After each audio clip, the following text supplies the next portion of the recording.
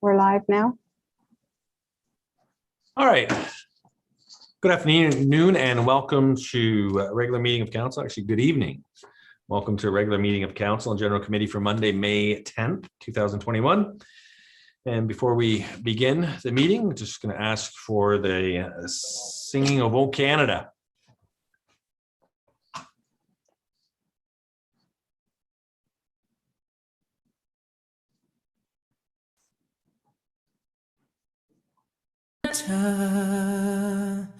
Our home and native land, true patriot love, in all of us command. Carton bras et porter le pays, il s'est porté. Ton histoire est une épopée des plus brillants exploits. God keep our land glorious and free. Oh, Canada, we stand on guard for thee. Oh, Canada, we stand on guard for thee.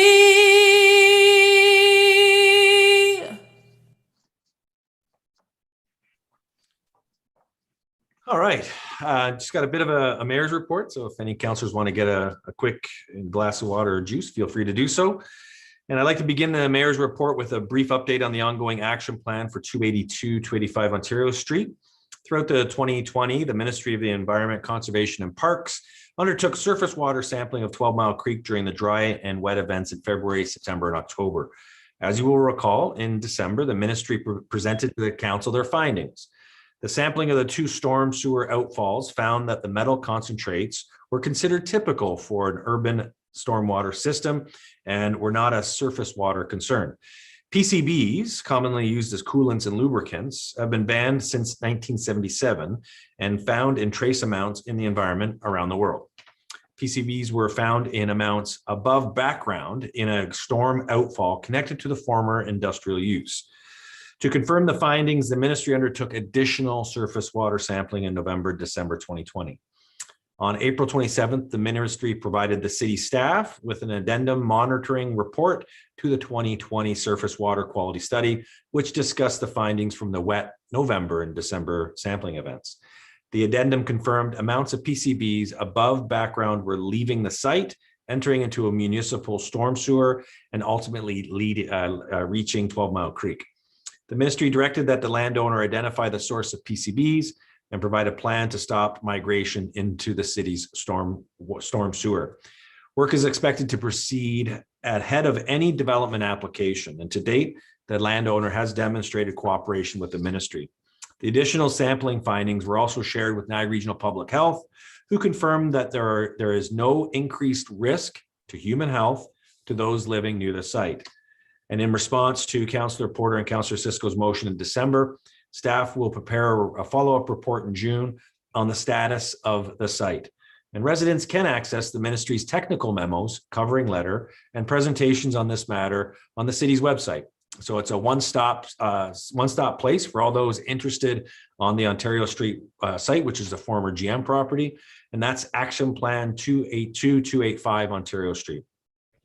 With relation to the vaccine rollout, today, the province announced an update to the vaccine rollout. Starting tomorrow, those with at-risk health conditions and Group 2 who cannot work from home can book a vaccine appointment through the provincial portal. On Thursday, May 13th, individuals 40 plus can book their appointment through the provincial portal as well. And as of May 24th, as long as there's a supply, every adult in Ontario will be able to book a vaccine through the provincial portal. This is important, as the quicker we can get the vaccine rate up, the quicker we can open up the economy. And this is showing itself to be something that Niagara is doing very well. This past weekend, over 200,000 vaccines have been administered since the beginning of the vaccination strategy. And this is pretty incredible. 40% of Niagara residents now have received at least one dose of the vaccine. And I just want to say thank you to Niagara Public Health, Niagara Health, pharmacies, and doctors and volunteers for all their work to achieve this milestone. I'd also like to acknowledge the Niagara Health, the hospital system, which hit 100,000 vaccines here in St. Catharines at the Seymour Hanna Clinic. More than half the doses administered across Niagara were administered right here in St. Catharines. That is arguably one of the best sites that have the vaccines available here in Ontario, is right here in Niagara. So I just want to remind our community to continue to be vigilant against the COVID-19 as the vaccination efforts continue. We've heard from Dr. Hergy that if we can get to that 60% mark, that is what the province is looking at in terms of vaccination strategy, you will start to see an opening of the economy. And hopefully that'll mean that we will just continue to open the economy and not have to look back to any further restrictions, as we're seeing in Britain and the United States. The capacity of ICU at Niagara Health also continues to be above 100%, with additional beds being opened in areas not typically used for ICU. For those who question the reality of the situation, I encourage you to talk to physicians and nurses, and they will tell you that the variants have not only been more infectious, but are also causing hospitalization in younger people. Many of them require critical care and ventilators to help them breathe. One physician, Dr. Ryan Desaw, recently said in a release from the hospital system that the situation is unlike anything he has seen in 20 years. Unlike anything he has seen in 20 years. So I just want to say thank you to Niagara Health and its team for providing quality care despite the pressure, and not to mention the physical and mental toll on their teams here in our community. In terms of other programs that the city has, the city is an outreach program in partnership with Niagara Assertive Street Team, outreach team, which is NASO. In addition to stakeholders on the ground in the community, city staff also meet with our partners weekly for updates to try and provide support to those who are experiencing homelessness in our community. NASO is working hard to help the unsheltered homeless access the range of regional supports across the system, including emergency shelter, housing, and support services. This past weekend, for example, 2 individuals from encampments in our city were able to access housing thanks to these efforts. With the cold season coming to an end, I do want to remind the community that if they are concerned about individuals that they see sleeping in the rough in our community, they are encouraged to call 211, and they will be connected with the NASO team. And this is an opportunity where we can better have people on the front lines helping those who are experiencing homelessness. A couple other good points I want to talk about. You'll recall from last council meeting, you will hear more about later this evening. The city is improving our beaches with a new beach strategy, including increased maintenance and custodial work, beach ambassadors, and free parking passes for St. Catharines residents. Over 5,000 people have signed up for the beach pass here in our community. And I just want to thank our staff for the turnaround. That was a great example of staff working together, and just looking forward to the continued evolution of the experience on our beaches, and know that our staff are working really hard to make that beach experience special. As well, the farmers market is now open on Thursdays and Saturdays. So from 8 until 2 p.m., I encourage you to come out Thursdays and Saturdays. They are following the public health regulations and guidelines, but I got to tell you, there's a lot of produce and a lot of vegetables coming into the market. There's new vendors that we haven't seen in the market before. So if you haven't been to the market for a while, please come check us out Thursdays and Saturdays. And I'd like to wish our Muslim community Eid Mubarak as they celebrate the end of holy month of Ramadan on the eve of May 12th. May you be blessed with kindness, patience, and love. And a couple last things for our community. National Nurses Week is this week. This is a great opportunity to thank all of our nurses for the work they do each and every day. The past 14 months they have been on the front lines in the fight against COVID-19. And while we do our part to stay home, they are the ones who are delivering critical care, whether they're at the nursing homes or at the hospitals, Hotel du Shaver, they're providing critical care in our community. We also have the Niagara Children's Center Help Kids Shine campaign. Takes place through the month of May. And I just want to say a special thank you to Councillor Cisco and his wife, Chrissy, who continue to be great ambassadors for the cause. They're looking to raise $200,000 as part of the Help Kids Shine.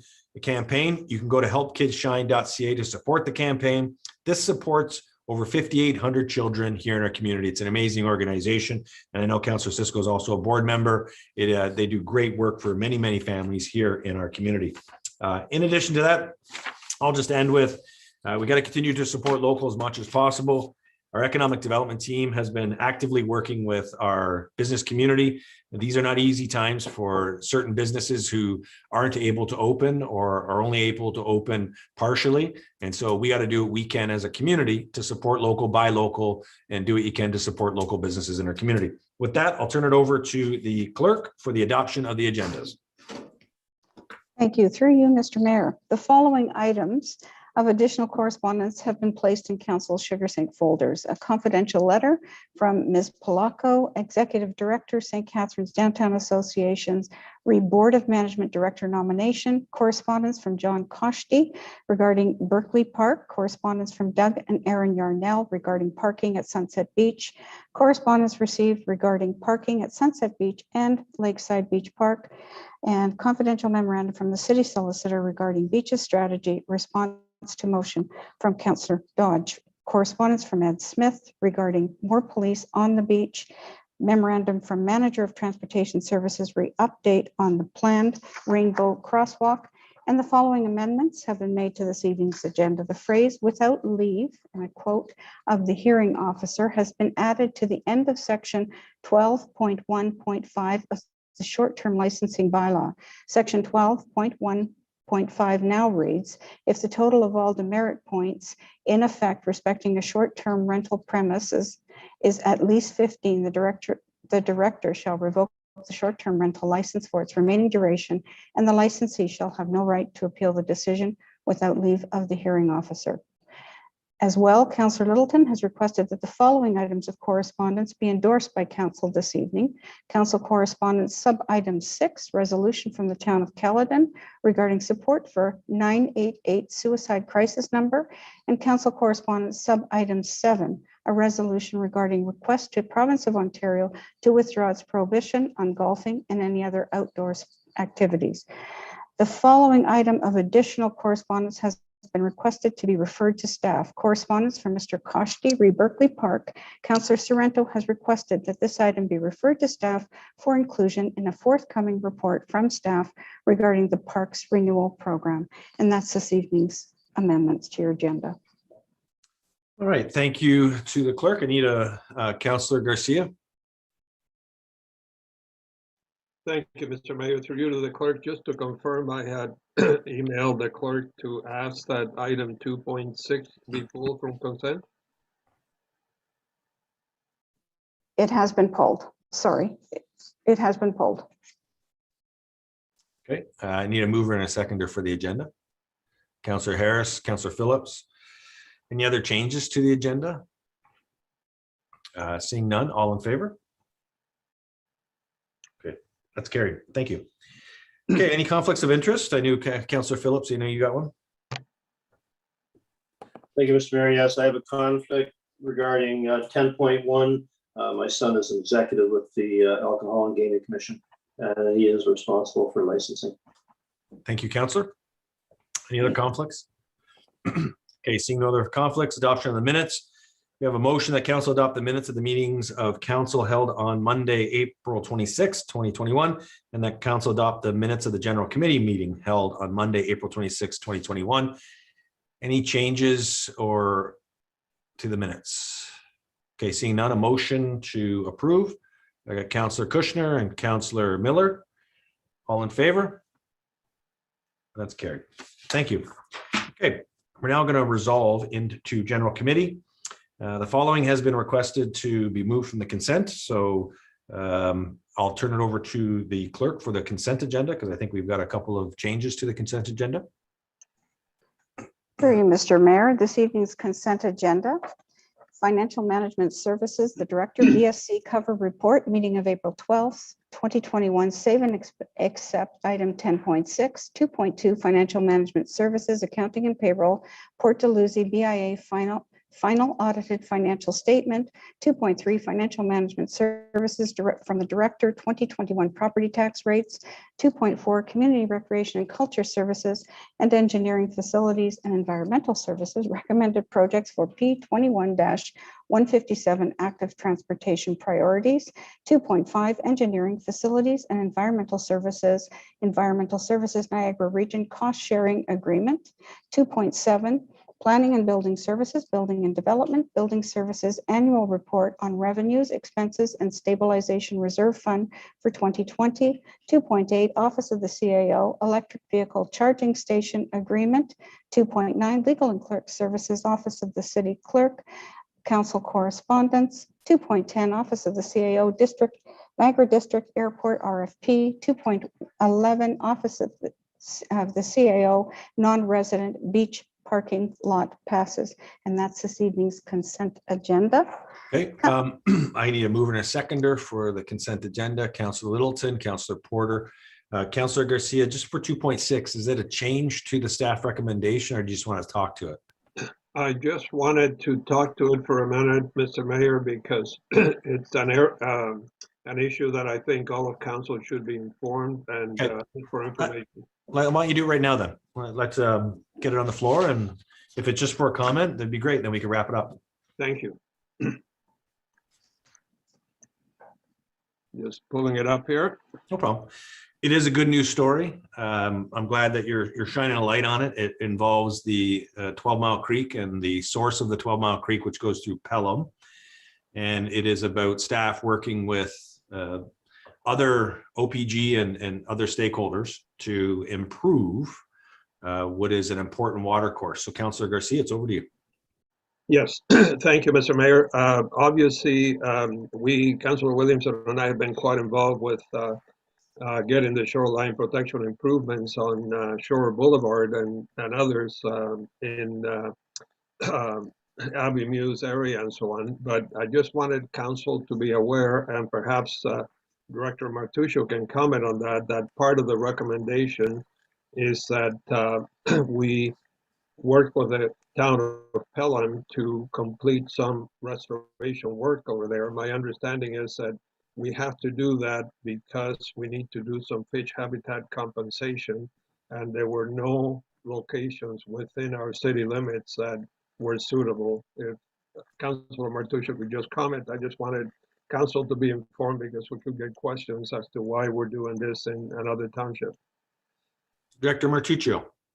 Sure. Through you, Mr. Mayor, as outlined in the report, as a result of the work that we've done for shoreline protection at Shore Boulevard and Abbey Muse, it's a requirement of our permit with DFO that we are required to provide compensation for fish habitat.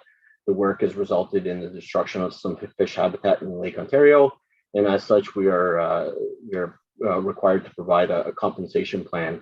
We engaged with the various regulatory agencies, as well as Trouts Unlimited Canada, to identify locations for compensation. The requirement is that it had to be on a watershed that was directly affected. 12 Mile Creek is that watershed. And after engaging with a biologist, it was identified that the most appropriate compensation is a stretch of 12 Mile Creek that is located within the town of Pelham. It's working on a bypass that will allow for improved water quality and for fish habitat, migrating between Lake Ontario and Lake Erie. So that's the project that we have identified for the compensation plan for DFO. Thank you, Councillor. Thank you very much, Director. And I was mistaken. It's not OPG land. It's further downstream from OPG. So my apologies to anyone from OPG who might be thinking that's not our land. It's not. It's someone else's land. So thank you, Councillor Garcia. So we'll add that to the clerk. We'll add 2.6 to the consent agenda as discussed. And I will now call the question to the clerk. Through you, Mr. Mayor. Councillor Littleton. Yes. Councillor Kushner. Yes. Councillor Harris. Yes. Councillor Garcia. Yes. Councillor Dodge. Yes. Councillor Miller. Yes. Councillor Phillips. Yes. Councillor Porter. Yes. Councillor Cisco. Yes. Councillor Sorrento. Yes. Councillor Townsend. Yes. Councillor Williamson, Yes. and Mayor Sendzik. Yes. Carried unanimously. Okay, thank you, council, for that, and thank you, staff, for all the work on the staff reports there. We now have 6.1, which is a planning and building services short-term rental licensing bylaw and non-traffic administrative monetary penalty system, otherwise known as AMPS. Notice of the adoption of the short-term rental licensing bylaw and the AMPS program has been published in accordance with the City of St. Catharines notice bylaw. Public meeting will proceed as follows. The staff will present the short-term rental licensing bylaw and AMPS program. Members of the public were provided with options to submit written correspondence. No items of written correspondence were received. Items of written correspondence have been placed in council's sugar sink folder. As today's meeting is being held electronically, members of the public wishing to speak to this topic were advised to RSVP with the Office of the Clerk by Monday or by Sunday, May 9th at 11:59 p.m. in order to speak. One member of the public has registered. Following the speaker, staff will present any closing remarks. The public meeting will be closed. Council make a decision. So we will now commence with the public meeting. And Taya Devlin, planner with Planning and Building Services, will present the short-term rental licensing bylaw and AMPS program. And council will hear from Ms. Devlin right now. Welcome. Thank you, Mr. Mayor. And good evening, everyone. The purpose of this presentation is to provide an overview of the proposed short-term rental licensing and non-traffic administrative monetary penalty system. Since June 2019, the city has been considering short-term rental use and progressed through a number of phases, including research, public engagement, and a zoning bylaw amendment. Establishing a licensing framework is the last phase of this process. In accordance with the zoning amendment and holding provision approved by council in December 2020, a licensing framework is required to be implemented before short-term rental use is permitted. Through the city's research, licensing was identified as a tool that could be used for regulating short-term rentals. Through the engagement process of pop-up booths at various locations in the city and a survey, which was completed by 258 people, it was indicated that 49% of respondents were supportive of short-term rentals in their neighborhood, and this increased to 66% if licensing were in place. Through staff's previous reports, 5 goals were identified to guide the considerations surrounding short-term rentals, including the proposed licensing framework. These goals are to protect housing supply, support opportunities for supplementary income, be reasonable to enforce, protect residential neighborhood character, and support tourism and tourist spending. The proposed licensing framework has 3 main components. The first being a licensing bylaw, which requires short-term renters to obtain and operate in accordance with a license similar to a business license. The second being an administrative monetary penalty system, or AMPS bylaw, which would allow the city to issue a notice or ticket with a set penalty for offenses, rather than having to go to provincial offenses court for enforcement matters. And the third is the implementation, which includes the resources required, timeline to have all necessary components in place to begin licensing, and the proposed strategy for enforcement in the interim. So in order to obtain a license, applicants would provide all submission requirements, including a site plan, parking plan, and fire safety protocol, which will then be reviewed by staff to confirm the short-term rental complies with zoning, is operating safely, and that the operator has acknowledged and agreed to comply with all applicable bylaws. The application will also include contact information for the operator. Upon receiving an application, it would be reviewed by staff, including zoning, building, and fire for their respective requirements, and a decision would then be made to issue the license if all requirements had been met. In the case of denial of the license, an applicant has the option to appeal the decision and attend a hearing with the appointed hearing officer. The decision of the hearing officer is final. Once a license has been issued, the licensee is responsible for ensuring that short-term rental operates as approved and in compliance with all applicable bylaws. The license must be posted within the entrance of the unit when it is operating as a short-term rental, and the license number is to be included in any advertisement for the short-term rental. The licensee shall also ensure that when the unit is operating as a short-term rental, either the licensee or agent is available within 1 hour of contact from city staff. The licensing bylaw also proposes a system of demerit points for infractions. Where an infraction occurs, staff would issue the demerit points, and those points will remain active against the license for 2 years. Accumulation of 5 to 9 demerit points will result in a 3-month suspension of the license. Upon accumulation of 10 to 14 points, the license will be revoked for the remainder of its term. At 15 demerit points or more, the license will be revoked for the remainder of the term, and in this instance, the licensee has no right to appeal the revocation without leave of the hearing officer. Staff propose a license application fee of $500 and renewal fee of $400. The license would be valid for 2 years. To establish these fees, staff considered fees for short-term rental licenses in other municipalities. As you can see, there is substantial variation in the fees, and the proposed amount for St. Catharines is generally in the middle range. Staff are mindful that an accessible license fee promotes and encourages operators to obtain a license, which assists the city in understanding the interest and demand for short-term rentals. Currently, enforcement is conducted under the Provincial Offences Act, which relies on court time and legal resources to pursue charges and fines. Under this system, the city is responsible for proving a contravention of a bylaw to the court beyond a reasonable doubt. When the city receives a complaint regarding a short-term rental operating contrary to the zoning bylaw, staff will then investigate the complaint and issue a letter to the operator. If the violation continues, staff will proceed with compiling evidence necessary to prove in court that the short-term rental is operating. Proceeding to Provincial Offences Court is not feasible for every case. For cases that do proceed to court, it is not uncommon that it would take a year or more before a decision is made. And under the Provincial Offences Act, a maximum penalty of $5,000 can be issued and collected by the court. However, it is typical that the penalty decided is in the range of $250 to $500, which is far less than the maximum. The proposed use of an administrative monetary penalty system is a shift from the current method of enforcement, which has proven to be challenging with short-term rental use. AMPS is permitted under the Municipal Act and reduces the burden on court time and legal staff. Under this system, staff can issue notices or tickets, and AMPS allows for penalties to be collected by the municipality. With this proposed change, staff would receive a complaint and issue a notice of penalty. The person issued a penalty notice will then be required to pay the penalty or have the option to appeal the notice. Under AMPS, it is that person's responsibility, not the responsibility of the city, to provide evidence in support of their appeal. The appeal would be heard and resolved, and this process would take approximately 3 months from start to finish.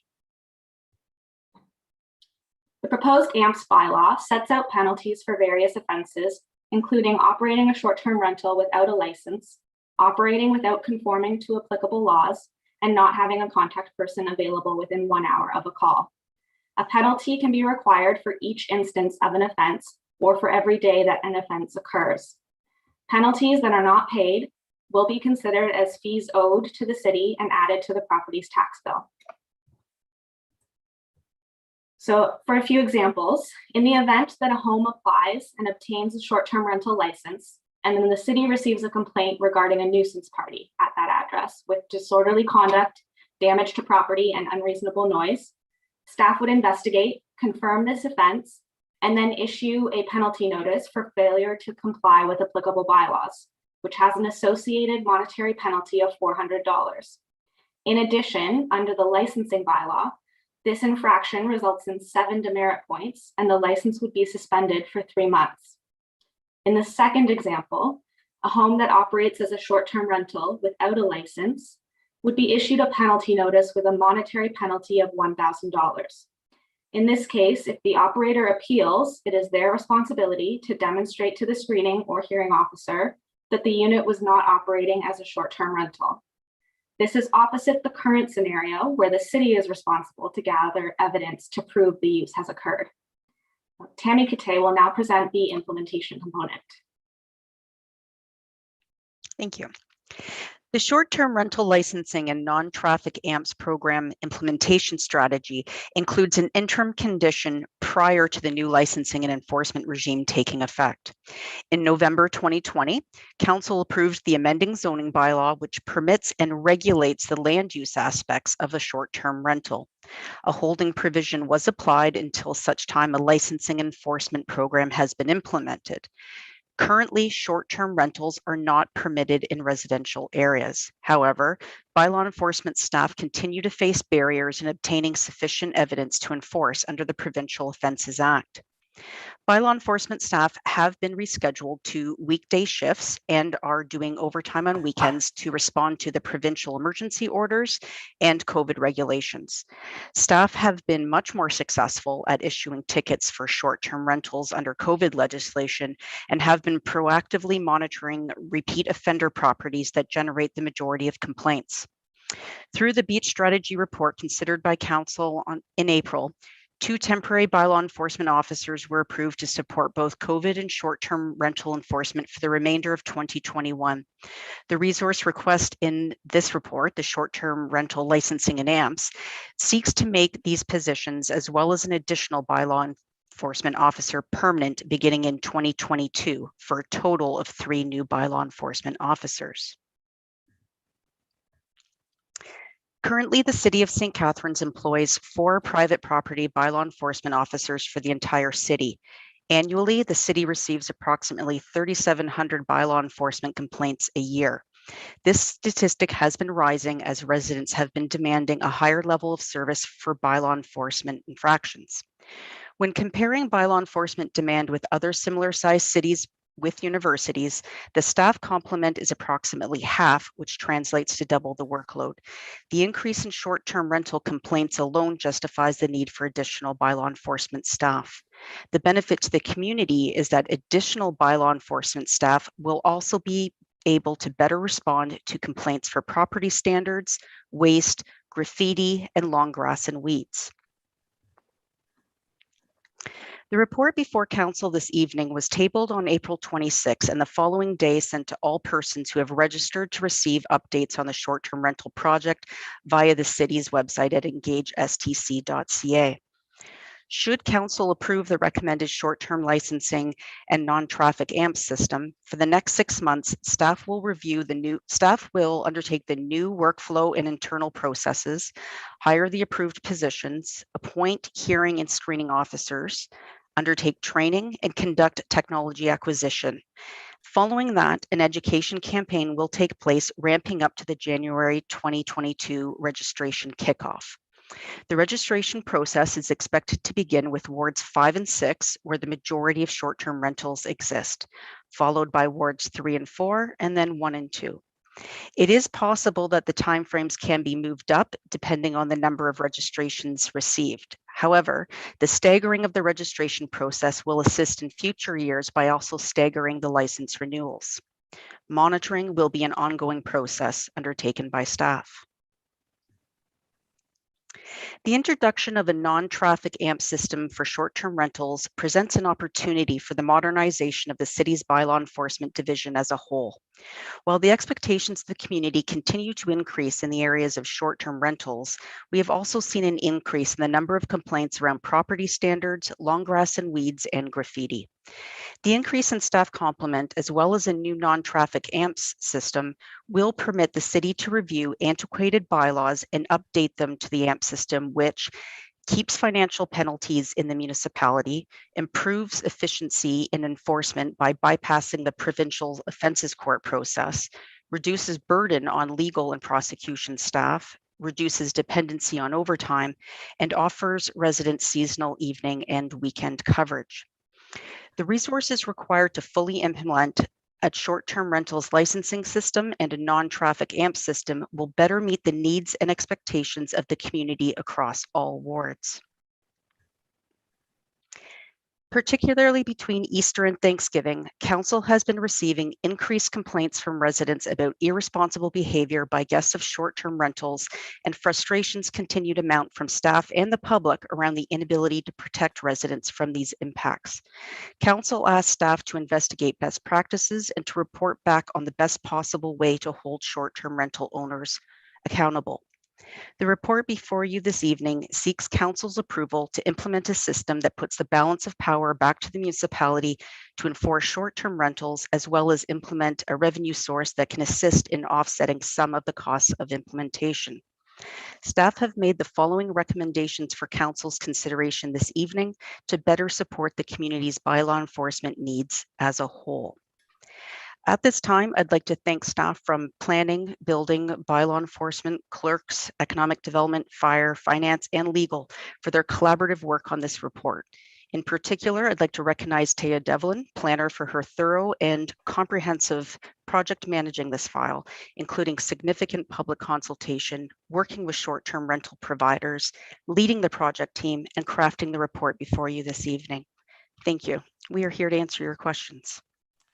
All right, thank you, Director Kite, and thank you, Planner Devlin, for the presentation. We've got we got one public speaker who will be speaking, and we will now hear from that individual. We have Mr. Dmitry Yankolov, who will speak to the matter at hand. I hope I got your name.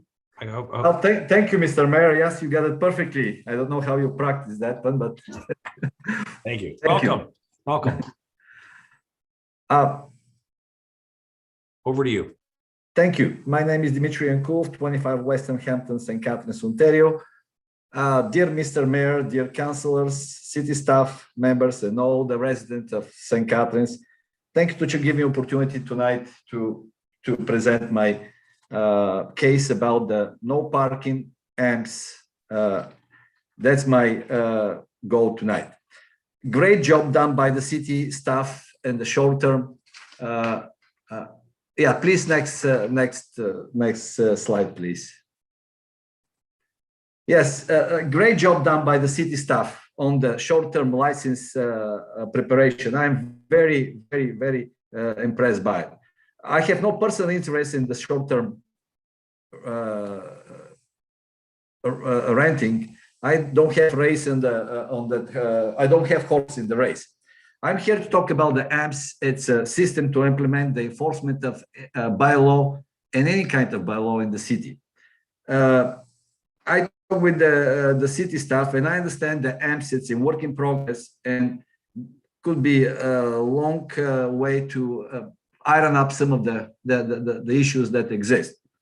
I did my research about these issues, about different staff, different city that they implement that kind of system, and I find there is lots of uncertainty there. Some they use it like use the parking amps and just piggyback and use some other penalty and call it no parking.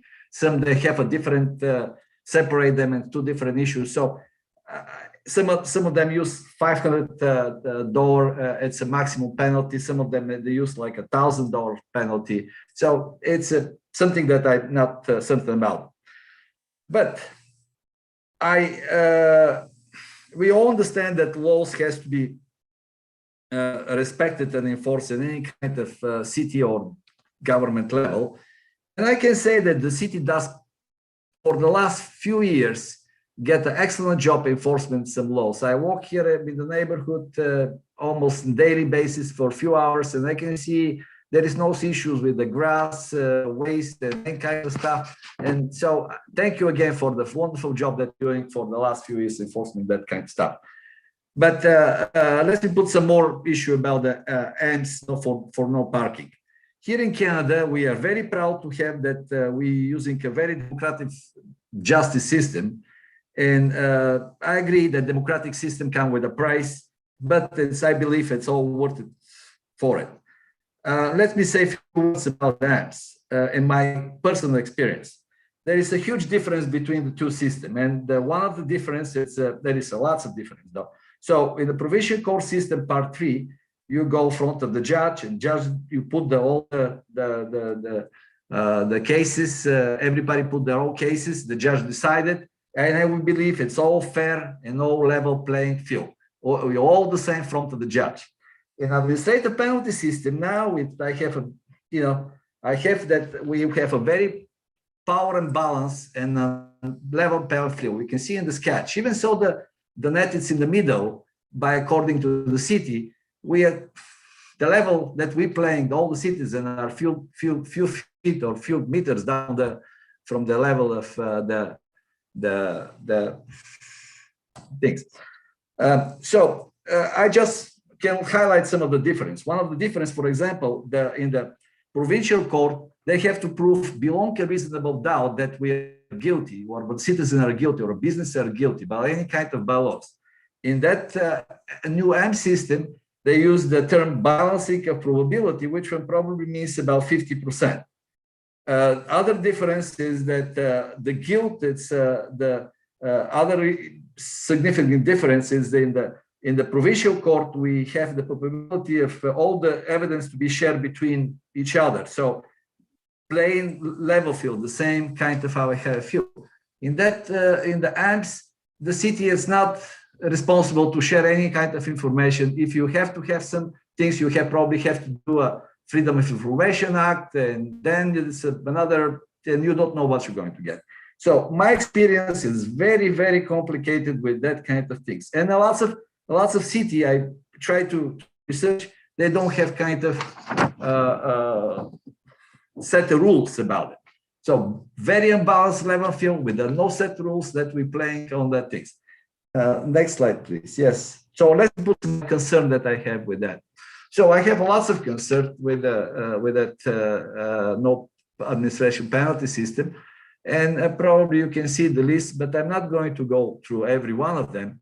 But one of the things that is kind of stuck in my mind, it's so by law officers, all the administrators, all the screening officers are all employed to the city. And the hearing officer is contracted by the city. And we are guilty before we prove innocent. So there is potential for some powers, like all the abuse of power because of the situation. And unlike the parking offense system, which one picture can prove all the issues. Here we have very complicated situation, and I probably can give you 1,000 examples, not about the short term. I don't have interest about the short term renting, but other issues I can explain. One picture doesn't prove all, like, or we have very limited sources to prove our cases. No witnesses, no expert opinion, no cross-examination. Hearing officer is final. They're not obligated to do any kind of, maybe if they're obligated to do some kind of report front of the councillor, I could understand that kind of, situation. Can you play the next slide, please? So I can suggest some of our concern to our mayor and our councillors tonight, and I deeply can put it from my heart that we have to decide first what we want to do. If we have to use the AMPS as enforcement tools for most of the bylaws, and then we might have to move and say, let's include the STR as a part of it. That's the main things. First, we have to look the bigger picture. For me, how I see it, the AMPS, it's 10 times more important and can affect everybody. Even so, we think that it's not affecting everything. I have a piece of Newmark. They use that kind of system, and they probably have about 12 or dozens or whatever they have of different bylaws. They can be used through that AMPS, and probably about 300 different. I know that you can see it. 300 different penalty that you can get through, and I can see that everybody get affected by that. They're about animal control, that we all have animals, dogs or cats, whatever. Their weeds issues, their pool issues, their tree issues, their business issues. So one point at a time, we're going to affect everything. In my opinion, I think so. The justice system here in Canada, it's not broken. I understand that might have some fixing they need to do, but it's shortcoming. They're moving up with lots of this speed, and that's my concern. If I'm proud of the fact that I'm living in a democratic country like Canada, and we have a proud justice system that we can rely on that. Please, next slide, please.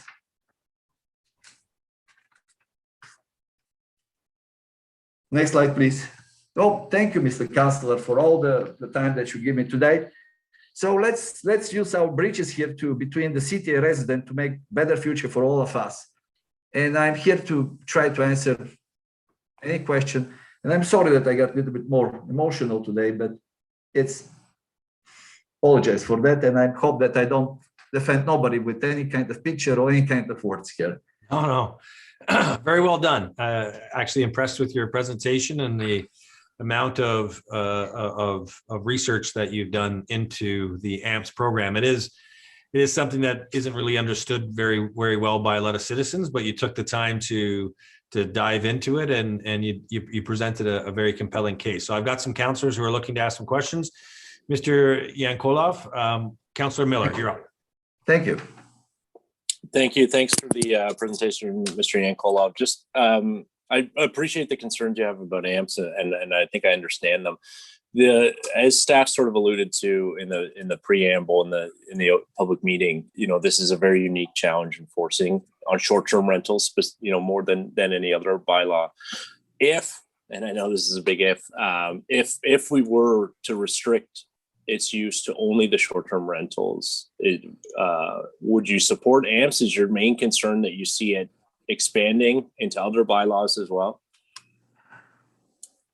Thank you for the question, Mr. Councillor. Through you, Mr. Mayor. I have to see more study done on or more experience, more city like that's basically the last year or year and a half that lots of people are moving with the AMPS. There is probably Kingston, Oshawa have few years longer experience. And for me, most important is the everybody to get the justice done in the things. And that's probably from everybody councillor. And the people that I spoke that went through that system, like that AMP system, they feel that is unjust is served. The reason being is they go to the bylaw officer is the city, they go to the city hall, they feel like a home advantage, the city have a home advantage, they have to prove their case above and beyond any kind of balance of probability, and they're not satisfied with that. Even so, there may be nothing. So for me, I have to see more evidence that this system going to work even for the short term. And short term actually is very complicated issue up to me. Very complicated issue. There is lots of, I can give you probably 5 scenarios that show small picture or small evidence. If you don't have lookability to witnesses or something like that, it's impossible to improve. So now we are in the basically example. I can give you some example, but thank you very much. So I need to see more proof that system works than be. Thank you, Mr. Councillor, for that question. Okay, thanks. I appreciate the answer, and that's it for me, Mr. Mayor. Thanks again, Mr. Yankolov. Thank you. Thank you, Councillor Miller. Councillor Porter, you're up. Thank you, Mr. Mayor. Through you to the presenter, I really appreciated your presentation. AMPS, I think, are relatively new in Ontario under the Municipal Act, and I appreciate all of the issues and concerns you've raised that we do have to worry about making sure there's a level playing field. I'm just wondering if you think that there are some bylaw issues that we need compliance and we need enforcement, but taking them to the Provincial Offences Court can sometimes take a year or two and be very costly for the municipality. So do you think that there's a way that we could use AMPS, or that a municipality could use AMPS effectively for these smaller issues instead of dragging it out through the court system? I respect and appreciate what you said about making sure that people receive fair treatment when they're faced with these types of fines. And I think it's something that needs to be monitored, and I agree with you.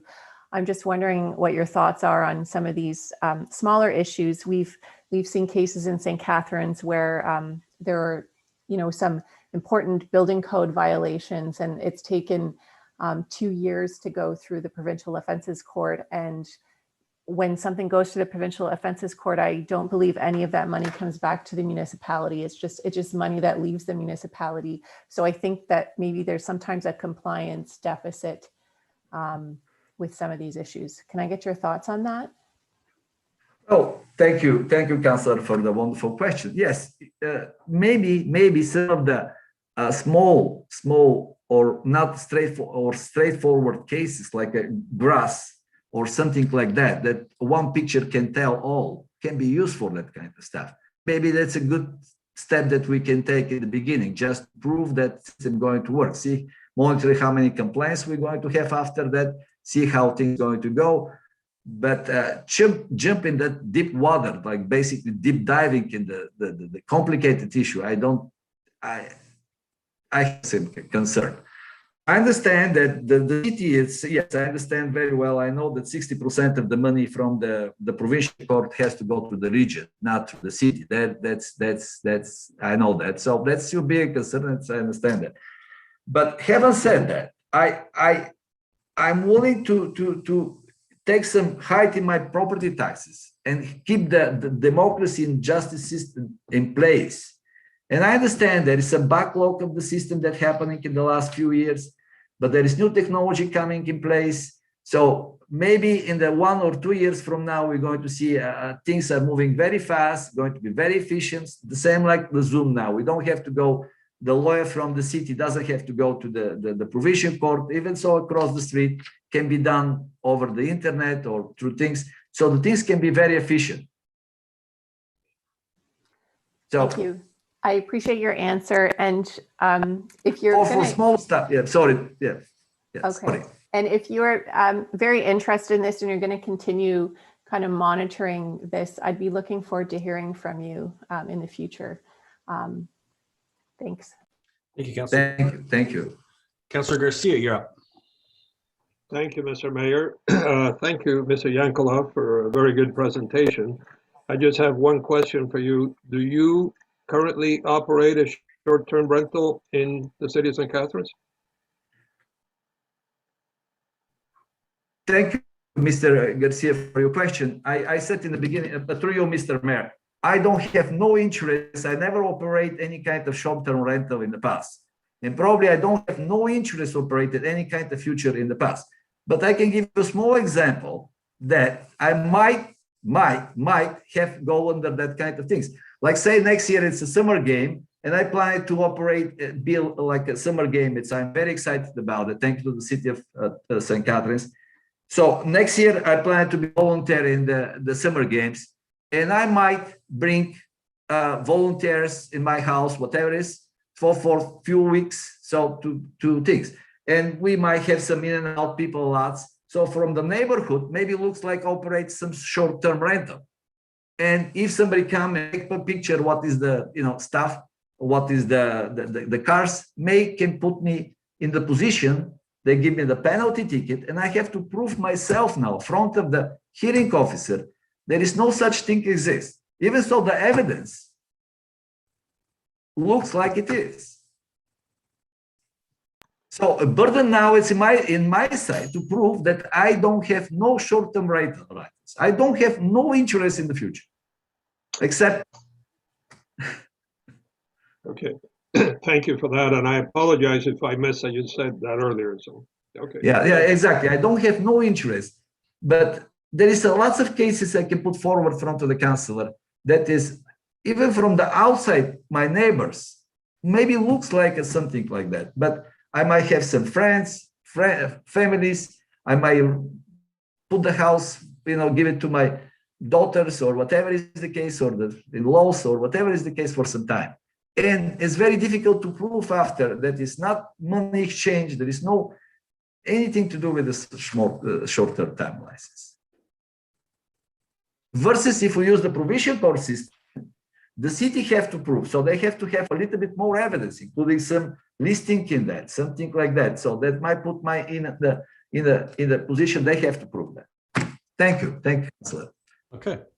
Thank you, sir. Thank you, Councillor Garcia, and thank you to the presenter and Mr. Yankolov. It's again a lot of information there. Appreciate the time that you've taken to put into this report. Clearly, it's an area of interest, and as Councillor Porter said, as we move through this, it'll be interesting to see your thoughts of how we are able to navigate this as best as possible.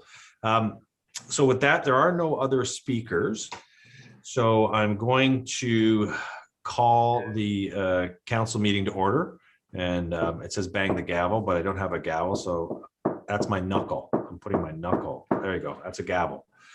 And motion to close the public meeting for short-term rentals. Councillor Townsend, seconded by Councillor Sorrento. And all in favor of closing the public portion of the meeting. And now we're going to go to Councillor Phillips, who will have a recommendation, and then we'll have questions of staff. So we're just going to get the recommendation on the floor.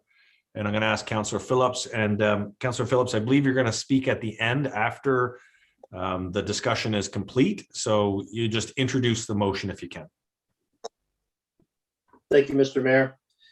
The council approved the short-term rental licensing bylaw attached as Appendix 1 to come into force and effect pursuant to the dates identified in the report, and the council approved the proposed non-parking administrative monetary penalty system, AMPS, bylaw for the purposes of enforcing the short-term rental licensing bylaw to be effective as of January 3rd, 2022, attached as Appendix 2, and the council pre-approved the short-term rental licensing program for the 2022 operating budget as detailed in the financial implication section of this report, and further the city solicitor be directed to prepare or amend the necessary bylaws to implement the above forthwith. Hopefully my internet is going to stay on. I just lost it for a while and almost had a heart attack, Mr. Mayor, but that is the recommendation I'm making, and I do wish to speak last. All right, just looking for a seconder on this, Councillor Porter. Thank you. Okay, now we'll have it over for staff questions and comments. I'll go to Councillor Townsend. Thank you, Mr. Mayor, and through you to staff, thank you so much for bringing this forward in a timely fashion and manner, and putting all the details in there, which council did ask for. I do have a few questions. I was a little bit alarmed to see that the city does only have 4 bylaw officers in comparison with other municipalities of our size, like Kingston. I'm just wondering if someone can explain why is it that we do only have 4, and why we don't have, a significant number more bylaw officers. Start with the CAO, I believe, or either that, or I'll go with the CAO, because CAO Chemnitz has been here for her institutional memory is much greater than the director of planning right now. Thank you, Mr. Mayor. Certainly, I don't think it's any particular reason why or why not, other than the resources in the overall city budget had not been allocated there historically over time. I don't think there was. I don't recall any historical time where we reduced the amount of bylaw officers. I just think our funding of that area has not kept pace with the activity that those officers are facing. Okay, that's fair. I guess I am happy to see that we are looking to add additional bylaw officers to make sure that we can implement this licensing program properly. I do have a couple other questions as well. On the list in the report, it recommends a number of things that need to be submitted with the application. Now, some of the things on there, would the city not have access to some of these things already? So if I look up, say, like insurance, hang on, I just want to make sure I have the right ones here. A parking plan, insurance, the fire safety protocol, would that kind of stuff already, and even floor plans, would the city not already have access to that in the planning department? Through you, Mr. Mayor, I can answer that, I think. Because short-term rentals generally operate out of residential homes, we wouldn't have access to each home's insurance policy or their electrical safety plan. They may not have those. We would have records potentially from the time they would have got building permits, but those would be specific to the building at that time, and we don't know the date of people applying for the short-term rental versus when their home was built. So just getting all of that information through this process to make sure we have a complete picture is what we're looking to address through those requirements. Okay, that's a fair point. Oh, sorry, go ahead. Sorry, also through the mayor to the councillor, it's also a way for us to verify that the house has not been altered to include more bedrooms or living spaces for the use, so that we can verify that the floor plan for the existing dwelling as being proposed for the application actually complies with the building permit that was issued for the property, to make sure there's no building taking place without the benefit of a permit. That being said, depending on the age of the house, we certainly don't have floor plans for every dwelling in the city. Okay, yeah, that's a fair point. I figured that was the reasoning behind it. This kind of follows up with my question. Now, if someone does from the start of the application to the home inspection, what would the turnaround time be for someone to start the application and get a license? What is our goal from the city standpoint for someone to receive a license to operate? Through the mayor to the councillor, should council approve the program that's proposed tonight, the next 6 to 7 months will be spent on designing what these processes will look like, what the timeframes look like, application forms, as well as the educational campaign going out. That's why the timeline slide specifically showed 2 months for every 2 wards for registration process. It's a conservative estimate at this time, and once we have the processes clearly defined, then there's reason to believe that we may be able to shorten those up. But for now, we're giving ourselves the space we need to do this properly. Okay, thank you. And my final question, it's regarding the language around, I believe it's the second section of the report, where it suggests that the director of planning or staff can decide based on essentially on personal bias who is approved and who isn't. I'm a little bit concerned around the language, and I'll read it exactly out loud.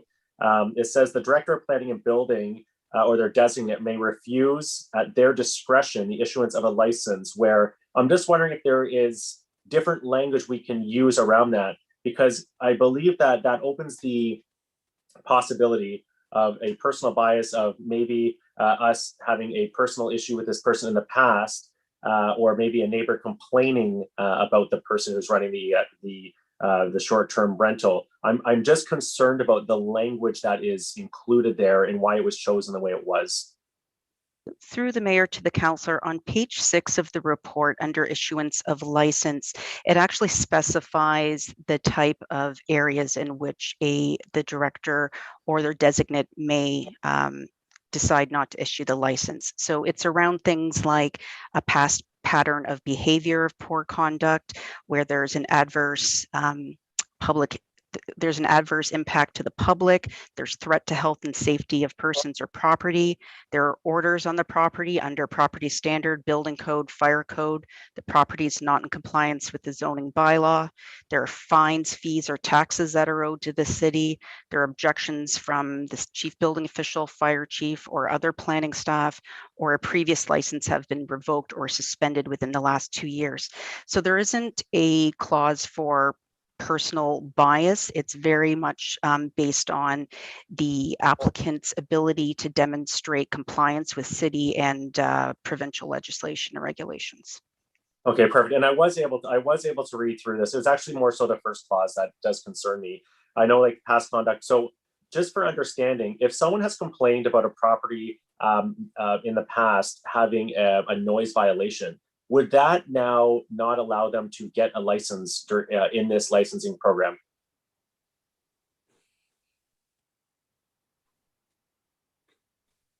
Through the mayor to the councillor, we would need to take a look at the entire application as a whole to weigh its merits on whether or not it should go forward. If it does comply with all of the regulations, we can certainly issue the license and then see if they fall under any of our demerit point complaints later on, and then deal with it accordingly. Okay, thank you for explaining. I appreciate it. And thank you for all the hard work that you and staff have done. Thank you. Thank you, Councillor Townsend. Councillor Kushner, yeah. Thank you, Mr. Mayor. The first question I have is regarding page, I think it's 5 of 19, the key definitions. And the key definition of a short-term rental means a home-based business wherein a dwelling unit is the principal residence of the owner. Does that mean the owner has to live there? Through the mayor to the councillor, the definition is a home-based business wherein a dwelling unit is a principal residence of the owner or a long-term tenant and is rented out for a period not exceeding 28 consecutive days. So that means, yes, the owner must live there for a majority of the year. If it's not the owner, it must be a long-term tenant living there for the majority of a year in order to rent it out. The original philosophy behind short-term rentals was actually sharing economy. It was meant to share someone's existing residence when they were away for school or away on a weekend or something like that. It was to share an existing residence. Where the sharing economy has since expanded is beyond that of sharing, where people are purchasing multiple properties to rent them out as a commercial venture. And this goes against the concept of a sharing economy, but also is contributing to other issues around housing stock and affordability, which is why when council passed the zoning bylaw in November, it included this section on being a home-based business to ensure that it goes back to the original principle of a sharing economy. Okay, well, this reminds me of student housing, where if we have the principal owner living there, it's not problematic.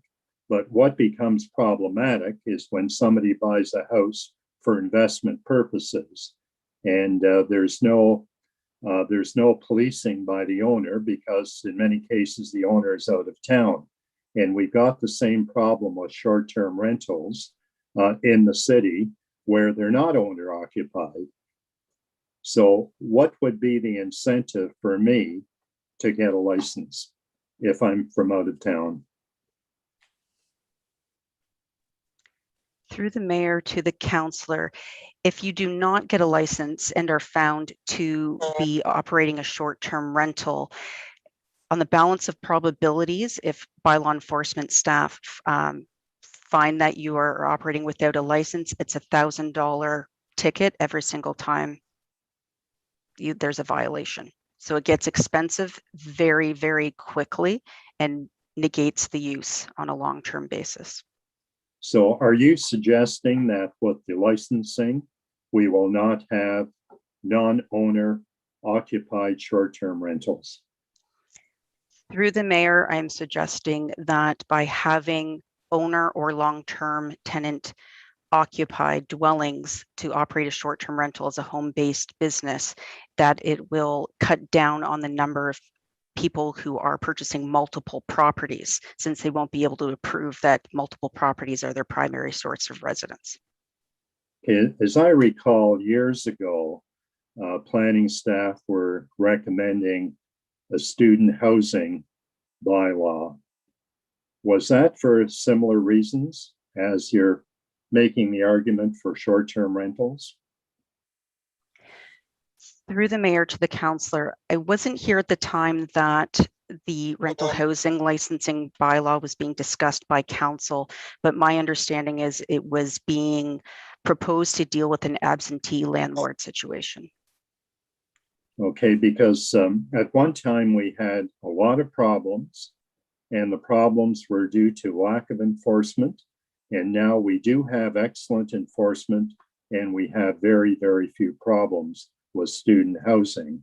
So my contention would be, with more proactive enforcement, we should have fewer problems with short-term rentals as we do with student housing.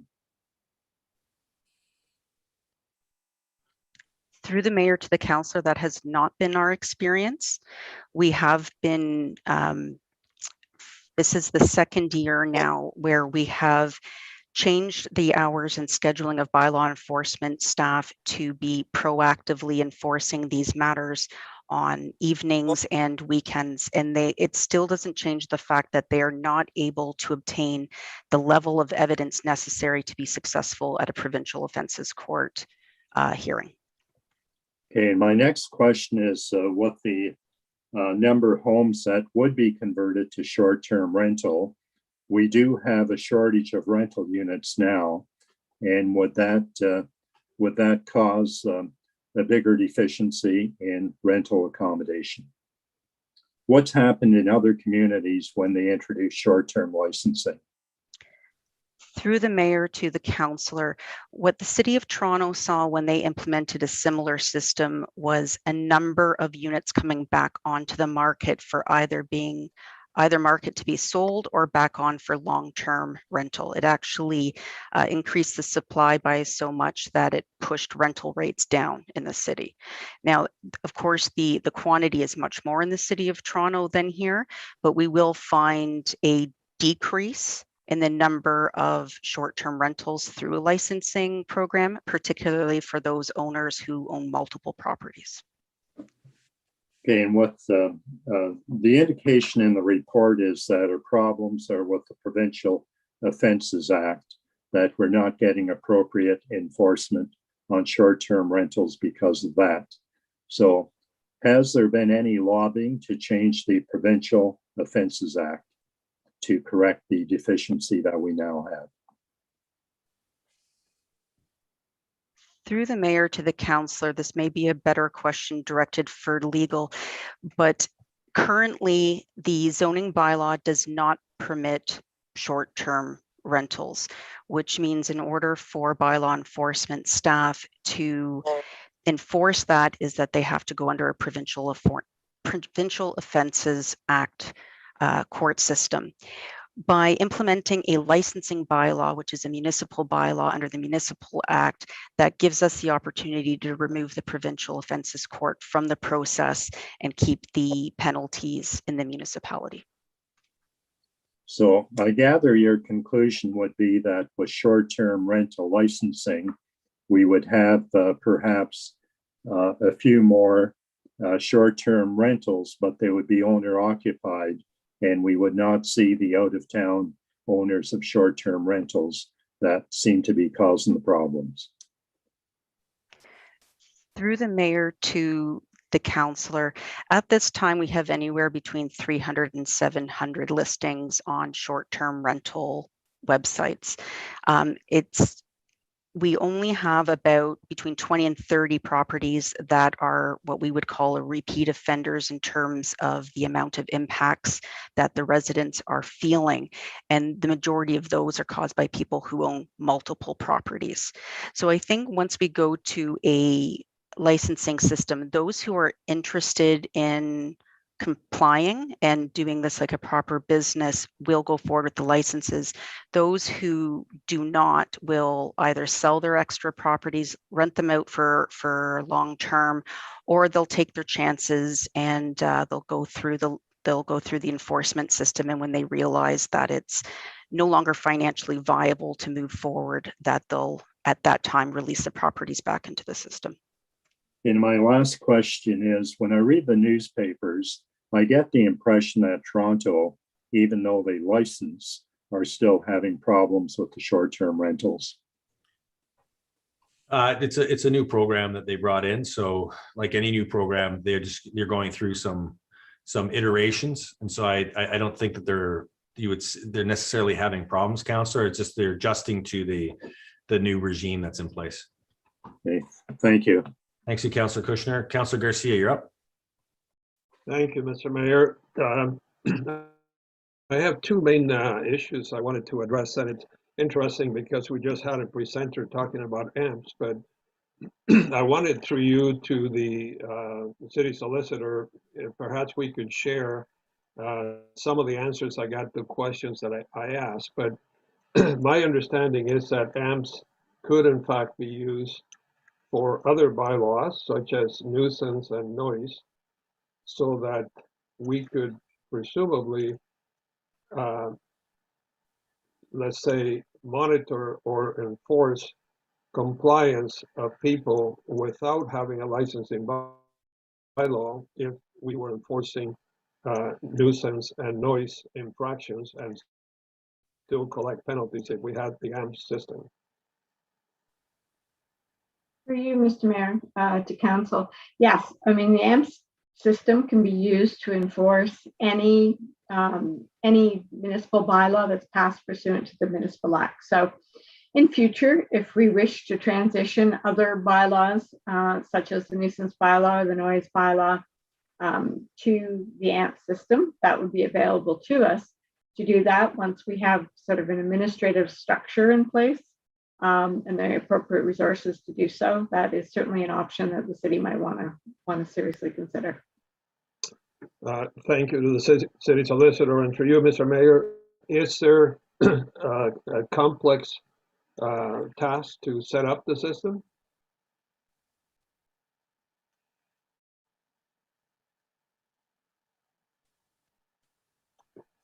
Through the mayor to the councillor, there is a lot of internal work that needs to be done to set up a non-traffic AMP system. We spoke about it a bit in the presentation, but we do need to bring on the staff that are approved by council. They need to be trained. We need to set up the processes for a new AMP system. The hearing screening officers need to be appointed in accordance with council's bylaws.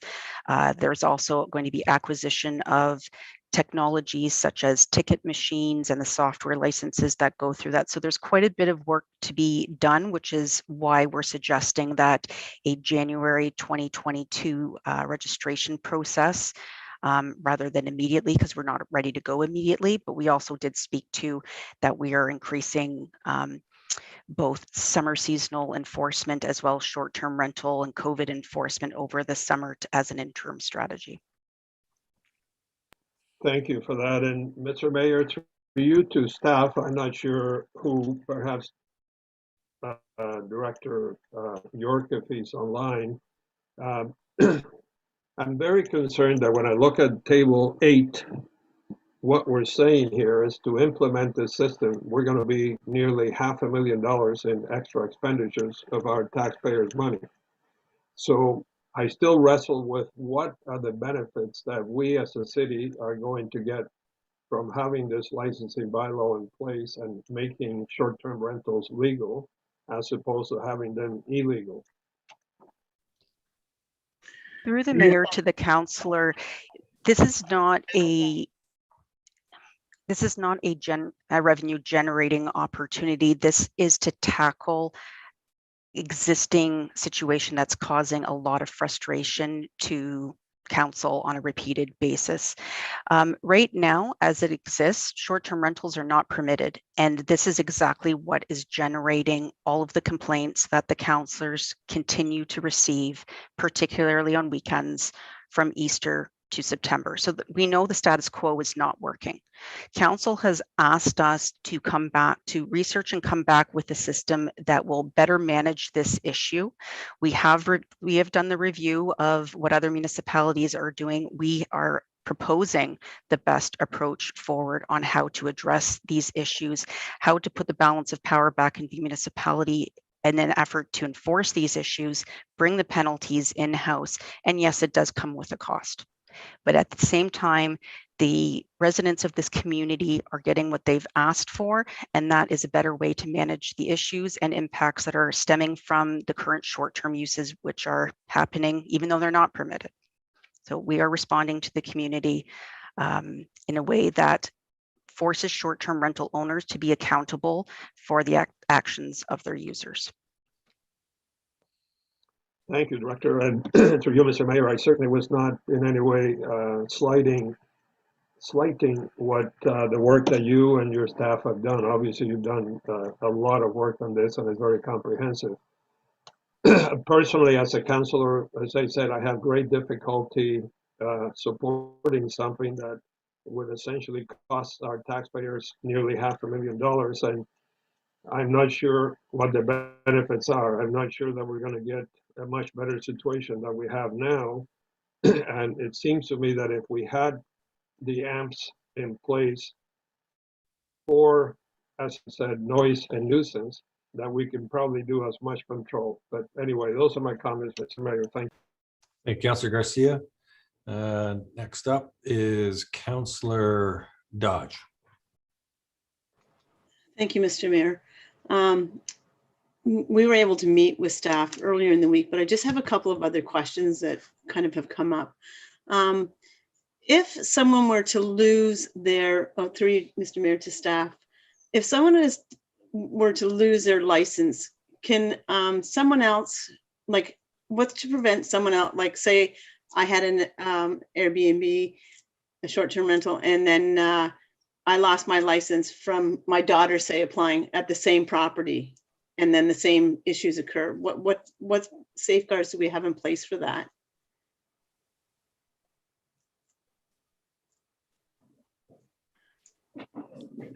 Through the mayor, and perhaps the planner can kick in. So the operator of the short-term rental has to demonstrate that they are either the owner of the property or a long-term tenant of the property. So that's the first step. So if you were to lose your license, and then your daughter was to reapply and the same type of behaviors were to continue, the same thing would happen, where there would be a demerit system, the financial penalties, and the license revoked. And then that is where the discretion of the director comes in, if whether or not it would be in the public's best interest to reissue a license to that address. Okay. And thank you for that. And I know that, you know, there's no magic answer to this. This is something that's, you know, not very pleasant to live next door or to have in your area. But on the last screen where it showed the 3 extra bylaw enforcement officers, that cost is $302,500. They're not going to be just doing short-term rental though. They're going to be looking at other bylaw infractions. Is that correct? So we're just like, part of this cost is to help with other areas where we have issues, is it not? Through the mayor to the councillor, yes, that's correct. The bylaw enforcement staff resource request here would be citywide.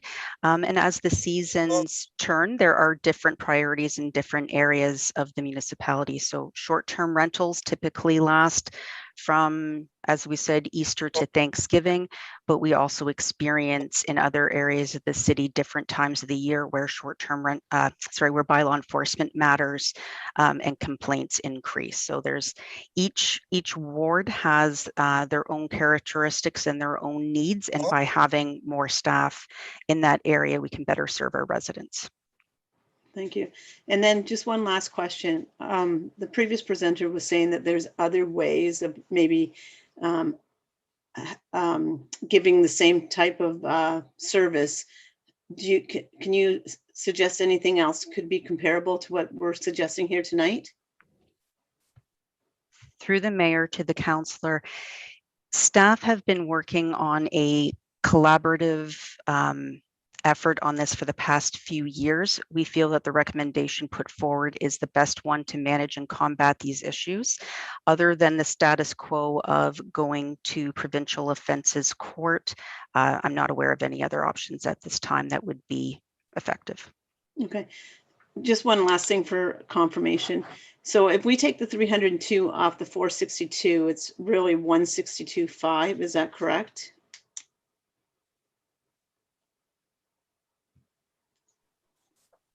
Through the mayor to the councillor, are you referring to table 8?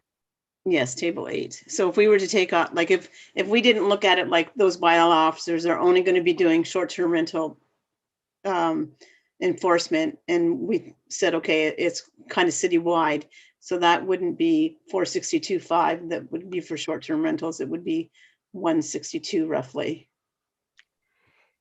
Through the mayor to the councillor, this is all for the short-term rentals licensing enforcement and AMPS implementation, but the bylaw enforcement staff would be operating citywide. So the costs that are associated under table 8 for say the technology and the hardware and job supports and stuff like that come with the short-term rentals implementation regardless.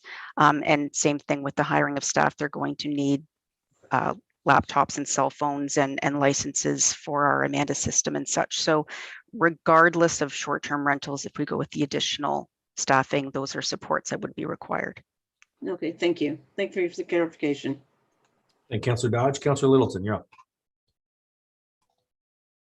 Thank you, Mr. Mayor. Let me just take my hand down. I just wanted to commend staff on such a detailed report and all the work that's gone into this. I think I just want to have some brief comments. I'm in favor of this system. I think it's going to do a lot of positive things for the community. I think it was really important that the director gave us a bit of a history about the sharing economy and how all of these came about, because there's been a real shift over the years. And I think the idea of, sharing your home or vacation swap, or, I'm going to be leaving, I'm on sabbatical, I'm a professor and I'm going to be gone for 3 months, I'm going to rent out my house to somebody, is a very different thing than what has happened and what the problems we're having. Also, the owner occupied, I think, is an important piece, because what we're hearing of these problems, which was alluded to with student housing, is when you're not on the property, you're not really paying attention to what's going on in terms of these short-term rentals. And you can have somebody come in for one day on a Monday, they check out on Tuesday, there's someone new in on Wednesday. It's a revolving door if you have a very successful business.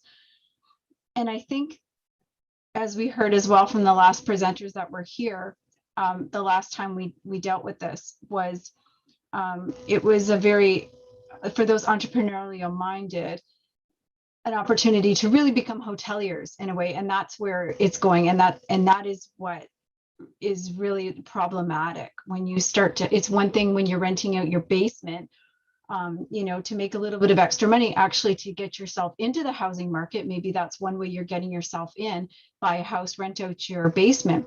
That's a very different thing than buying 60 units and running it as a hotel. And basically you're a hotelier at that point and you've got 25 properties, right? When that happens too, we've had some questions and discussions about rental housing markets. If I own 12 duplexes, for example, and I decide I'm going to convert those to short-term rentals. And the reason that I would do that if I was a business person in that business, let me be full disclosure, I am an owner of rental properties. I own no short-term rentals, nor do I intend to buy any short-term rentals or convert mine into short-term rentals. That must be clear. If I was, however, on this hypothetical, theoretical journey we're on here, I would be taking those units out of the already tight housing market. And that is also causing rental prices to go up. So by saying to folks who are of the hotelier brand of short-term rentals, you now must have one owner occupied, and that's what you can operate. That gives that person the opportunity to decide, I'm going to put those units back into the rental housing market, which actually would drive down rental prices, because it's a simple economic problem that we're having here with supply and demand. If I put all those units back into the market, now all of a sudden my 25 units are available for long-term rentals. I've just afforded people in my community the ability to get a rental housing unit. So I think that's really important for people to understand that we're talking about here too. So this could potentially help housing market. Some of the calls that we've gotten are, again, not for the person that's renting out their basement, or again, house swapping, these kinds of things. It's these other ones that were the absentee. I don't live here. I'm running 12 units or whatever it is. People who live on, residential areas who have parties to deal with every weekend. 12 people living in the house coming for a big party weekend. Outdoor fires. Parking issues all in the street, parking in other people's driveways, garbage afterwards, just all of these problems. And when we're hearing from staff that they have to amass essentially a case and then go to provincial offenses court to try and prosecute these issues, that is a waste of everybody's time. The ability now to leverage fines for this type of behavior is going to shut it down. If I'm operating one of these and I'm getting fines in the mail every week for garbage and noise, I might take a little bit of time, because this is going to cut into my profit, and actually look and say, I better figure out who's coming to my property, and I'm going to live on that property because I don't want this happening. So I think that's the important thing there too. I think the $1,000 fine for operating one of these without a license is going to stop all of the people, again, let's use absentee landlord. I live in Toronto. I own 12 Airbnbs in St. Catharines. $12,000 is a big fine. I might be more inclined to get into the rental housing market for that. And I also want to address the bylaw officers. I'm so grateful that we're talking about this now. I don't know about the rest of my colleagues, but I know Councillor Miller for sure and myself get. I can't even tell you how many emails about garbage complaints, property standards complaints, noxious weeds. All of these complaints need to be dealt with by law. Parking, I know we have parking as well, but we need the manpower, woman power, people power. Sorry, we need the people to be able to enforce this. There's a lot of complaints that we're getting. You saw the chart, 900 per person is dealing with these. That's outrageous. So thank you to staff for bringing forward that as well. And those are my comments at this time. Thank you, Mr. Mayor. All right, thank you, Councillor Littleton. Councillor Phillips, you asked to speak last. Are you still doing that, or you got your hand up? I would like to speak last, Mr. Mayor. All right, well, I'm going to take your hand down. I want you to forget me, that's all. All right, Councillor Porter, you're up. Thank you, Mr. Mayor. Thank you through you. I want to thank Councillor Littleton for bringing up issues around the long-term vacancy rate, which is hovering in St. Catharines at around 2.5%. So if we can even get a few long-term rentals back into the market from the short-term market through this process, I think that's a huge win for us in terms of freeing up some rental housing for people. I'm not sure if council knows, there's an organization called Fairbnb, which is a coalition of various organizations, including tenant organizations. There's Canadians for Tax Fairness, the Ontario Federation of Labor, there's the City Institute at York University, Acorn, and they're advocating, they understand that you cannot completely zone out or shut down Airbnbs, but they're looking for municipalities to implement some kind of proper zoning bylaws and licensing schemes. And when I initially sent them our first bylaw around zoning, they felt that it was based on really good policy and aligned with their priorities. So I think that we're doing a good thing here. One of the things that I think is maybe not clear to the community is how the Provincial Offences Court works in terms of fines and what happens to the money. And when I first got on council, I was under the impression that when something went to Provincial Offences Court and somebody got convicted and they had to pay a fine, that the money would come straight back to our municipality, but that's not actually the case. I'm wondering if either Director Kate or Director Salter or Solicitor Salter could answer that question about what happens to those fines.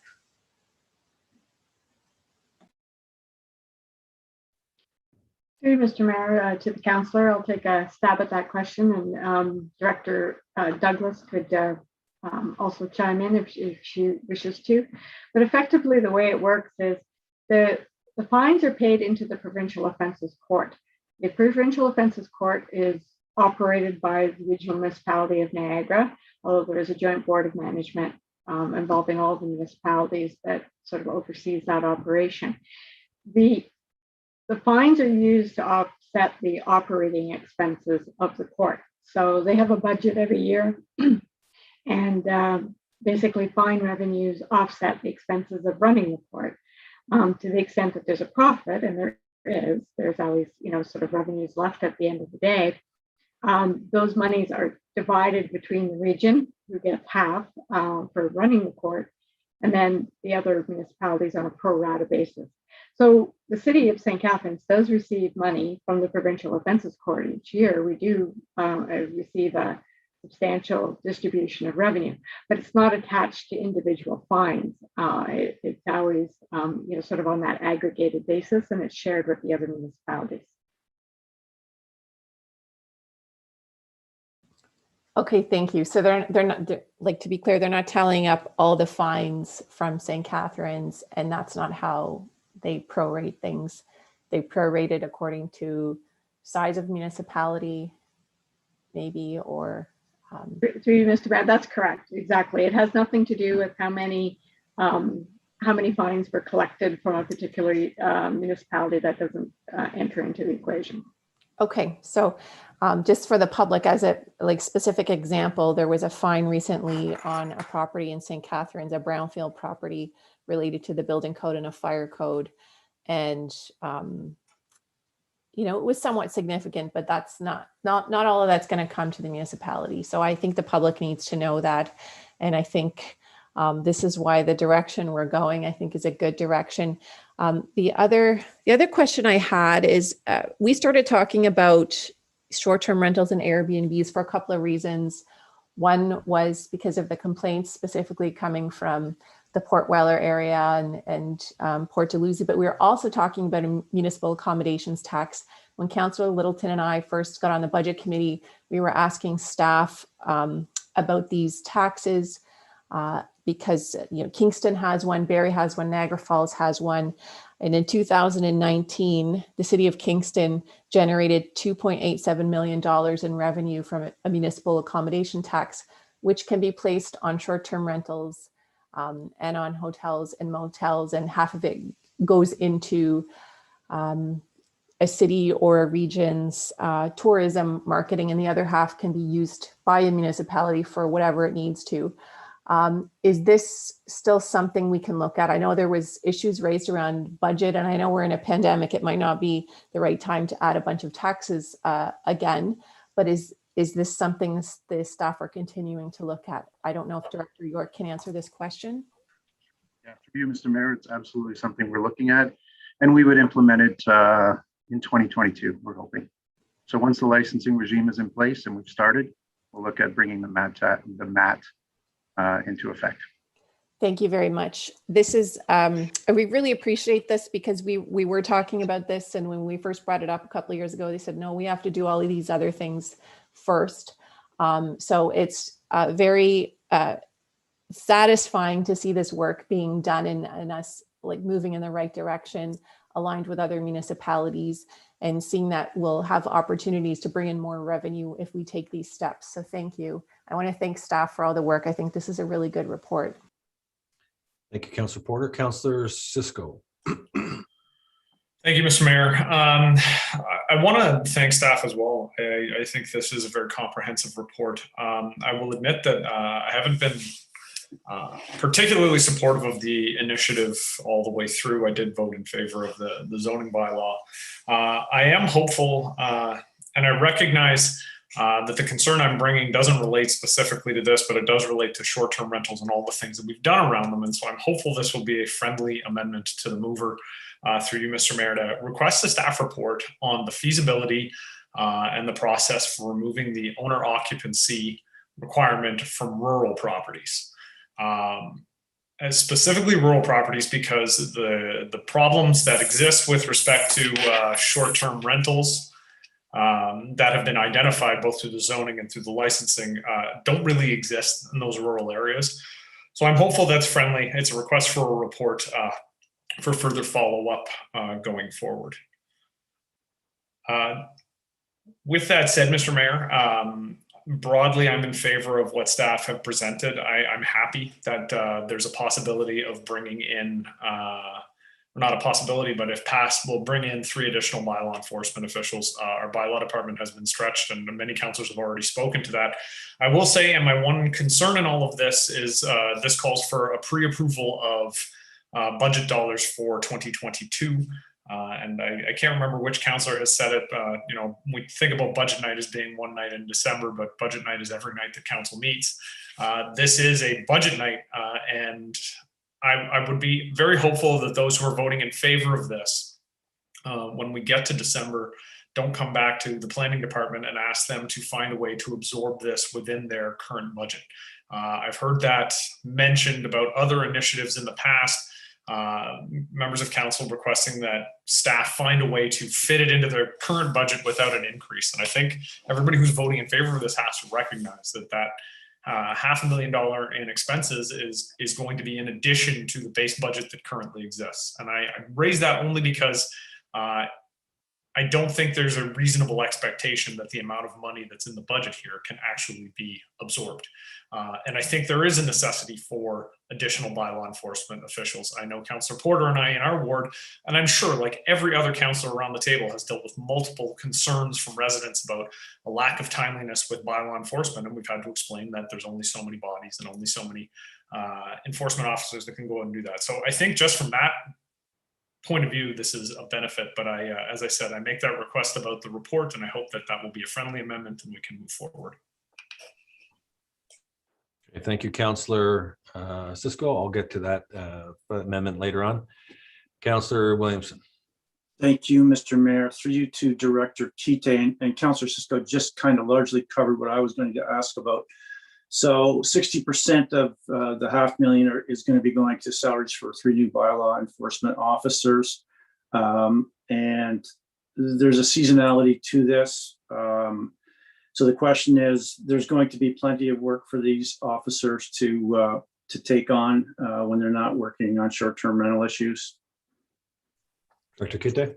Through the mayor to the councillor, yes, absolutely, that's correct. Given the current workloads and complaints that are coming into the city for all bylaw enforcement matters, there's enough to accommodate the additional staff request. Thank you very much, and I appreciate everyone's work on this. Thank you.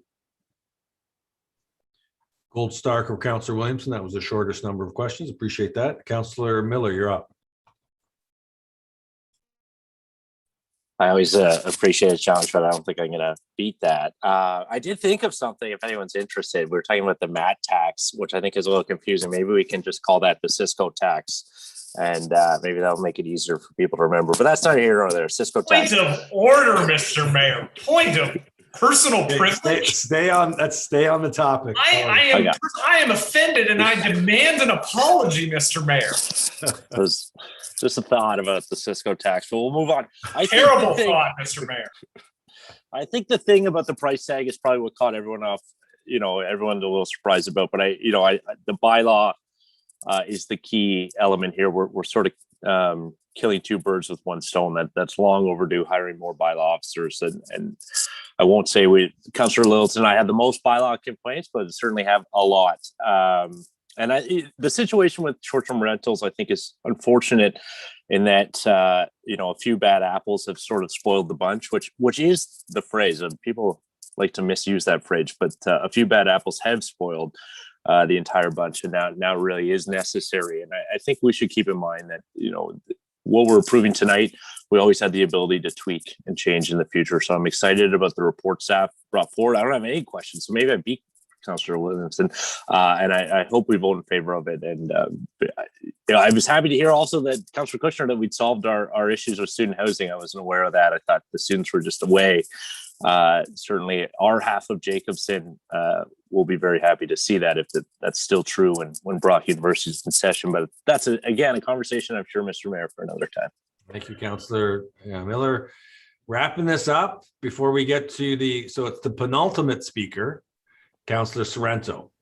Thank you, Mr. Mayor. I'm pleased to be the penultimate speaker, sir. Thank you. Just a couple of comments, Mr. Mayor.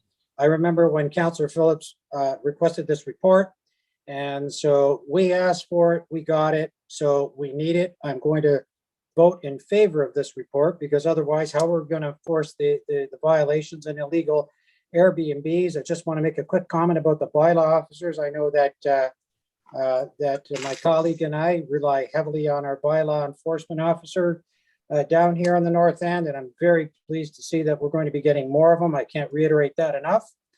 And Mr. Mayor, my question is to the Director of Planning. Now, will you be using any PBS reserve fund money for any of these positions, Director, or will that just be for other positions? Through the mayor to the councillor, this would have to come through the operating budget. Understood. Okay, that's great. I just was hoping that there was a glimmer of hope that some of those reserves could be used, but that's okay. And one final question, Mr. Mayor, to the director. The appeal process. Let's say that one of our residents comes to the hearing officer, is not happy with the outcome. Does that resident have the right to take the city to court and to appeal the issue at court? And that's my final question. I can answer that one if you'd like, Tammy. Okay, through you, Great. Mr. Mayor. So I just want to clarify that because we have two different bylaws, both bylaws use the term hearing officer. So, but they are separate hearing officers because they do hear different bylaws. So the process would be slightly different depending on which bylaw the applicant or the example would be running through. So if it's the, let me just make sure I get it straight on which bylaw here. So if it's the AMPS bylaw, so if they are appealing a penalty that they've been issued through the administrative monetary penalty system, then they would be first appealing to a screening officer, and then that screening officer makes a decision. And if they want to take that further, they have the option to take that decision to a hearing officer. So under the AMPS system, it's a two-step approach, but the decision of the hearing officer is final. With the licensing bylaw, their appeal goes straight to the hearing officer under that bylaw, and the decision is final. Heather, I don't know if you'd have anything to clarify or if I've covered that okay.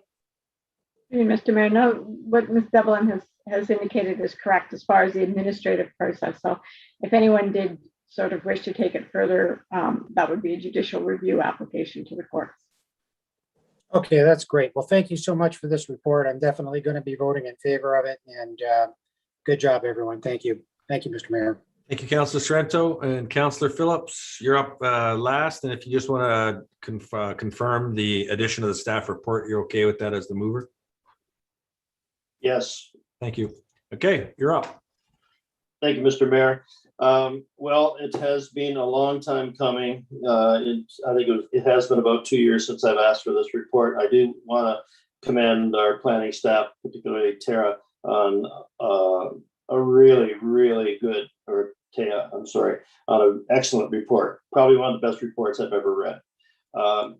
Short-term rentals have created significant concerns to many residents, particularly in my ward, in the very recent past. Loud parties most weekends, garbage, parking violations, rude encounters with outstanding neighbors when they're walking by, profanity. It has not been a good situation down here on weekends.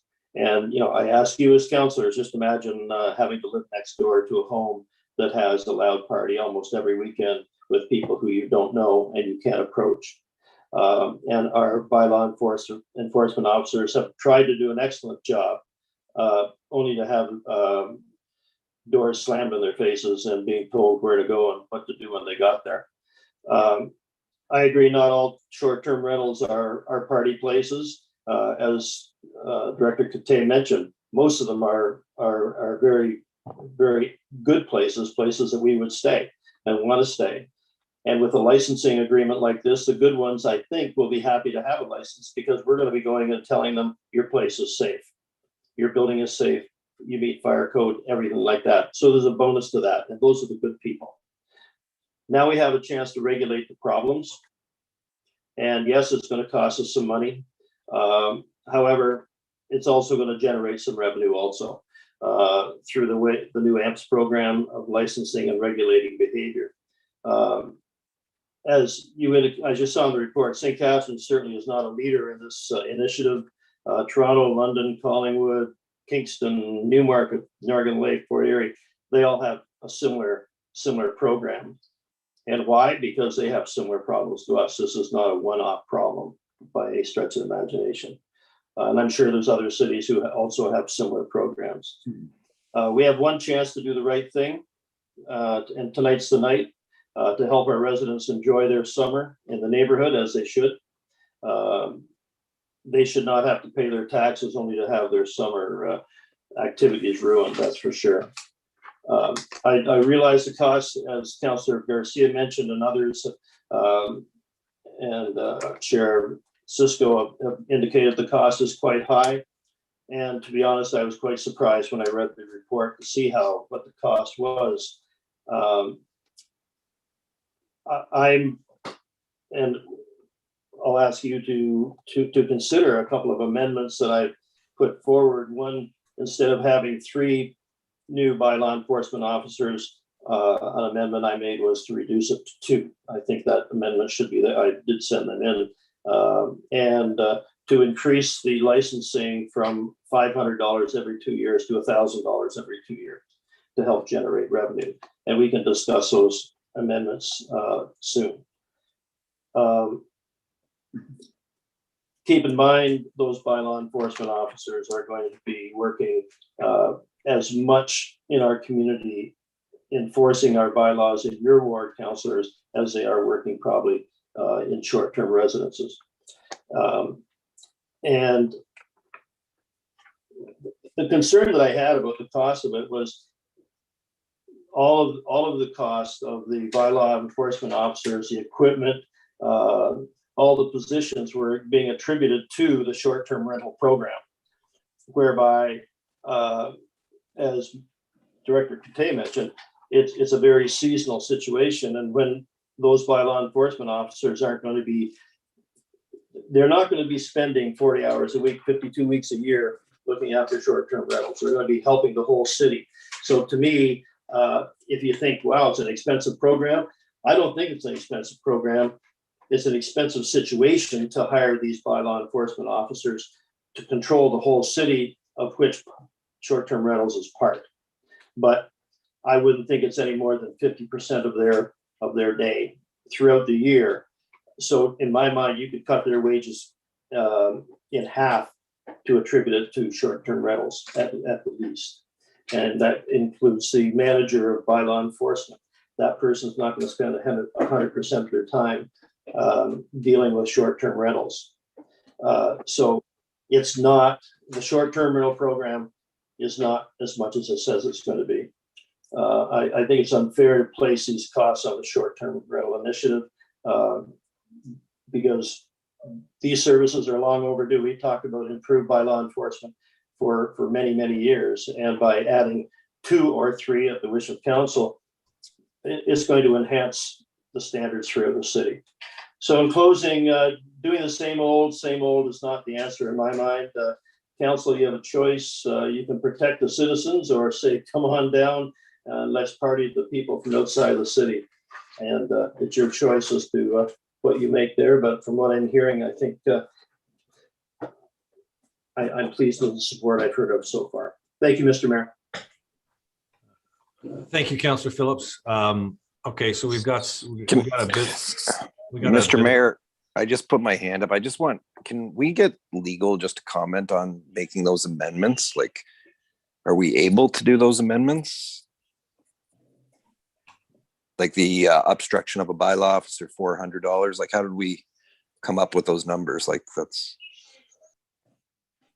Through Mr. Mayor to council. Yes, you can increase those numbers. The staff have recommended what we feel is an appropriate fee based on what we've seen in other municipalities, keeping in mind that you know, the intent is to not make the application process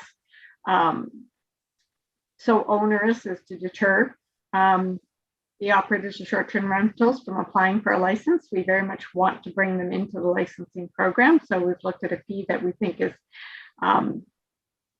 substantial enough to recover some of our costs, but also not so high as to deter anyone from applying for a license. With respect to the penalties, you know, very much the same thing. You know, we think that these represent reasonable proposals, what we put into the report, looking at what other municipalities charge for those sorts of penalties. But if it's council's desire to increase them, you can certainly do that. Councillor Harris, you finished? Yeah, I just could, maybe Councillor Phillips can just comment on the one operating without a license. Is that $1,000 per inspection? Yes, as Director Kate said, if you're operating without a license, each time you're caught operating, it's $1,000 fine. And as far as the application is concerned, $1,000, keep in mind, that's every 2 years. That's not an annual one. Right now, the fee charged is recommended $500 2 years. This is $1,000 every 2 years. So $500 a year, that to me is just one weekend pretty well of renting your property. Okay, before we get all the hands up, can I just ask, I don't know who's doing the motion on the screen here. This is going to get confusing because we're adding numbers that currently it's not showing what the previous number was. So we don't know. Can someone please highlight the changed numbers? And if they're all highlighted, if they're all, so the obstruction goes from, what was it previous? It was 400 now. What was it previous? It was I'm not sure what, was it 200, I think? I'm not sure.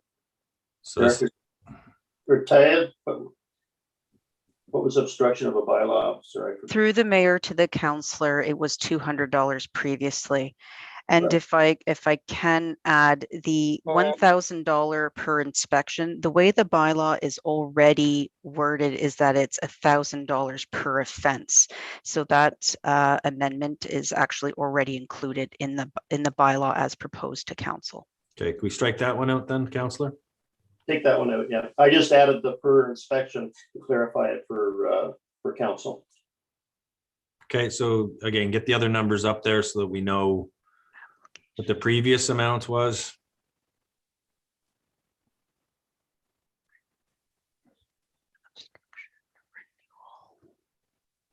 And down here it was 3 bylaw enforcement officers, what I've reduced it to do. The reason I'm doing that is just to try to generate more revenue and reduce the cost of the program, Mr. Mayor. If council wishes to go whole hog on the staff report, well then so be it. Yeah, we got 6 people speaking. It's already 8 o'clock. I don't feel like going around the horseshoe on this again, though. Like, can we, if we're gonna go, I don't want to have a whole bunch of. Mr. Mayor, I'm willing to withdraw the amendments.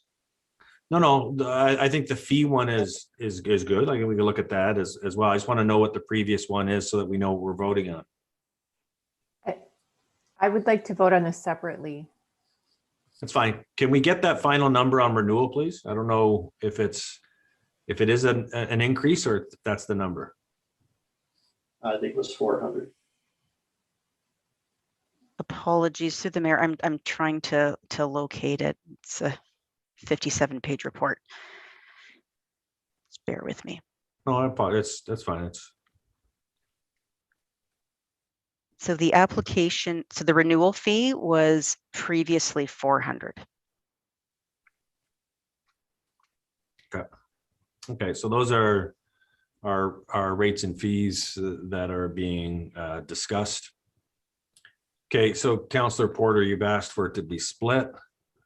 Yes, and this is changing things. I actually think it's changing things significantly for me, and I believe we need 3 bylaw officers, and it's been laid out in the report why.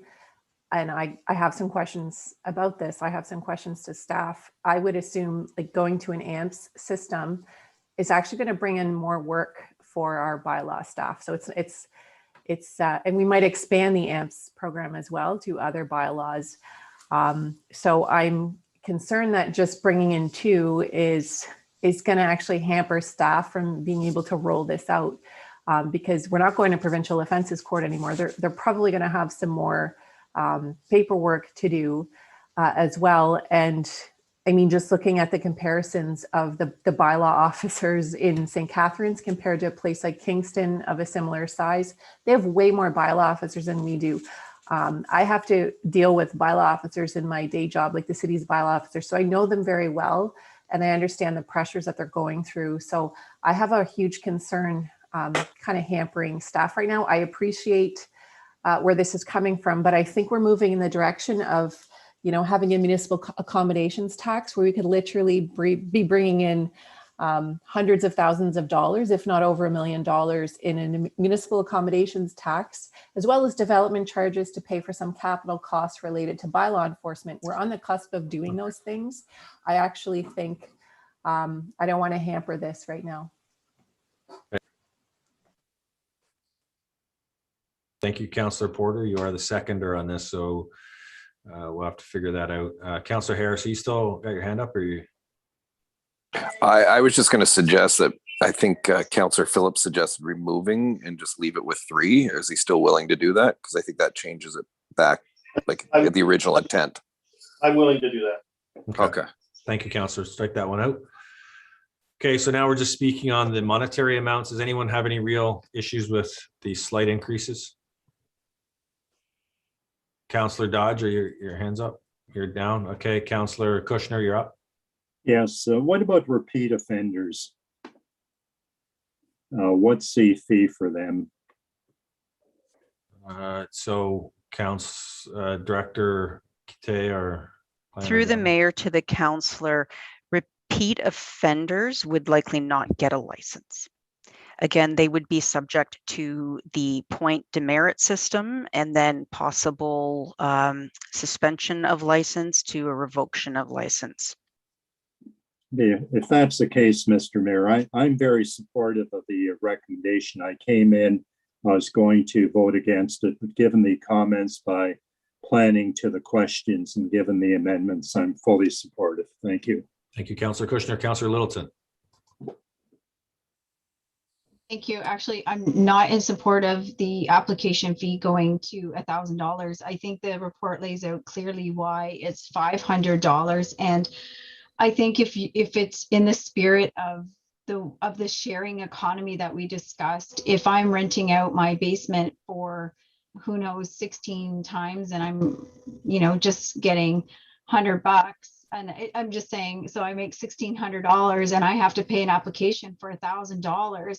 I have to pay cleaning. I have to pay all the other things to make the insurance on that. I might actually now say, you know what? I'm not going to get an application. I'm just going to make sure I keep it all nice and quiet. But $500, I think there's no problem. Everybody will get for $500. But once we start getting into $1,000, I think some people are going to think twice. And additionally, I just want to note that some folks are out of work or may not have the $1,000 up front to pay for that to get licensed, plus the other expenses that they might have to do. And I think that becomes a barrier to people applying in the first place. So I'm not in support of that. So either we take that out or we come to a consensus on that, or I'm going to ask for that to be split. Thank you. Thank you, Councillor Littleton. Director Kite, do you have a comment to that? Your hands up. Thank you, Mr. Mayor. And just to clarify, if any of the fees that are currently highlighted in yellow are passed by council, it does mean that we need to revise the AMPS bylaw itself. So that may have to come forward a different night because the bylaw attached to this report includes the existing numbers, and we would want council to approve the final document, which would have to be at a further council meeting. So that wouldn't be until May 31st at the earliest to be able to implement that. Okay. That's correct. Councillor Garcia. Thank you, Mr. Mayor. I just wanted to follow up on what Councillor Kushner said. I was very concerned. I'm still concerned, but now that I've heard Councillor Phillips explain how the costs for staffing are significantly exaggerated, if that's the right word, because in fact they would be spread out over different areas. I'm going to support this, and I am fully supportive of increased fees. When you look at the fees that are charged elsewhere, I don't think they're unreasonable. Thank you. Thank you, Councillor Garcia. Councillor Harris.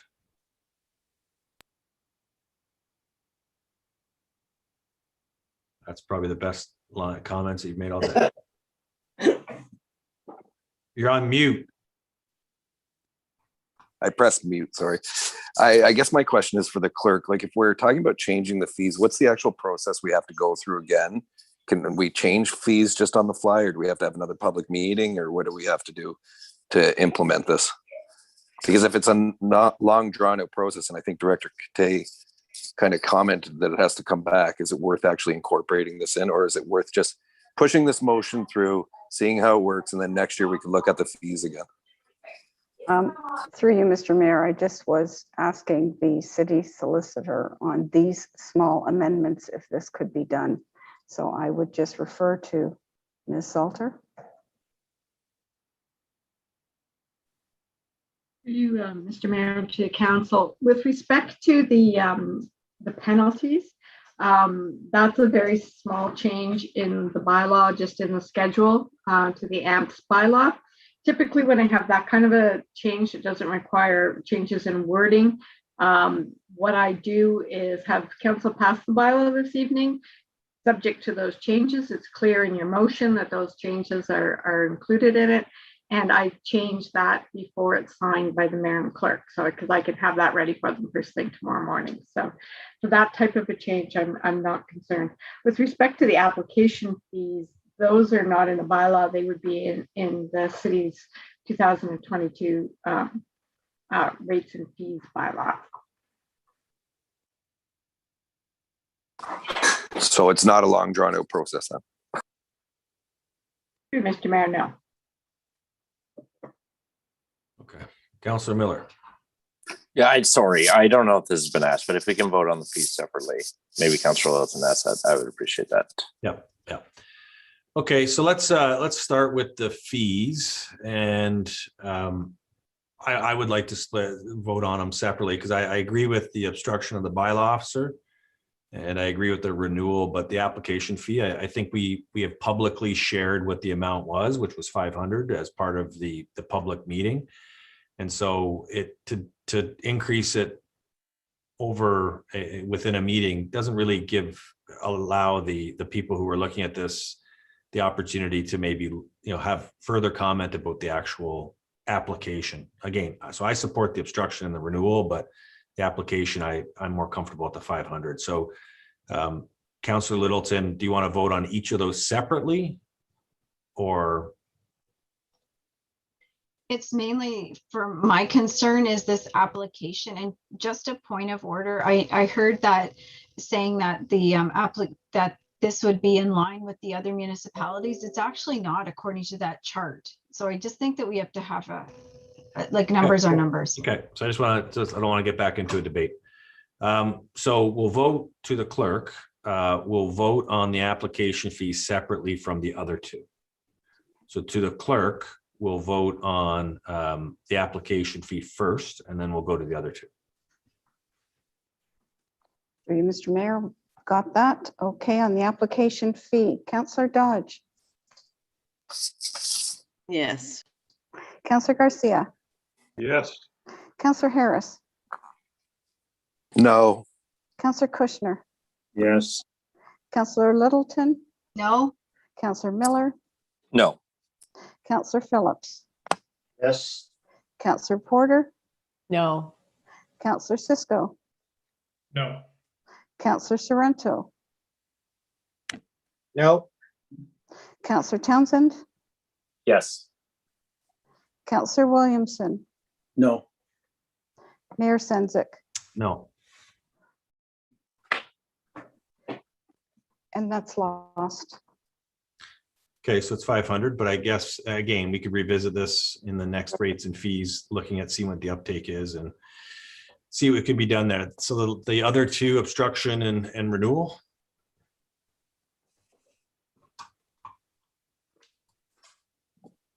On the obstruction fee. And renewal. Oh, together, okay. Yeah.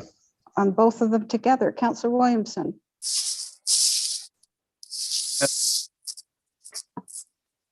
Yes. Yes. Councillor Townsend. Yes. Councillor Sorrento. Yes. Councillor Cisco. Yes. Councillor Porter. Yes.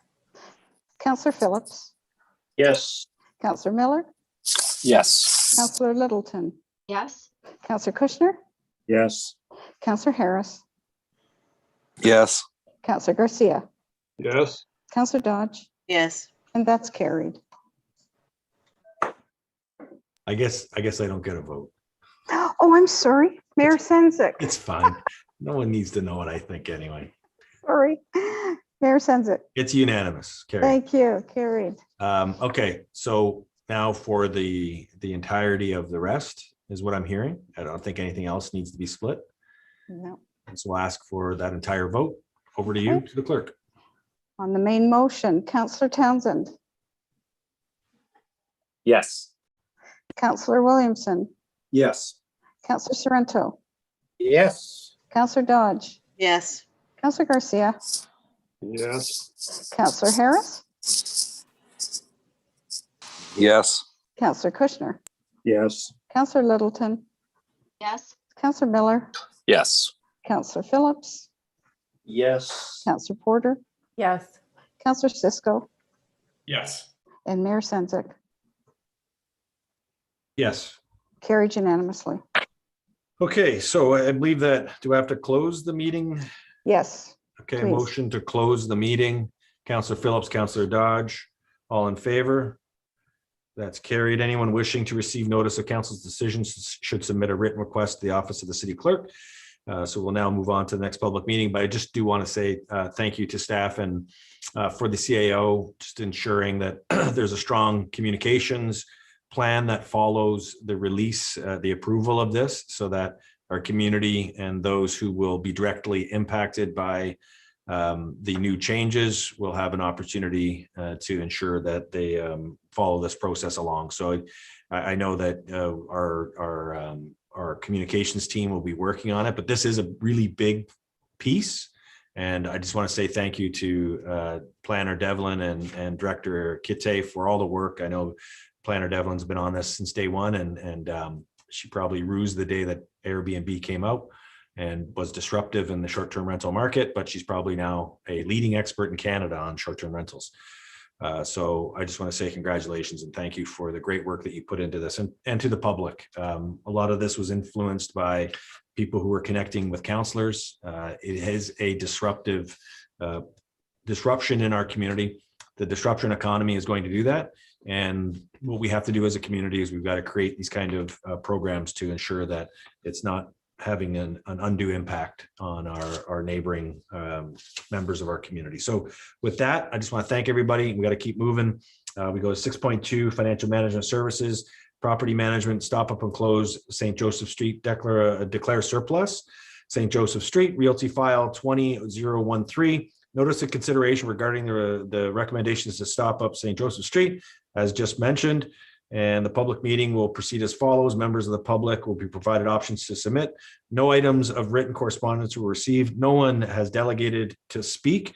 They were given the opportunity to register by Sunday, 11:59 on May 9th. The public meeting will be closed. Council will then consider the recommendation. So we'll now commence with the public meeting. And you've got the report that was in front of you. It's a bit of a housekeeping report, and there's no one here to speak on it. So I'm going to ask for council to close the public portion of the meeting. Can I have a motion to close the public portion? Councillor Harris, seconded by Councillor Kushner. All in favor of closing that portion of the meeting? That is carried. And now we will have the report put on the floor. I'll look to Councillor Harris. I think you've got the motion coming forward. Yeah, and will I get Councillor Kushner? Would you like to second it? Oh, with pleasure. There you go. All right. So you've got the motion in front of you, and Councillor Harris, do you just want to briefly speak to it? Well, I guess everybody can read over the report. This is more just a housekeeping issue, and perhaps the mayor could comment on it a little bit as well. So I'll leave it to you, Mayor Senzik. So the only addition that Councillor Harris has added in here is that the city requests that Niagara Region work with Niagara Regional Housing and other housing support organizations to build affordable housing on the city lands and adjacent region lands. So for those following at home, Hayner Street is located right beside the Burgoyne Bridge. There is a number of townhomes already on that Hayner portion. A portion of the property of those properties were purchased by the region in order to accommodate the setup of the Burgoyne Bridge when they reconstructed it. Those lands are now being declared surplus by the region. There's additional lands that are adjacent, small piece of property adjacent to it that was part of a road, a potential road well into the past when Joe O'Brien was in the Western Hill area. And so that's being closed up based on staff's analysis of the location. And all we're looking at is to ensure that the region considers those properties for affordable housing. Any questions on that? Okay, seeing none, I'll go to the clerk for the vote. Through you, Mr. Mayor. Councillor Harris, Yes. Councillor Garcia, Yes. Councillor Dodge, Yes. Councillor Kushner, Yes. Councillor Littleton, Yes. Councillor Miller, A hearty yes. Councillor Phillips, Yes. Councillor Porter, Yes. Councillor Cisco, Yes. Councillor Sorrento, A double hearty yes. Councillor Townsend, Yes. Councillor Williamson, Yes. and Mayor Sendzik. Yes. Carried unanimously. We had a winner, Joe.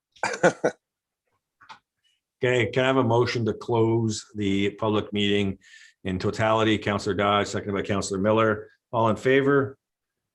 That's carried. There's no special presentations. We will now resolve into general committee. We have the discussion agenda. 3.1 is the CAO's update on COVID-19, and I'll turn it over to the CAO. Thank you, Mr. Mayor. I really don't have a lot to summarize about the report today. Your mayor's report covered it very well. Just to say that the efforts throughout the community are paying off. We're beginning to see decline in cases as our vaccination rates increase. And so we must continue to stay the course as we have been and hopefully look forward to a summer with better results than we're currently experiencing now. The majority of the report that doesn't have the just general newsworthiness of the vaccine and the various rollouts that are happening concerns our financial update. And so I will turn that over to Christine Douglas, our Director of Finance and City Treasurer, for summarization of that part of the report. Thanks, Christine. Thank you, thank you, CAO candidates.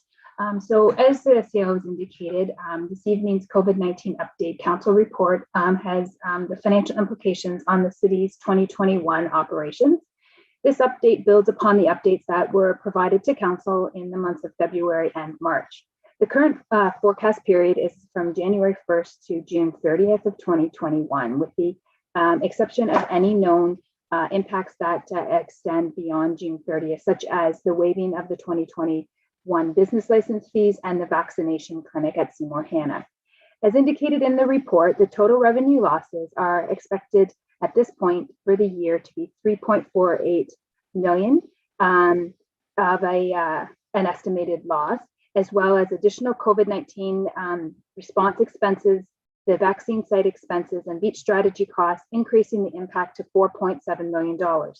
There are, however, mitigation efforts such as workforce reductions, utility savings, and other expenditure reductions for a total of approximately $2 million.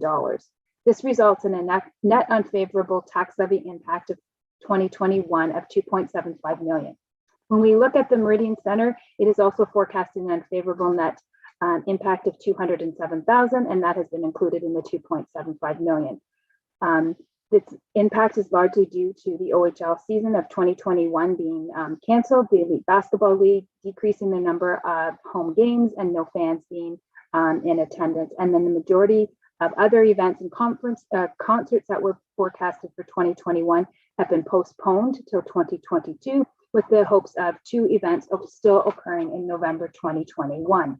The city's agency boards and commissions, the St. Catharines Public Library, the St. Catharines Transit Commission, and the First Ontario Performing Arts Centre at this time are all forecasting their 2021 year-end impact to be at a break-even or a small surplus position. The city's water and wastewater budget at this time is forecasting a favorable variance of $41,000 for 2021, mainly due to temporary staff redeployment from water operations to bylaw enforcement in response to the COVID-19 requirements, as well as ongoing cost savings in the meter replacement contract. Any surpluses in the 2021 water and wastewater budget will remain in the water and wastewater reserve. The city's parking budget is estimated to end the year in an unfavorable position of $446,000. The unfavorable variance in the parking services is mainly due to the waiving of parking fees at the city-owned garages, surface lots, and on street until May the 20th, 2021. The lost revenues are offset with decreased enforcement costs and the positive impact of the non-resident beach parking strategy and related violations. The city has received notification in early March of 2021 that we will be receiving an additional $2.94 million from the federal provincial government under the 2021 COVID-19 recovery funding for the municipalities program. In addition to this will be in addition to the $726,000 that we were notified of in federal and provincial funding in December of 2020. So therefore, at this time, the city has received adequate funding to offset the total unfavorable net forecasted impact on 2021 of $3.193 million. With an estimated monthly burn rate of approximately $266,000, the unallocated federal and provincial funding would be adequate to cover approximately 2 additional months. This is based on our current situation. Should the stay-at-home order be extended, as well as the lockdown orders, the financial impacts may exceed the funding provided to date. In this case, further internal mitigation measures will be required in order to reduce the financial impact of these pressures. It may also require the use of existing available reserve or reserve funds. The city staff will continue to monitor the fluidity of the situation and provide updates to council as required. Mr. Mayor, that concludes my update on the financial impact of COVID-19 at this time. Thank you. Thank you very much, Director Douglas. Any questions of the CAO or Director Douglas? Okay, Councillor Garcia. Thank you, Mr. Mayor. Just one quick question. We're going to be talking about the beaches strategy soon. In your calculations, are you in any way taking into account the fact that the staff originally hoped to collect so much in revenue from this and now they won't, or is that totally out of that picture?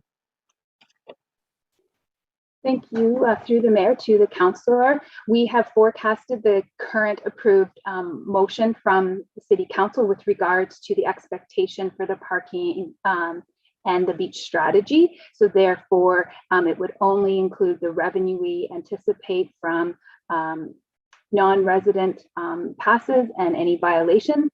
And we have included all of the staffing and cleaning and costs that we were included in the report at the April 26th council meeting. Thank you. Thank you, Councillor Garcia. Okay, see no further questions. Just a motion to receive the reports. Councillor Townsend, second by Councillor Phillips. All in favor, show of hands. And that's carried. Okay, so now we go on to 3.2, which will be much the Office of the CAO, Beaches Strategy Implementation and Financial Plan Update. So we've got a motion. The council endorsed the implementation plan for the residents of the St. Catharines Beach Parking Pass Program contained in Report COA 077-2021. I'm just going to move in a second and put that on the floor at least. Councillor Littleton, Councillor Phillips. Okay, any questions on this one? Okay, seeing no questions, I'll call a question. Sorry, Mr. Mayor? Yep. I had submitted an amendment and I don't know where that is. Okay, so we have to see if it's friendly or not. Through you, Mr. Mayor, just one moment, please. Our coordinator just had to step out for a moment. He's now back. Councillor Garcia's amendment.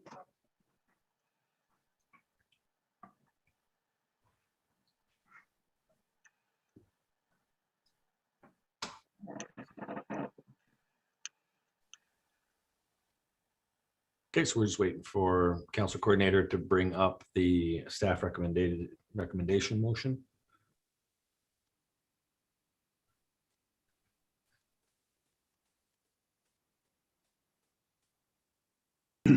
All right.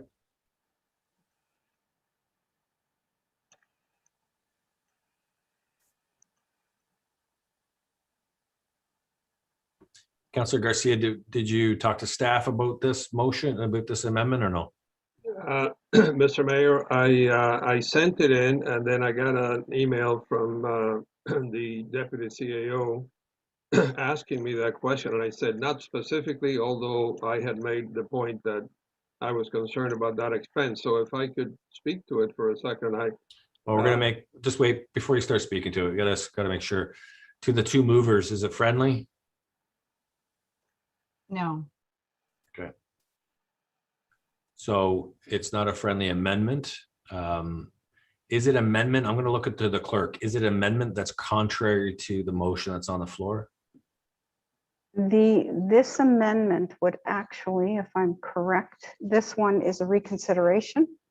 I reviewed it and it would mean the reconsideration of the two, there's two additional bylaws that council was going to pass this evening on the fees from May to September.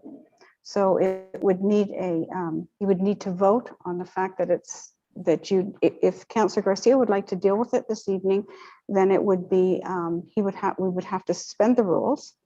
We would have to vote, and that's a 2/3, and then we would have to vote on a reconsideration, which is another 2/3, and then on his amendment. So, and then we'd have to bring back bylaws and it would have to come back. some clarification on that through you, Mr. Mayor, to the clerk. You're saying it's a reconsideration because we previously discussed the $3 per hour. Is that what you mean? We approved it at last meeting. Yes, Councillor Garcia, you did in the bylaws that were approved within the motion last meeting. That's correct. Okay. Mr. Mayor, my concern is about the parking machines, so I'm happy to go with the $3 an hour if that's okay. It seems to me Councillor Phillips had in his amendment the last time that we consider just having a kiosk at the entrance to each beach to collect fees as opposed to installing the parking machines, and this is going to cost close to $40,000. So I was just trying to save that expense. Plus also I know that members of the public were concerned about having the machines there and that what's going to happen in the future when something could be just a COVID related 1-year item. Okay, so again, so it's not a friendly amendment. Staff haven't been informed previous to the meeting on this, so they really can't get any costing because I don't think kiosks are free either, and you'd have to run electricity or something to them to allow for machines like debit machines because no one really carries cash around anymore. So you'd have to outfit it with some kind of electricity. So it seems like there would be a lot more than just simply putting up a 4-walled kiosk. So in terms of how you want to address this, Councillor Phillips and Councillor Littleton, the sounds of it, it's not friendly to the clerk. How do we address this? Mr. Mayor, can I make just a suggestion, a quick suggestion, maybe? If the staff, I'm sorry. I want to hear from the clerk first. Okay. Okay. Through you, Mr. Mayor, if the staff motion failed, then Councillor Garcia could put his motion forward. Okay, so that's the thing. So let's go with the motion first, and if it's not successful, Councillor Garcia, then we'll move to that. Well, Councillor, my amendment has nothing to do with the recommendation. The recommendation is for the parking pass program, which I'm fully in support of. Okay, Evan, this is the wrong motion? Councillor Garcia's, it was all in there? Okay. this is why it's helpful to get motions to council a little further in advance so that we can at least go through it and figure out where the blind spots are. So this through you, Mr. Mayor, this evening's agenda has 2 bylaws, which this motion, which Councillor Garcia's motion would definitely affect. I'm sorry, I thought it was in this report that those 2 bylaws were attached. Okay. As part of. So there's 2 bylaws that have those fees listed in tonight. Okay.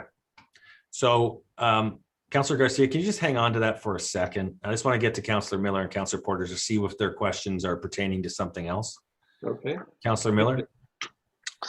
Yeah, thanks. I had just a question about how we're using residents in this. I know this has come up probably to every councillor, and certainly when I've talked about it, I've talked about the fee for out-of-towners because they don't pay property tax, and that's like people from St. Catharines do, and it's a way to recoup some of the added costs that we've incurred. But now I understand that a situation where someone, let's say, owns property in St. Catharines, maybe pays property taxes, but lives elsewhere, wouldn't be entitled to the pass. And I understand a little bit different situation than if you own a property and you're renting it out, because the resident sort of through the rental fees is really paying the property tax. So I understand why they would get the one pass. But I mean, is there a special situation consideration for Yeah, people who don't consider themselves a resident of St. Catharines, but own a property here. Deputy CAO Oakes. Thank you, Mr. Mayor. The councillor is correct. So the resident passes are specific to the residents of the property, and that is a renter or somebody who's living in the household, and the household would receive two parking passes per household. So an out-of-town citizen who owns property in St. Catharines but does not live in St. Catharines would not be eligible for the resident pass. That person would have to essentially look for other parking in the areas, or take public transit, or pay for the $3 an hour parking fee. Okay. Okay. Thanks. Okay. Thanks, Councillor Miller. Councillor Porter. Thank you, Mr. Mayor. My questions relate to the amendment, so I'm not sure if you want me to ask them now or. Nope. Okay. Councillor Williamson. Thank you. Through you to the Deputy CAO, Mr. Mayor. And the question, similar question I asked last time, and you just mentioned it, because out-of-towners are going to not want to pay, they're going to try and park in the surrounding neighborhoods. Now, we hired 3 new bylaw officers tonight. They're not going to probably be on, ready to go to step up to do this kind of work. I just wondered, have we allocated staff or whatever resources we need to police the neighborhoods? Through you, Mr. Mayor, yes. Last week, when the question was asked, we do have our parking by law enforcement, and they will be monitoring not only the parking lots, but they're going to have extra emphasis on the neighborhoods, recognizing that there's infiltration in the neighborhoods from people looking to park.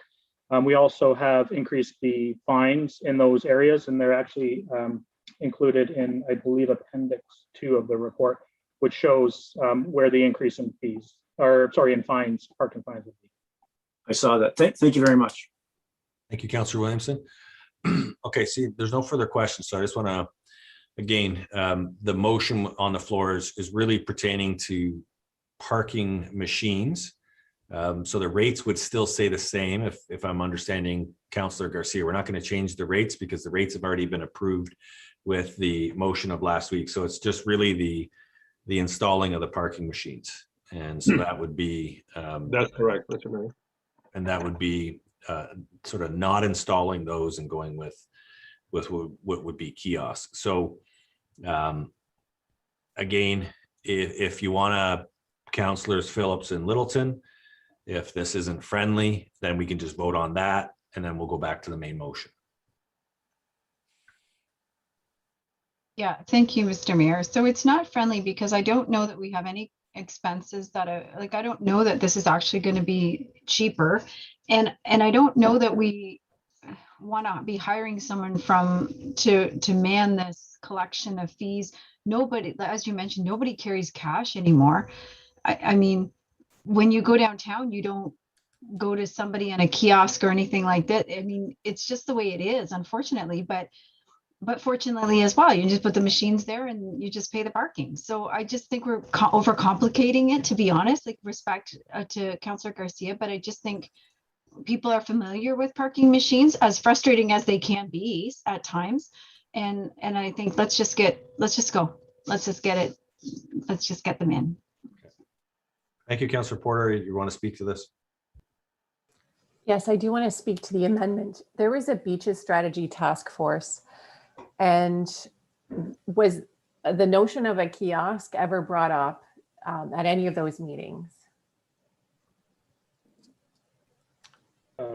Through you, Mr. Mayor, the discussion at the task force was, and staff's recommendation had always been the introduction of pay and display. It's a system that we're used to. It's a system that we do in the downtown and in other areas. It complements our commissionaires and the enforcement. I don't recall of having any specific discussion on a sort of a kiosk at the entrance of each of the parking lots.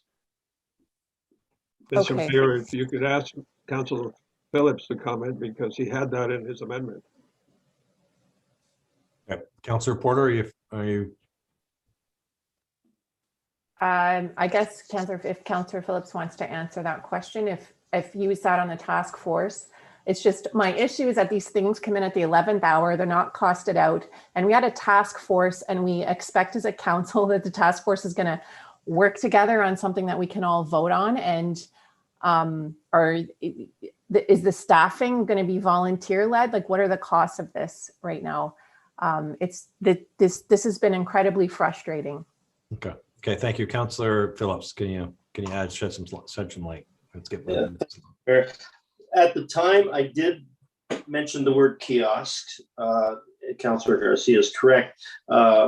Simply as a way of collecting money, because we talked about the fact that other towners were going to be paying a certain amount of money, and then the mention of, I believe, the mention of machines were brought in, and the term kiosk got lost with machines, I believe, and machines seem to be the prevalent answer.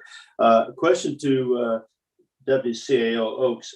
As far as machines are concerned, my understanding is that we do have machines available. We don't have to purchase machines in order, if we are going to put them in, we already have them. They just have to be reprogrammed and away they go. Is that correct? Through the mayor, there is a cost associated with refurbished machines. They have to be programmed. So there is an associated cost with them. However, the notion of having we don't have any allocation for staff to do any sort of monetary exchange. So the cost of parking and the fines are, they cover those machine costs as well as some of the other expenses. The challenge we're running into, and the report identifies tonight, is because our revenues have been reduced, we're looking at the other areas to fund the entire strategy.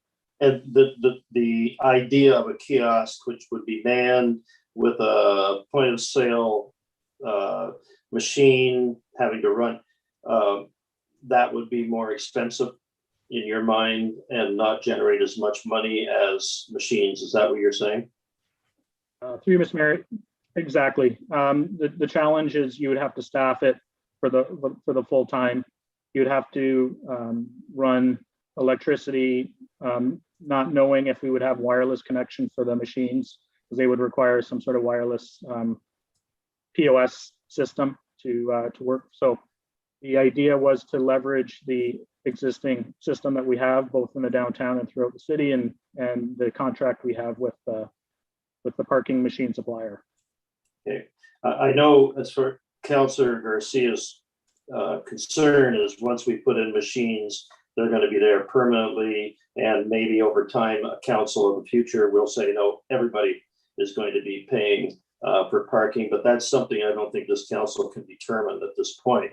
If we put in machines for out of towners and it's $3 an hour for 3 hours, that's this year's. And if it's going to change at any time to the council of the day, whether it's this council next year or in another council in next term or whenever, that's going to be their problem to solve. So initially I thought, yeah, we would go with the kiosk with somebody in front of it, but given the fact that it's going to be a lot more expensive and in a situation like that, I guess I'm not going to see it as friendly. Thank you, Councillor Phillips. Okay, final wrap, Councillor Harris, and then we can move on. I guess my question, Mr. Mayor, is to the Director of Engineering, Anthony. So have we already engaged the parking provider? And if so, have we gone down the road of supplying some new or existing or refurbished units? And can you explain briefly how those units work and how they're powered and if they're portable? Because I'm pretty sure they're solar powered. They're on a concrete pad, so we can remove them anytime we want. We can take them out in the winter. We can store them. So I just was wondering if the Director of Engineering can comment on that. And the other thing I would ask that he comments on is if we ever did put a kiosk in Port Dalhousie, how would that affect traffic? Because I would imagine if you started putting a kiosk in Port Dalhousie, you would have traffic issues all the way down Lakeport Road. Okay, Director Martuccio. Yeah, through you, Mr. Mayor, I'll expand a little bit on some stuff that Deputy CAO Dave Oaks already mentioned. Yeah, we have engaged with the vendor for the parking machines. We have some old machines in our current inventory that are going to be refurbished to function similar to the ones that are in the downtown core. As was mentioned, they need to be reprogrammed. They are operated off of solar power. There's certain fees associated, obviously, for payment functions that work cellularly off the machines.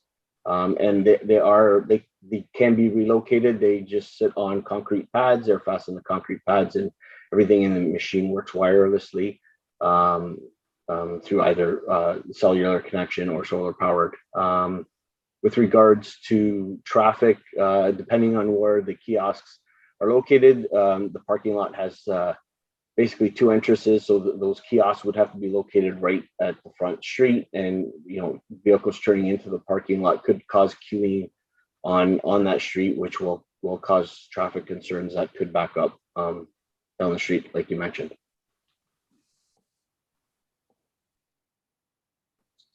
Okay. Thank you. Thank you. All right, thanks, Councillor Harris. Okay, Councillor Garcia. Thank you, Mr. Mayor. If I was just trying to save us money, if the deputy CAO feels that not having the machines is going to cost more, then I will withdraw my amendment. As Councilor Phillips said, I am also concerned about the permanence of the machines and the fact that it may happen in the future, but as he said, we can't decide on that now. Thank you. Thank you, Councillor Garcia. Okay, remove that from the screen to the council coordinator and look to the clerk to call the question. Through you, Mr. Mayor. Councillor Porter. Yes. Councillor Phillips. Yes. Councillor Miller.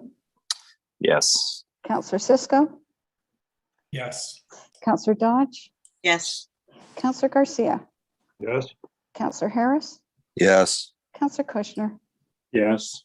Councillor Littleton. Yes. Councillor Sorrento. Yes. Councillor Townsend. Yes. Councillor Williamson. Yes. And Mayor Sendzik. Yes. Carried unanimously. Okay, 3.3. So we've got some stuff to remove off the floor, and 3.3 is Budget Standing Committee Report Agenda Item 10.6.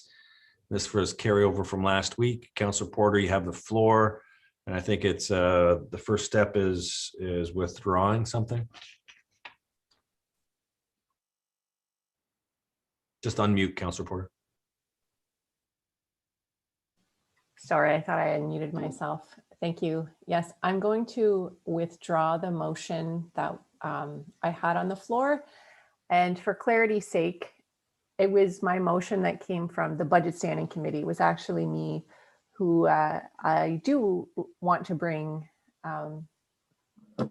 flower pots and hanging baskets back to other areas in a financially sustainable way, an environmentally sustainable way, which is what I was aiming to do here. So my new motion is that I sent it into staff, and that the hanging baskets outside the downtown core only be included if an organization steps forward to assist with covering the additional costs, and that if an organization covers the additional costs, the funds would be used to add the environmentally friendly hanging baskets in a mutually agreed upon area by both staff and the organization. So I appreciate the staff report that came to the budget committee that outlined the new hanging baskets that they were trialing in a small area in the downtown to see if they work. They required far less watering. So our big diesel truck that goes out every single day wouldn't have to do that anymore. We hope the companies from somewhere in the South in the US, very hot environments. So we think, according to staff, they only need to be watered every 5 to 7 days. The Downtown Association contributes in a cost sharing agreement with the baskets in the downtown. We think this is a responsibility of the business improvement area for beautification. And so what I'm looking for is a similar type of cost sharing arrangements in other areas of the city in terms of fairness. We ask staff to cut back on budget items every single year. And sometimes we give budget guidance that doesn't often match the collective agreements. And so these are issues we have to contend with. I think staff have come up with a great idea. I just think there needs to be some compromise sometimes when staff have gone out of their way to look for these types of environmentally friendly and more sustainable baskets that are going to cost us or save us in terms of our operational costs. And, you know, we ask them to cut the budget. We have to come up with ways to save as well. And I think this is a good compromise.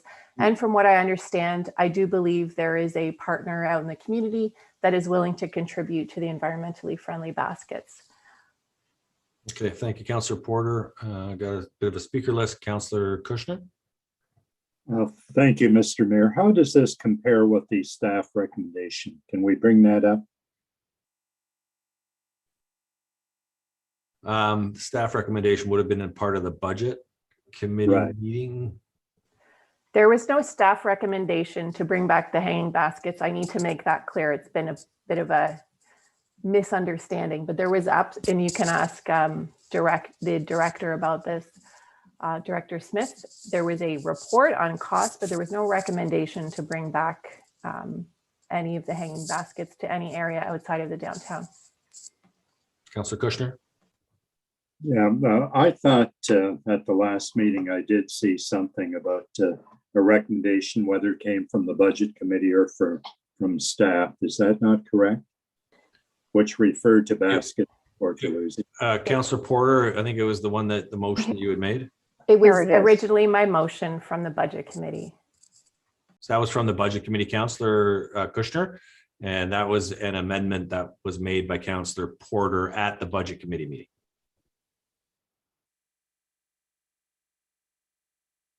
Okay, so that's different than what's being put on today. So what's the difference is, I guess, location. There's no additional locations in this, Councillor Kushner. Would you like to add location? Yes, I would go back to the recommendation that we looked at originally.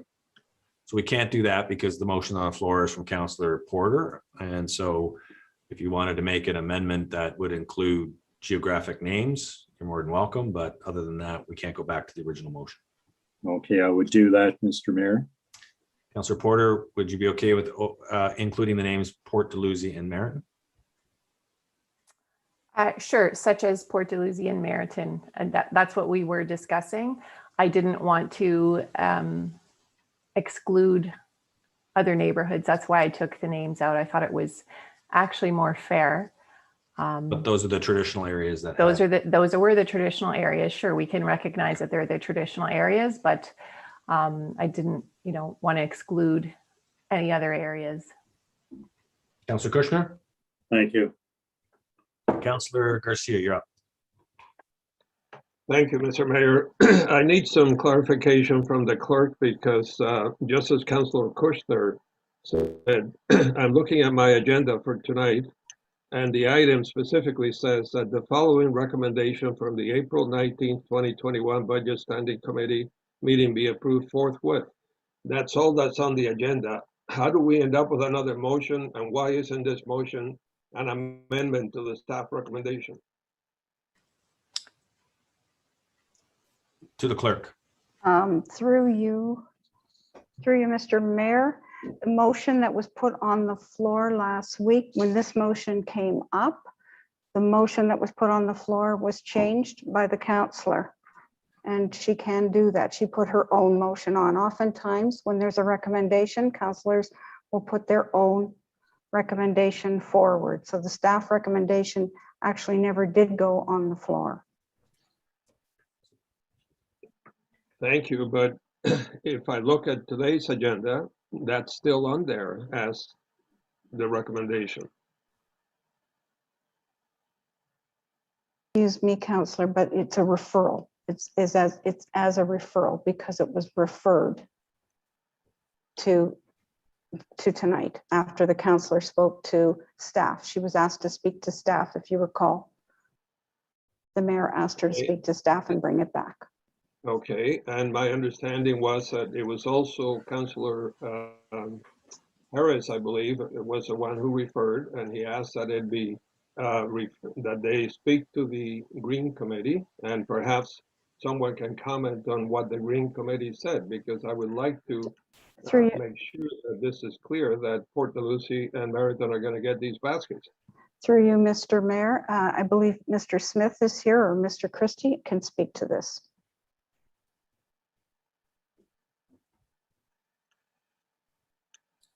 Through you, Mr. Mayor, to clarify, so I did provide a memo with respect to the referral that I was, the direction I was given in the referral at the last council meeting. The Green Advisory Committee was generally in favor of the environmentally friendly baskets.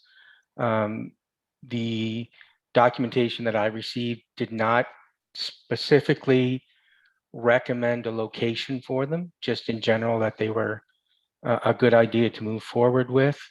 And we spoke with our supplier, and the supplier said that the environmentally friendly baskets were compatible with our planting plan that we have initiated through Director Christie's team.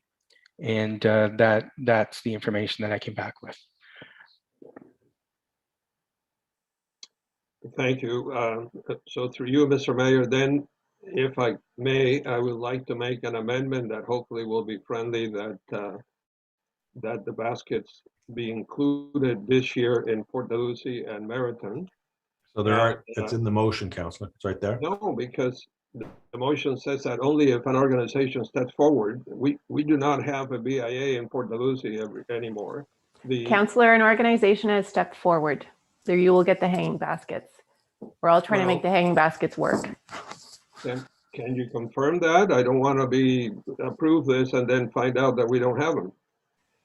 I'll just. It's not a friendly amendment. This is, to me, we can vote on it separately. Can I just make a suggestion, since I'm the one that made the referral to get the, what Director Smith was just saying, that it was recommended. The Green Committee more or less didn't say anything about money.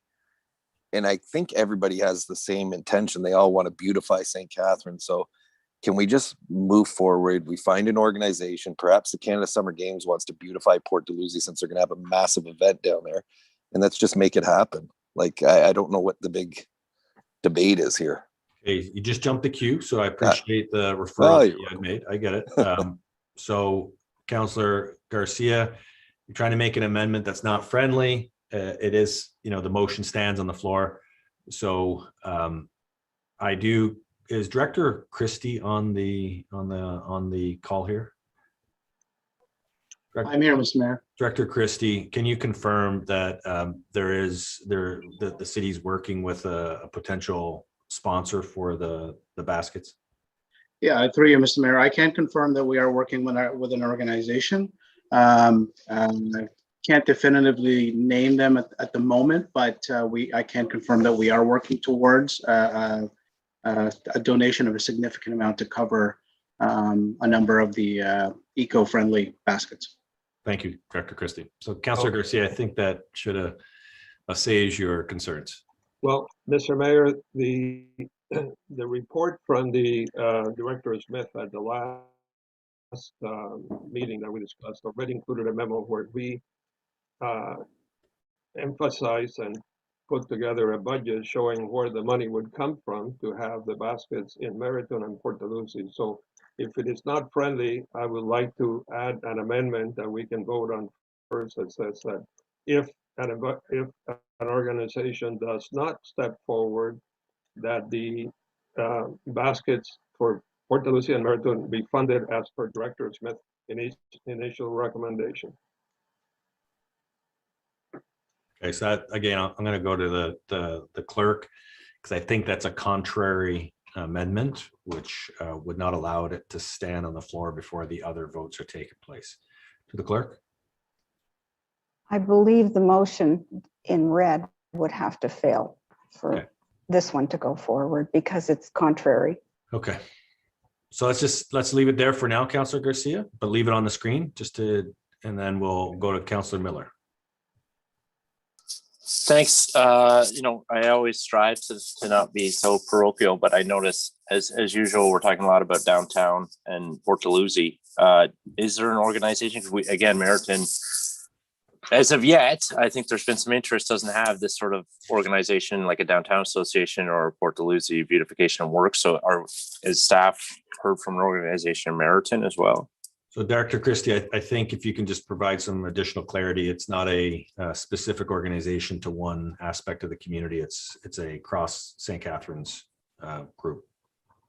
That's correct. Through you, Mr. Mayor, that's correct. The third party that we're working with is not tied or is not married to any of the wards that we're talking about right now. So we do have to determine, we're considering this a very much a donor-centered approach. So we are certainly going to seek their feedback as to where they would like to see these baskets hung.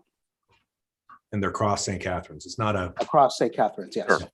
Okay. All right. Yeah, that is great to hear, because I would certainly like to see them in Maritime. If that's the direction I can give, that might be a nice olive branch, since we're talking about flowers. The city's taken so much from Meriton since 1960, so it might be nice. Thanks. Councillor Dodge. That's good. Thank you, Mr. Mayor. I'm a little bit confused, and I'm not really sure whether this is a relevant question, but how many baskets are we putting downtown with, like, just moving forward? If that was the only motion that went forward, how many baskets? So through you, Shamir, could I get a clarification? Are you talking just the environmentally friendly baskets? Both. If you could, tell me how many environmentally friendly there are and how many regular ones. So we have included, through you, Mr. Mayor, we have included 12 environmentally friendly baskets for the downtown core this year. Okay. With the intention, because we could cover that conversion within our existing budget. And it was the intention to slowly convert over time the remainder. I have to find the number of the non I have it. environmentally. Oh, thank you. Yeah, through you, Mr. Mayor, the total number of hanging baskets in the downtown streetscape is 148.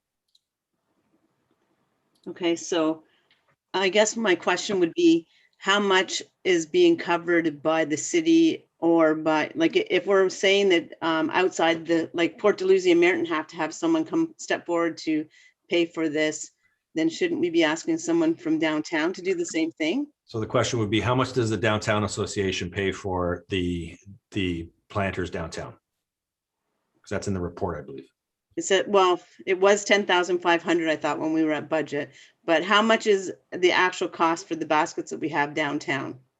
For the 148, 150, 160 baskets, what's the cost of that? Through you, Mr. Mayor, I again just have to get that number.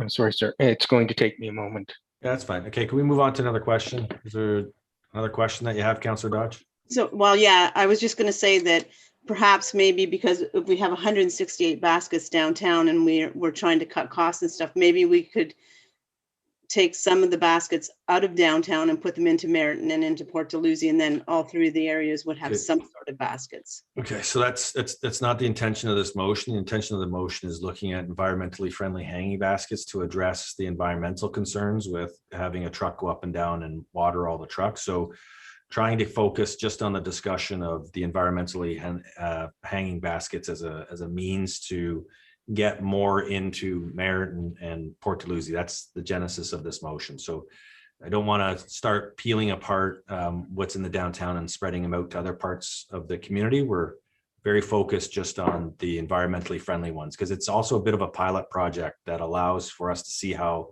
they're going to work long term. So we've got to get these into the system now and see if they're going to actually perform like the company says they're going to perform. And that's why it's what the staff was trying to do was get a bit of a beachhead on this and then grow the program. Okay, so sorry. No, good, you go on. I was just going to say that if this is a pilot project, those are 3 different areas of the city, and those baskets would perform differently in all 3 different, at all 3 locations would be different. Correct. That's why we have ones that are going to be downtown, ones that'll be in Merritt, and ones that'll be in Port Dalhousie. So we are getting some in each place right now? Yes, that's what the motion says. I don't, Port it's a, Dalhousie and Merritt. okay, I don't see that. It's in the red part, Port Dalhousie and Merritt. But that's only if someone steps forward and pays for. And you've heard from Director Christie that they are very close to having that move forward. Okay. Thank you. No problem. Thank you, Councillor Dodge. Councillor Williams. Thank you. To say that this is confusing would be an understatement. First of all, I am grateful that we're going to have a corporate sponsor or some sponsor to do this. That being said, we shouldn't necessarily have to rely on a charity to continue or renew a program that has been in existence. And I know that staff worked for a long time researching and studying and talking to the municipalities, et cetera, about the environmentally hanging baskets, which is a step in the right direction. And if nothing else, the perception was that this was approved through consent report, where there was direction from the Budget Standing Committee, but that was the perception. And then Councillor Harris did refer to the Green Advisory Committee, which Director Smith has talked about. And the perception there was, and maybe I was misled or didn't understand it fully myself, so I'll take some blame, was that, you know, we were endorsing a recommendation, or at least a direction from the Budget Standing Committee that we continue with this program. So at the end of the day, it sounds like we are going to get them one way or the other, which is the bottom line. But I think going forward that we need to have a little bit of a more, how do I say, transparent kind of a process to make this happen. Thank you. Director Smith, you have your hand up. Yes, thank you, Mr. Mayor. The cost to place the hanging baskets in the downtown core, because we already own the baskets, is approximately $8,000 for the planting material. The watering cost is carried in our parks operating budget. And so what the purchase this year will allow is for more environmentally sensitive baskets to be reused every year. So this pilot project will give us a strong foundation to move forward on additional baskets that will be required as the project is expanded. Is that correct, Director Smith? To you, Mr. Mayor, that is correct. Thank you. Okay, so that's about it. Good, robust discussion, and looking forward to some positive news coming out soon. And with that, I'll look to the clerk to ask. Sorry, can I just get some clarification before we vote? Because I know that they say that there is someone in the wings that could possibly come forward. But if we vote on this, we will not have, according to the way I read it, if you can clarify this, if someone doesn't step forward, Port Dalhousie and Merritt will not get the flower baskets then. Is that correct? Correct.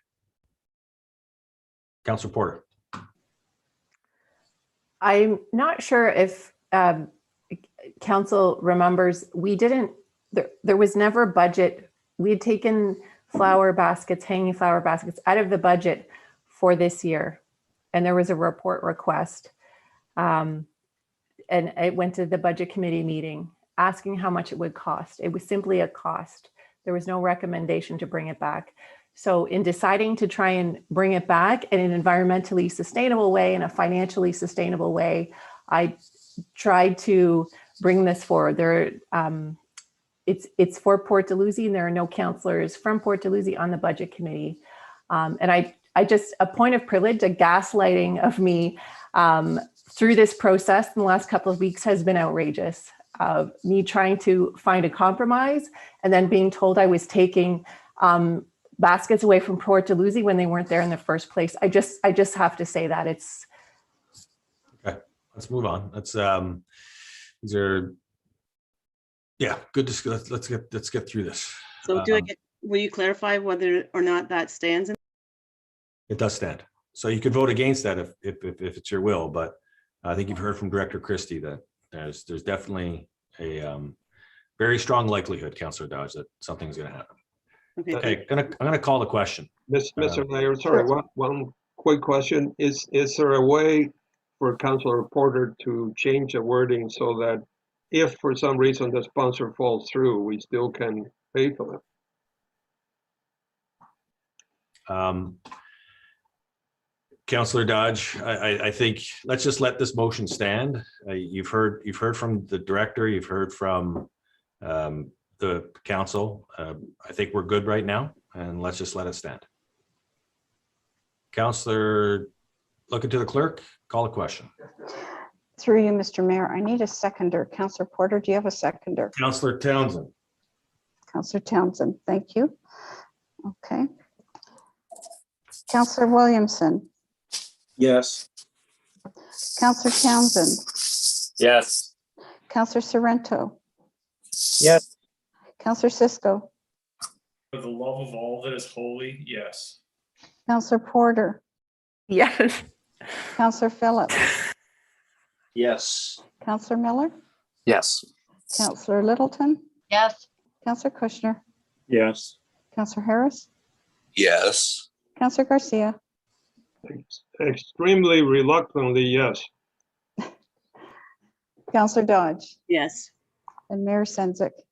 I will do my best to take that reluctance away, Councillor Garcia.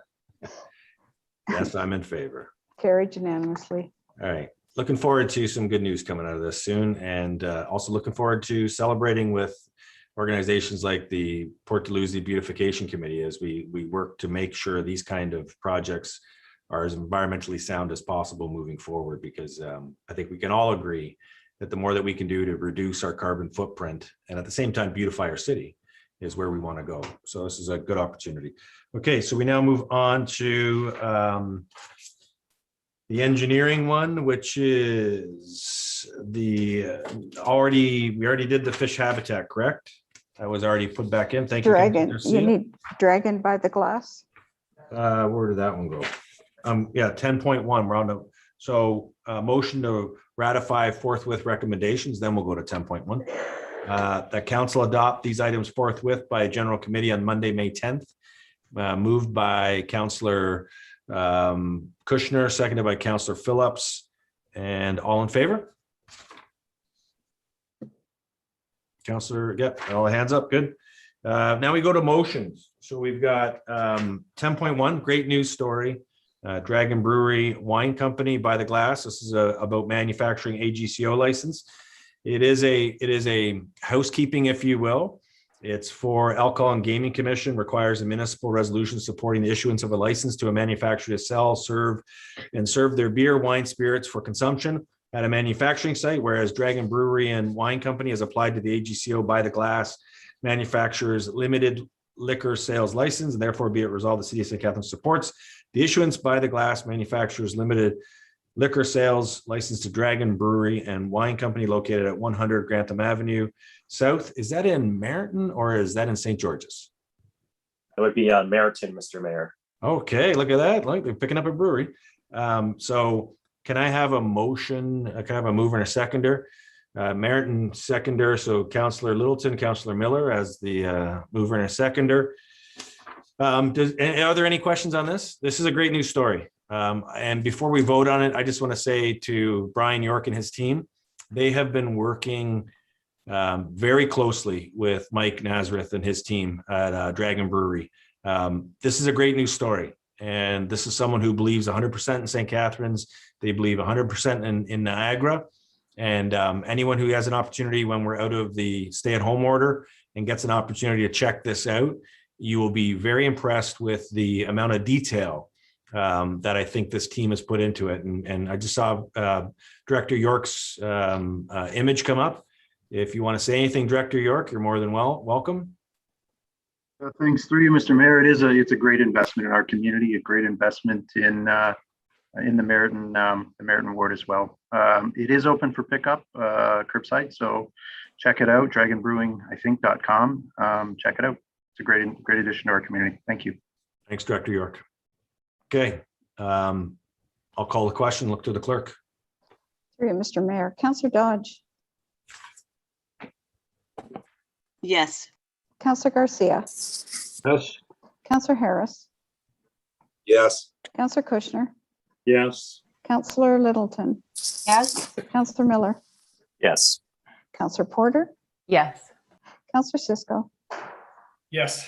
Councillor Sorrento, Yes. Councillor Townsend, Yes. Councillor Williamson, Yes. and Mayor Sendzik. Yeah, yes. And that's Cheers. carried unanimously. Okay, and we go to 10.2. So this is the NPCA 2 billion trees RFI submission. Councillor Williamson, I think you were quarterbacking this one. Do you want to take the time to read that? If we don't need to, I won't. Okay. I'll I could just go to therefore. the resolutions, maybe. Yeah, do the therefore and just to briefly explain it for the community. Okay, so this is an opportunity to plant a whole lot of trees. Be it resolved that council endorses the Niagara Peninsula Conservation Authority's request for information and submission in application to Growing Canada's Forest 2 Billion Trees Initiative.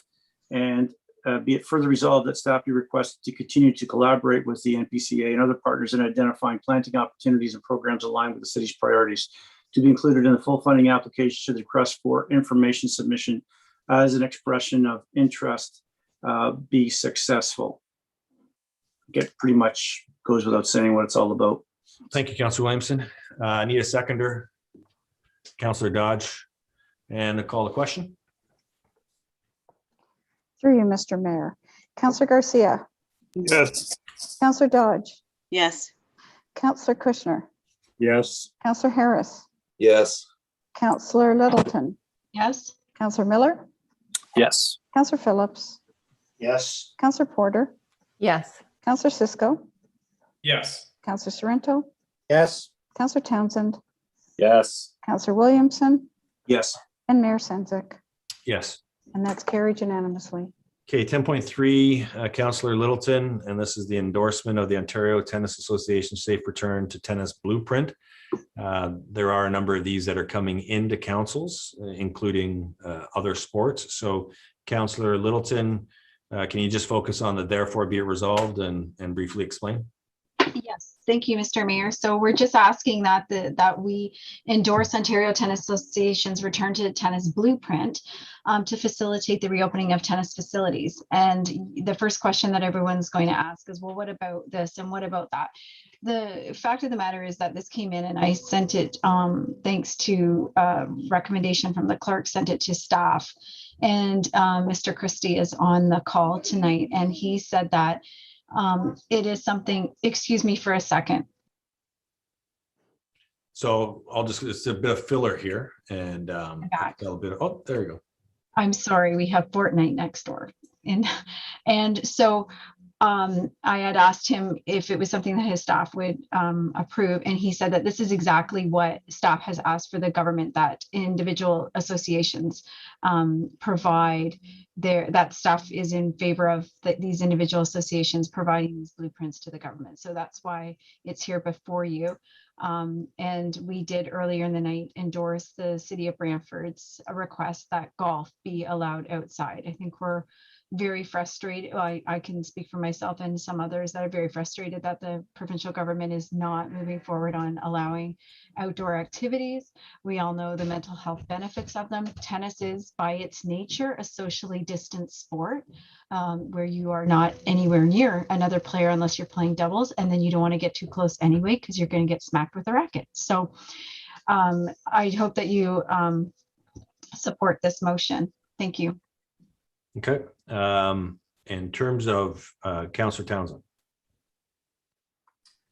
Yeah, I just had a question to the councillor. I guess my question is why not other sports too? I mean, I think just obviously we want to support any outdoor activity that you can do socially distanced, but you know, like disc golf. I'm just saying there's other. Why not other sports as well? Thank you. Through the mayor to you. I do see the director has his hand up as well. I'll just quickly say this is if those organizations would send it out, I'd be happy myself to look at it and bring it to council, but perhaps the director would like to speak. Okay, no, that makes sense. I understand that from that perspective. Director Christie. Thank you, and through you, Mr. Mayor. So council should be aware that our team, our staff have been asking the individual sport organizations for their respective return to play protocols. Those return to play protocols are usually put together by their provincial sport organizations. So when the restrictions are lifted in terms of use of our facilities and our amenities, we would welcome them back with open arms, provided that they have these safe return to play protocols in place and that they are following them, and that all members of their organization will abide by them. So, Councillor, to your point, we are seeking these out. Not every organization has gone to a councillor to seek this type of approval from council, but we do have this for most of the other organizations that we deal with on a daily basis. Okay, thank you, Dr. Christie. Would it be worth having an amendment that says any future requests by a sporting association be delegated to Director Christie, so it doesn't have to come back to council for any kind of endorsement? That would be fine. Okay.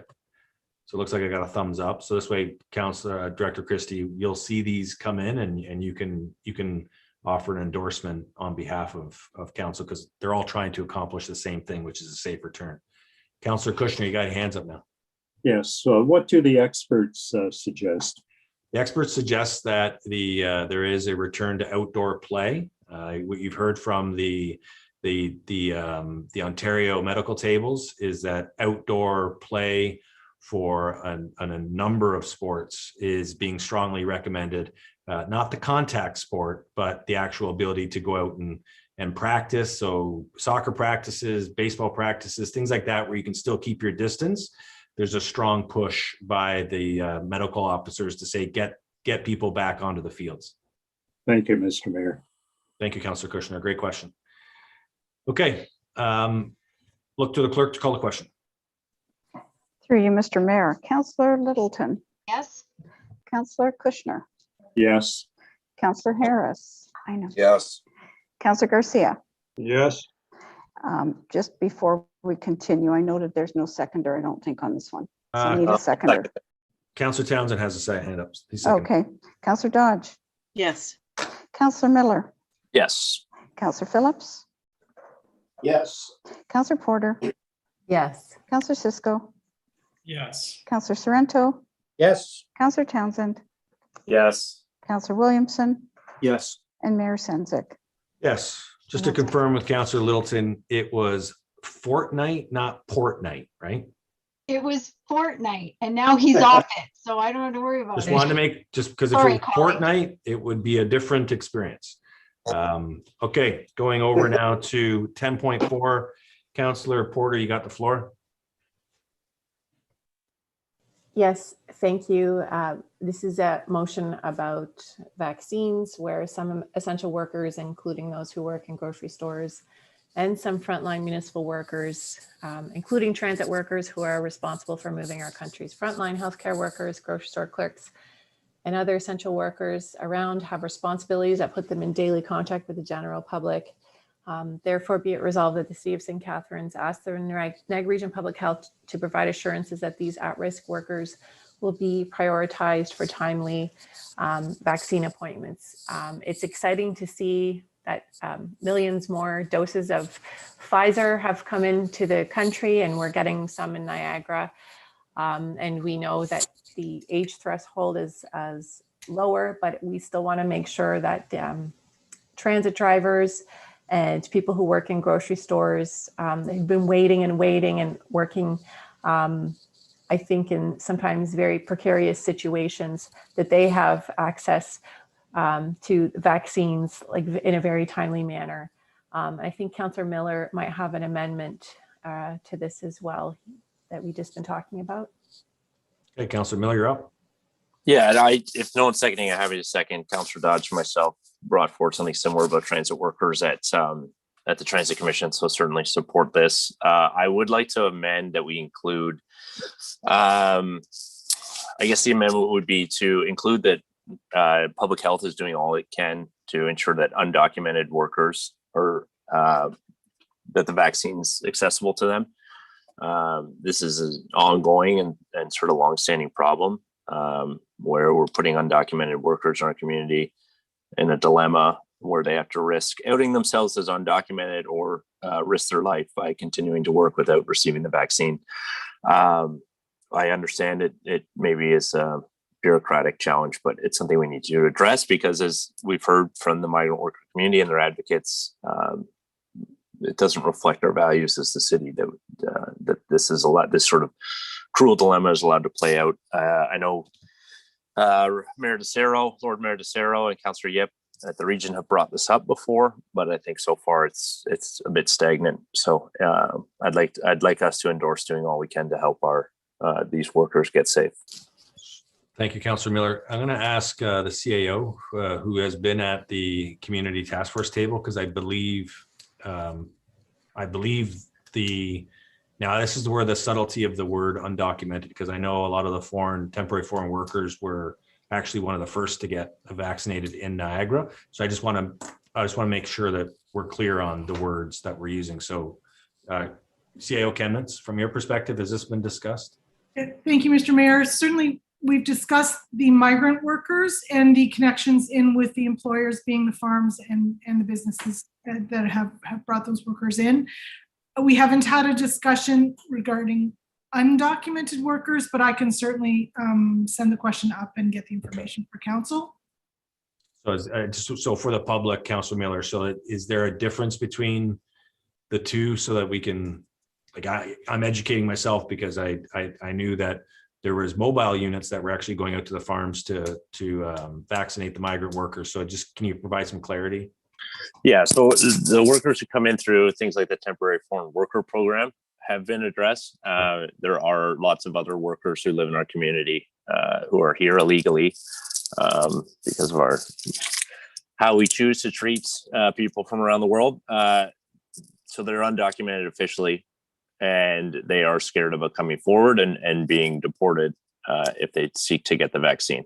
Okay, that's good clarification. Councillor Sorrento and then Councillor Townsend. Thank you, Mr. Mayor. I think in the CAO's report, Mr. Mayor, I believe that in underneath the vaccine rollout, I believe in group 1 or group 2, the transit workers and essential frontline workers like grocery store clerks or checkout people. I'm not sure what the PC name is. I think that's already in there. So how would this motion procedurally compare to what's already in the report, which apparently is starting this week? So the rollout for, and I understand and appreciate where Councillor Porter is coming from, and I totally support it. So I guess it's kind of a procedural question. Are we being pleonastic since this is already being done?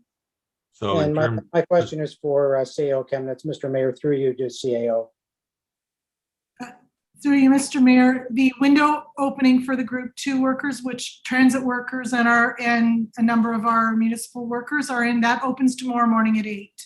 So these groups are prioritized and they can book through the provincial booking system tomorrow morning. There were some municipal workers, i.e. bylaw enforcement, etc., that were included in group 1, and they began registering last week. So effectively, they have been prioritized and their window opens tomorrow. Okay, I'm not sure. Fine, I understand. I just was wondering, how this would fit in procedurally, but I think I can live with it. Now, more importantly, Mr. Mayor, I have one final question. And I think Councillor Miller, for me, you just opened up a can of worms. How do you expect me as a director to support immunizing someone that is illegally in this country? And it's just and maybe I shouldn't be asking Councillor Miller, Mr. Mayor, but I mean, as a director of a corporation, if you're asking me to cast a vote, and I understand the compassionate side of this, but someone who's here illegally, what, can I get an opinion from legal on that? I mean, is it legal? I understand compassion from the point of view of compassion, but you're asking me to cast a vote to immunize someone who's here illegally. Just to be clear, Councillor, you're not being asked to provide the vaccination. That's being done by the region under the direction of Ontario Public Health. So you're not responsible for anything. You're just endorsing a motion. That's all you're doing. Mr. Mayor, with the utmost respect, I'm be endorsing a motion that includes people that are here illegally. Yeah, And but that's my whole point. But you're the weight of this council, you're not actually providing the vaccine. You're asking for a recommendation. That's all.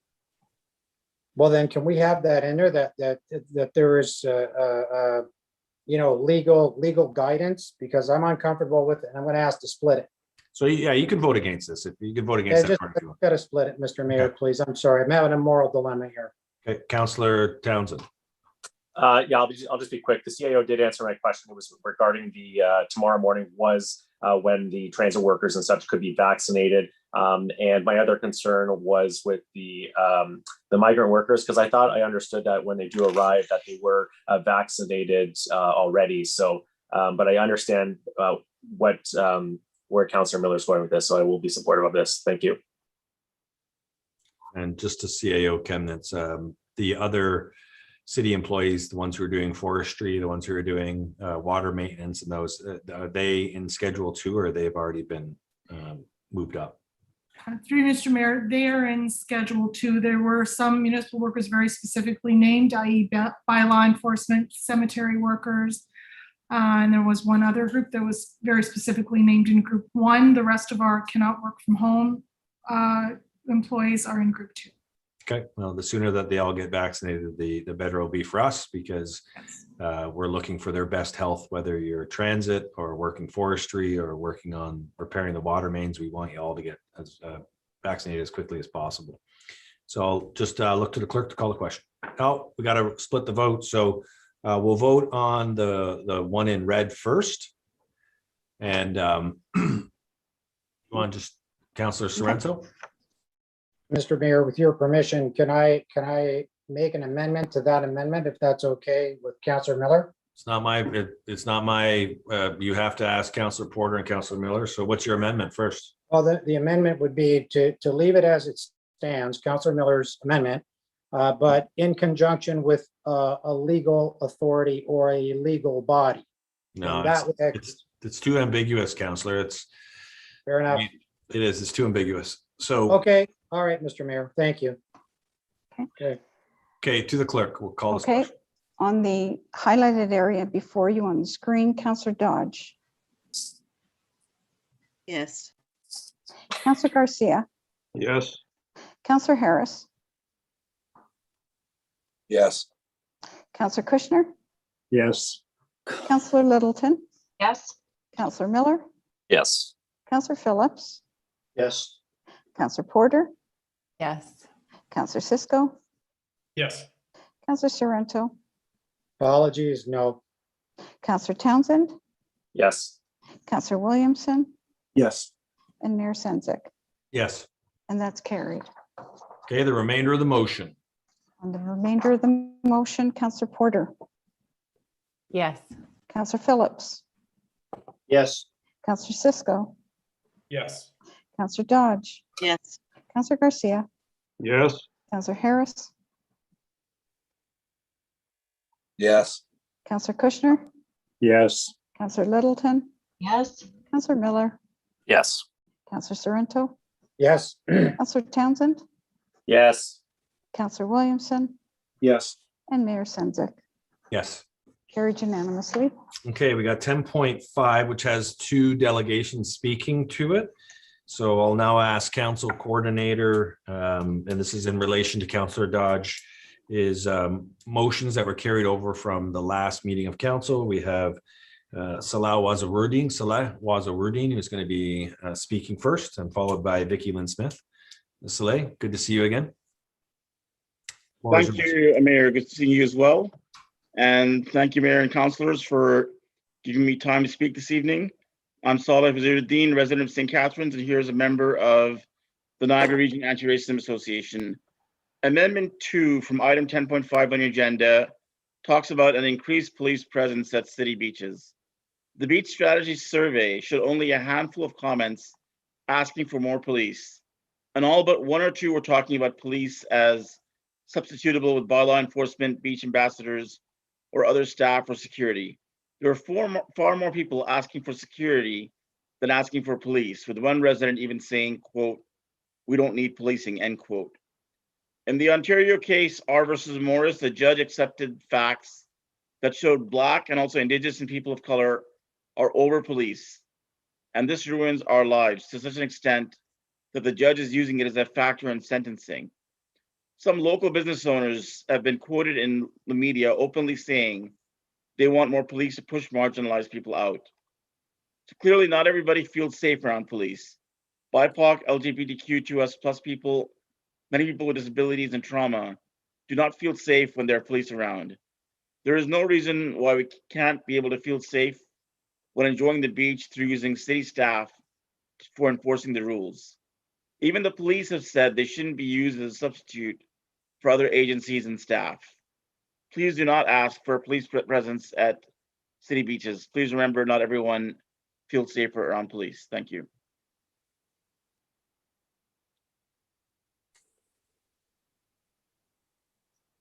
There you go. Ah, man. Whew. Sorry, Soleil. It's been a long meeting. You got a question from Councillor Miller. Yeah, thanks. Through the Mayor. To you, Soleil, thanks for joining us. I just have a question related, and if you're uncomfortable answering, feel free. But there was a lot of talk last summer about how we know that a lot of the people coming to the beaches were from Toronto. I think a lot of I saw that as possibly problematic because the sort of implication was it was a lot of visible minorities were at the beach. Is that and again, this sort of leads into that we need to take this racial lens. I mean, what was your reaction to seeing those sort of comments, I suppose, last summer? I mean, anecdotally, that is what I've heard, that a lot of the people who are noted as out of town are racialized people. But I mean, I don't know in depth enough to say for sure that this is quoting or dog whistle involved here, but that does seem to be a factor. Yeah. Thanks, I appreciate it. And again, I think it's important, and it's important. I think Soleil and Vicky Lynn are here to add this sort of critical lens to this topic. So thank you. Thank you. Thank you, Councillor Miller. Okay, seeing no further questions, Soleil, thank you very much for your presentation. We're going to move on to Ms. Vicky Lynn Smith. Okay, it's going to be short and sweet. I know these guys have been going forever. So good evening, Mayor and councillors. I'm Vicky Lynn Smith. I'm a resident here in St. Catharines, and I'm speaking on behalf of the Niagara Anti-Racism Association too. And I want to say basically what Solly said, but it's like you say, they're from out of town, but I want to say that there's a lot more visible minorities in town, and people don't necessarily see them. Because I've heard that even at businesses, people that I know have worked at businesses have said that, like at the place on Ontario Street, where a lot of them work, I can't remember what it's called, you know, where they go jumping, that a lot of visible minorities work there, and they've had comments about why are all these visible minorities working here when that doesn't represent this city, but it does represent this city. And I think that's what a lot of people don't realize. There is a lot of visible minorities in this city. You may not always see them, but they are here. And they are not friends with the police because of the history that's gone on with the police. They do not feel safe around the police, and there's a reason for it. And so if you bring more police down to the beach, where people in visible minorities, we don't feel safe around it, and we also are the lower income. And if you bring, so that's somewhere where you can go for the day with your children and your family and have a good day without spending a lot of money. And then you bring the police in, you're not going to feel welcome there. So that's all I wanted to say. Thank you very much. Thank you, Ms. Smith, for your presentation. Very much appreciated, and your perspective as well. So we had two delegations. I need a motion to receive both delegations. Councillor Littleton, Councillor Porter, all in favor of receiving. That's carried. Okay, we now move on. If I can ask the council coordinator to put on Councillor Dodge's motion. That's on the screen. Okay, and Councillor Littleton, you've got a request. I'd like it to be separated, please, all of it. Okay, Councillor Townsend, you're up. Thank you, Mr. Mayor, and it was nice hearing from the delegates there tonight. My question is, in regards to this motion, was this the recommendations that came from the task force, the beach task force that I believe we had councillors on in the CAO? Councillor Dodge, it's your motion, so I'll let you. I think that some of this stuff was, yes, discussed at the committee, and it came forward from the reports that we had come forward. Some of the things that I didn't find were addressed, I wanted to have addressed. So that's where this is coming from. Okay, I'm really concerned about having, you know, a much larger police presence on the beach, you know, and we've seen what that means to marginalized communities. I have concerns about the, if you just scroll down, the last one on the list there, which is the Niagara residents only. We know that last year that it was an anomaly where we did have a number of residents. We were in the middle of a pandemic. We made decisions, but this year we're really strongly hoping that by, you know, July, August, the majority of people from around Canada and Ontario will have their vaccines in arms by then. I can't support this motion just because even if I look at the staff, the first one there, we're asking for the staff to incorporate the, don't we already have a beach strategy? We have the deputy CAO that sits on this committee with already the public and the councillor, if I'm correct? No, that's not what happened this year. Okay. We only met with staff. And Mr. Mayor, when can I make a couple of clarifications here before everybody keeps speaking to them? Okay, like Deputy CAO Oakes, if you want to just respond to the last one, and then we'll go over to Councillor Dodge and let's see what's going on. Mr. Mayor, the first point that Councillor Dodge is speaking to on the virtual engagement, it's correct. We didn't have the public necessarily engaged at the task force level. We did do it through the survey. The intention of this would be just to do a bit of a debrief with some neighborhood stakeholders. That's my understanding of what the first point is specific to gather feedback on how this year beach operation has what worked, what didn't work. I'll just finish up and then I'll just say I can't support this. It concerns me, you know, adding more police. We talked about beach ambassadors from the city standpoint, but I'll leave other councillors to chime in. Thank you. Thank you, Councillor Townsend. Okay, Councillor Dodge. So okay, sorry. No, it's all. I'm going to turn it over to you. So I was just going to say that I think that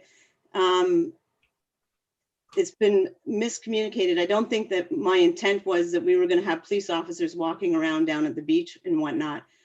The intent was, I have a lot of complaints and a lot of concerns for safety from residents with street racing down here, drunken, disorderly people leaving the beaches.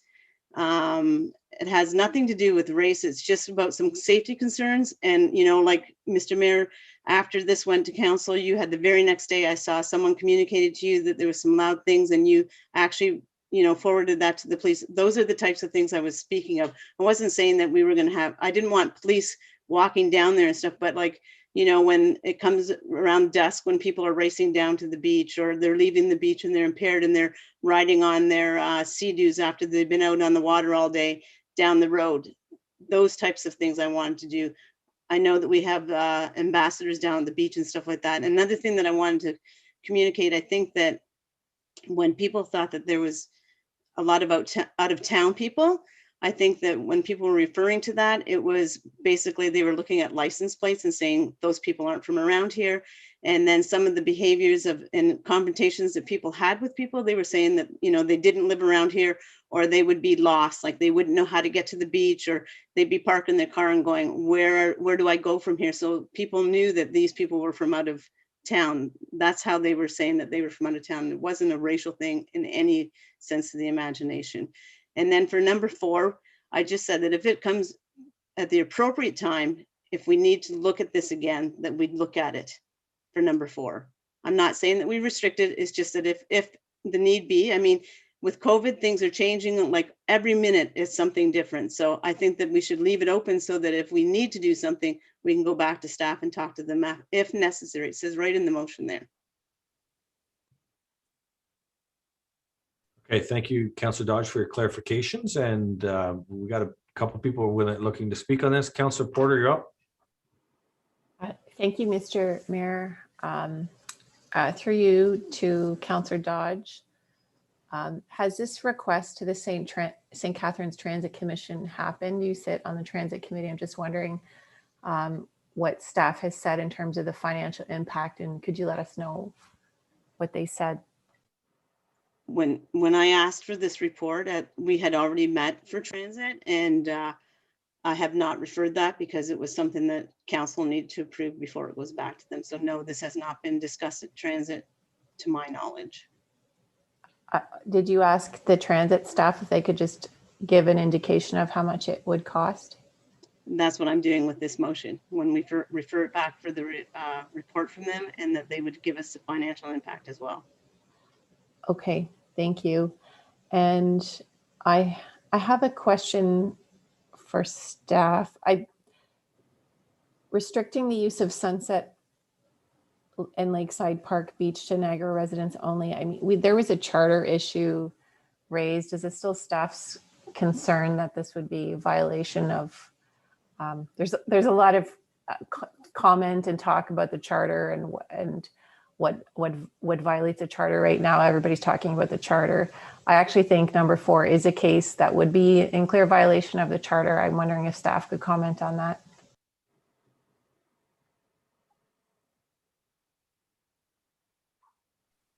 Sorry, through you, Mr. Mayor, to the councillor.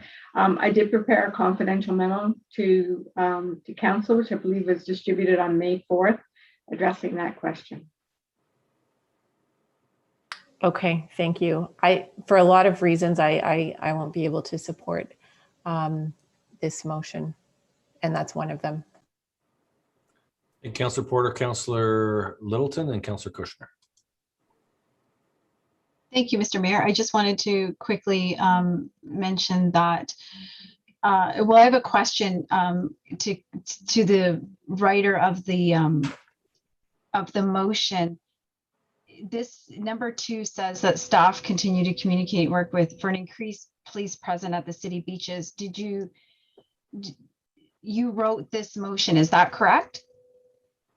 In consultation with staff, yes. Okay, but you didn't actually mean at the beach. You meant around the beach, like down the streets and things like that. Yeah, within it could be at the beach, or it could be in the surrounding area of the neighborhood. Okay, so more police on the beach is the intent of that as well. No, it's not. But say someone's racing down the street and they go into the beach, then the police would have to obviously go onto the beach to speak to them in their car in the parking lot or whatever. What I'm talking about is the surrounding area, and we have some safety issues down here with street racing. We have people down there doing things dealing things on the beach that they shouldn't be doing. And I think that if they're, I'm not talking about they sit down at the beach. I'm talking about if they just drive through every once in a while and people see that, it might deter people from going down and parking at the beach and handing stuff over and exchanging money and whatnot. And some of the street racing and the speeding and stuff that goes on to go down to the beach at night. And then, like I said, the people that are drinking down at the beach and leaving the beach and, racing, or I've seen them actually personally with jet skis on the back of a truck being towed down the road, and people are riding on the jet skis. And that's not safe. And we want it to be a safe environment for the neighborhood. Okay, I'm just confused because it says a police present at the beach. So when I read that, I mean, that would be physically at the beach. So on the sand in that area, but then you're talking about street racing, which I understand that. So I'm just wondering if we could maybe change the wording at city beaches maybe say a surrounding the area or something surrounding the neighborhood surrounding the beaches. Okay, because that's what I was, I absolutely don't support more police walking around on the beach. I mean, for a number of reasons, but so thank you for that clarification. But last year I repeatedly voted against restricting the use of the beaches to Niagara residents. And while I understand some of my colleagues, like why council did enact that, for me, it's always been, it's a public place. It is for the public. We cannot restrict public places for anybody, whether you're from Tobermory and you come down here, you're from the GTA, you're from Niagara Falls, you're from St. Catharines. I just believe public places are public places. So I will not be supporting number 2 and 4. And I don't think we can have free transit through the city in the months in next month, the month after, and the month after that. So for that logistical reason, I will not be supporting number 4 as well, but I will support number 1. Thank you. Okay, Councillor Kushner, you're up next. Oh, thank you, Mr. Mayor. Could we discuss one at a time and vote on them because there's a separate vote being requested? Yeah, it's 9:45, and so I don't think we're going to do each one and have a circular discussion on each topic. If you want to pick 1 through 4 and tell us which one you want to talk about, but we're not going to pick each one apart. We will separate the vote at the end as it requested, but we're not talking about each one individually. Okay, number 2. I think Councillor Dodge indicated it should be the city beach area. And this way it focuses too much on the beach. So I changed that to the city beach area. And secondly, I put in that there be communication when necessary. It already happens, Councillor. The communication already happens, but that's fine. You can put it in. Yeah, when necessary. So they be able to communicate with the police when necessary.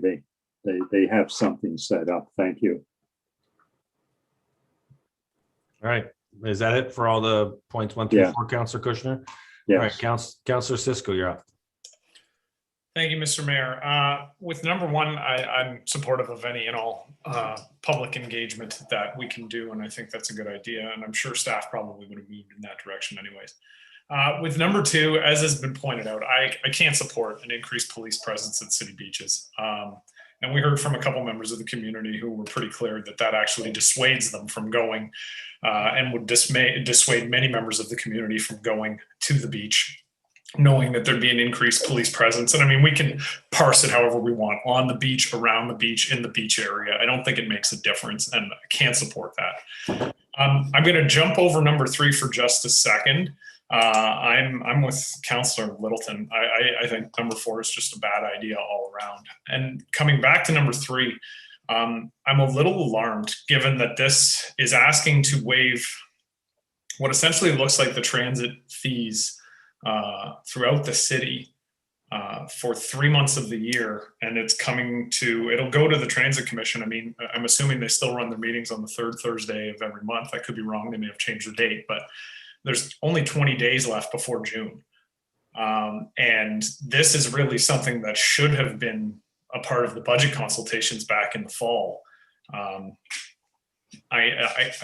I fear for the revenue hole that would create. And I think it would also create a lot of problems. We're in the midst of trying to coordinate our transit fare structure with other municipalities.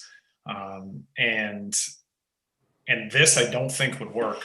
Just thinking about the conversations that have been had at the Linking Niagara Transit Committee and the Integrated Municipal Transit Working Group that goes on between the different properties and staff members, I just don't see how number 3 is even feasible this late in the day.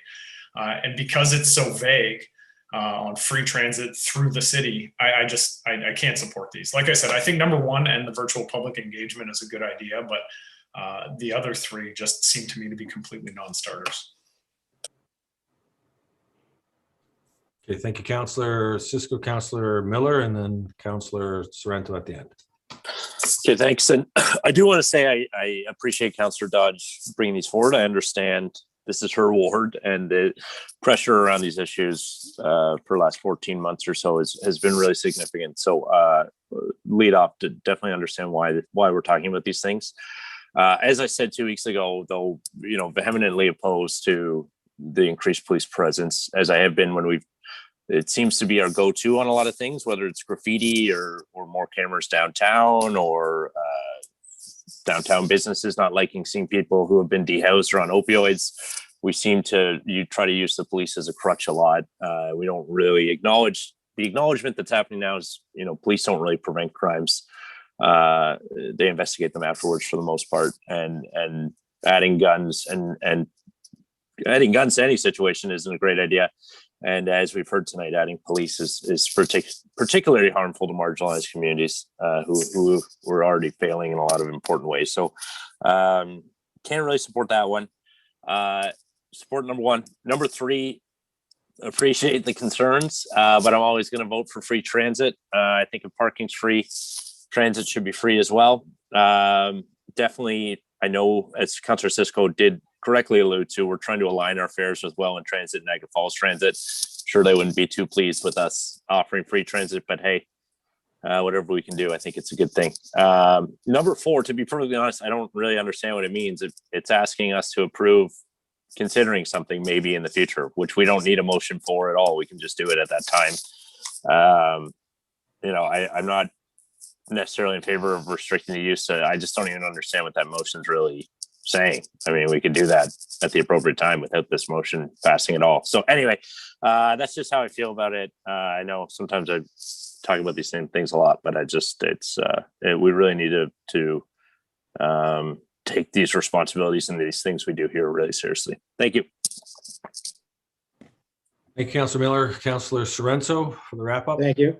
Thank you, Mr. Mayor. I presume in number four that the restrictions would also apply to the peer or the peers. I cannot support the number two, number three, number four. It's interesting that whenever we have an issue or we're fearful or something happens, first people we call are the police. And I understand everybody has different experiences with the police, but I think by and large, your police do a good job. They protect us. They keep us safe. So I'm definitely not going to cast any disparaging remarks or just even not contradict, but I understand that they shouldn't be walking around on the beach maybe, but we rely on them tremendously, Mr. Mayor. And, when we have issues, that's who we call, don't wait, come and police our streets, but no, don't go on the beach. So I don't know. I just can't support 2, 3, and 4, and I won't, but I will support number one because I do feel that the public has to be involved, and that's it. Thank you. All right. Thank you, Councillor Sorrento. Councillor Dodge, I'm going to allow you to do the wrap up. Okay, so I guess I stand by what I've like when I spoke with staff, and I thank them for the time that they took to sit and speak with me about this stuff. And as far as it goes with number two, I didn't hear anything. I've heard plenty from residents about the speeding and the fact that they would like to have a stronger police presence for the reasons that I stated. I had never heard from neither one of the two people that were here this evening to speak to this, because I would have gladly spoke with them and I could have maybe worked with them to change it. But that's all I can say.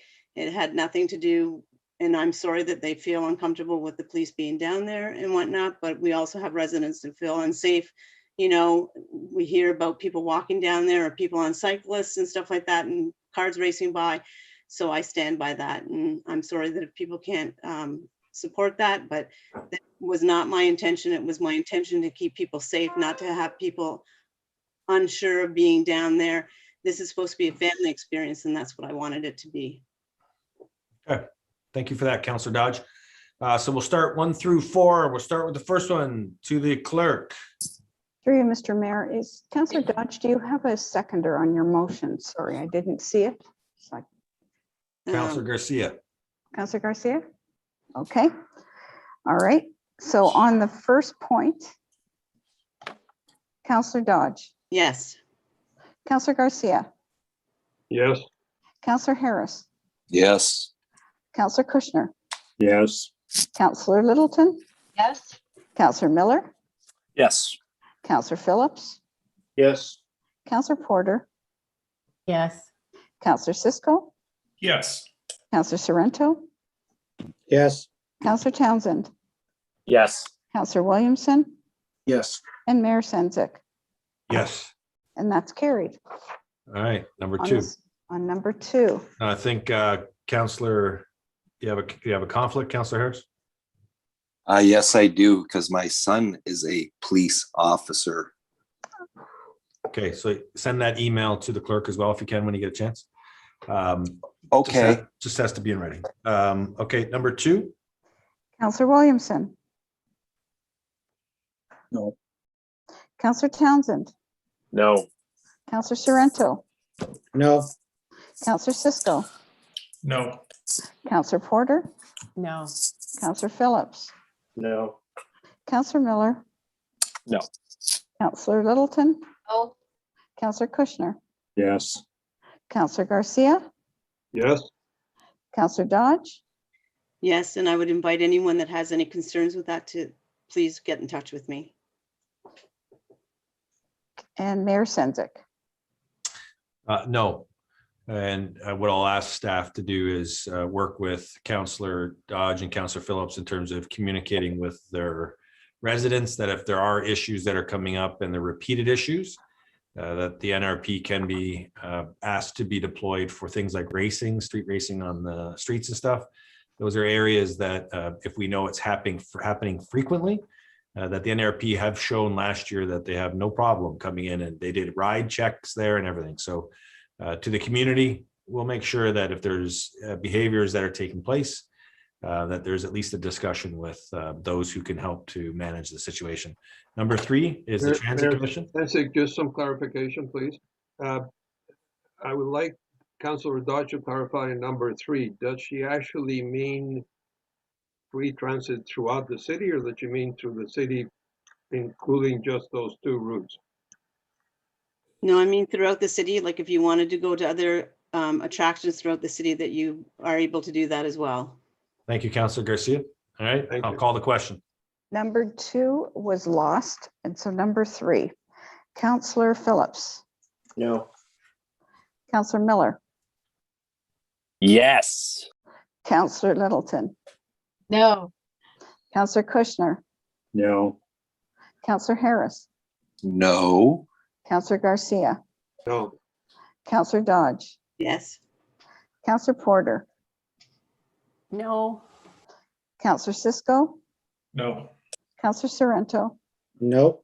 Councillor Townsend, No. Councillor Williamson, Yes. and Mayor Sendzik, No. and that's lost. Okay, number four. Number four, Councillor Garcia, Yes. Councillor Dodge, Yes. Councillor Harris,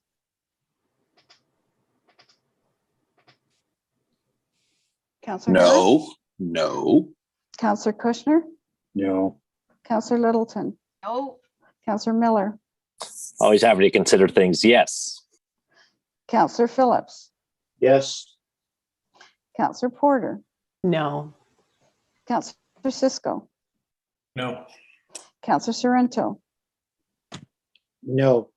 Councillor Townsend, No. Councillor Williamson, Yes. Mayor Sendzik, No. and that's lost. Okay. All right, we now move on to what would be, so there are no calls for notice of motion. Report requests, if you have any, send them in to staff so that they can review them before the next council meeting. We now resolve in the general committee, so we do have an in-camera item that we need to get to before curfew. We're going in camera, CAO Recruitment. Mr. Mayor, sorry, point of order. Did I have a report request, or am I getting it at the wrong time? Oh, sorry. Yeah, sorry. I apologize because Not at all. It's okay, sir. I didn't look up. So Councillor Williamson and Councillor Sorrento. Councillor Sorrento, you had something pulled that you just want to refer to report? Yes, if it was next up, and I'll speak last to it if there are other people that want to speak to it. So I don't think anyone's going to speak to it, Councillor. Okay, very good. So just a report to give us an update on the end of life of the building and report back to council. Okay. That was from the Surplus Task Force Committee, and that's a request for that to come back, which I think has already been asked. Thank you. Okay. Councillor Williamson, you're up. Thank you, Mr. Mayor. I did talk to staff about this. In light of the Ministry of Environment and Conservation and Parks testing of the toxic chemicals coming off the General Motors lands, I would request a staff report addressing what alternatives council can take to achieve more urgent, effective, and appropriate action in stopping toxic chemicals from being released into the 12 Mile Creek watershed.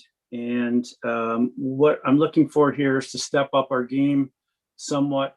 I understand that our staff is working with the Ministry of the Environment staff, but we're looking for, and I'm happy to include this in the report that's coming back on the December issue, but what we can do to maybe at a higher level get some action generated, because this is a serious problem. Thank you. Okay. Councillor Cisco, you're up. Thank you, Mr. Mayor. I was, and I mentioned to you, I was hoping to request of staff. I know there's a report coming back with respect to the environmental water testing report from the MOECP, and I was hoping we could make a request for Ms. Groombridge to come back and present when that report comes forward. If I can put that request to staff. Director Kitte, if you're, there you go. If you can just speak to that. Through the mayor to the councillor, absolutely, I can reach out to the manager at the MOECP and see if she's available for one of our June council dates. That would be great. And if I could request, Mr. Mayor, I know there's a lot of concern in the community, and I'm hoping that residents, if they have questions, once that date is scheduled, if we can direct all questions, if Ms. Kitte will take them, direct them to Ms. Kitte so they can be forwarded to Ms. Groombridge to be able to answer those questions, because I know there's going to be a lot of interest. And I'm seeing a nod from Ms. Kitte, so it seems like that would be appropriate. And I would just say I know there's a lot of interest. As the ward councillors, myself and Councillor Porter have put a lot of time into this, and I was happy to hear a request for a report just a moment before by Councillor Williamson. And I would just suggest that if other councillors have concerns about GM, obviously Councillor Porter and I have been working on it for quite some time, but heads up, and maybe just a mention to the ward councillors of thoughts with respect to the GM property is always appreciated, as we have been working and putting countless hours on. And when people sort of jump in the middle of the process, it makes it hard to know exactly who's asking for what. Thank you, Councillor. Councillor Garcia. Thank you, Mr. Mayor, and thank you to Councillor Cisco and Williamson for those comments. I guess my only concern is June, in terms of having heard with this addendum that the ministry has published, that PCBs are actually leaking into 12 Mile Creek, which means they are going into Martindale Pond and therefore into Lake Ontario. This is like a federal issue. I would like to get a report back a lot quicker than June, like the next meeting if possible. Okay, Councillor Garcia, again, I'm going to ask Director Kitte to make a few comments, because the description that you're using versus what the MOE released, just want some clarification, because don't want the public to be led to believe that there's a massive amount of PCBs that are just pouring out of the 12 Mile Creek. And, can I just get clarification? Because I think Director Kitte has been very clear in her memo as well to council about the severity of this and how we're moving it forward. Thank you. And through the mayor to the rest of council, all of council was provided with the Ministry of Environment's updated addendum and water quality sampling results April 27th. While there were some slight exceedances of the PCB levels, they were only slightly above what were is anticipated for a typical storm event in the area.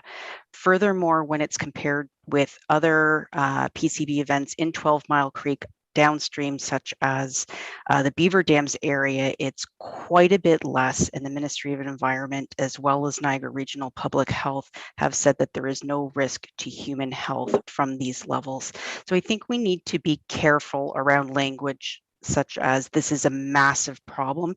We recognize that there are PCBs leaving the property, and yes, that is a problem that is the responsibility of the landowner, and the MOE is working with the landowner on gaining compliance and following the process necessary to do that.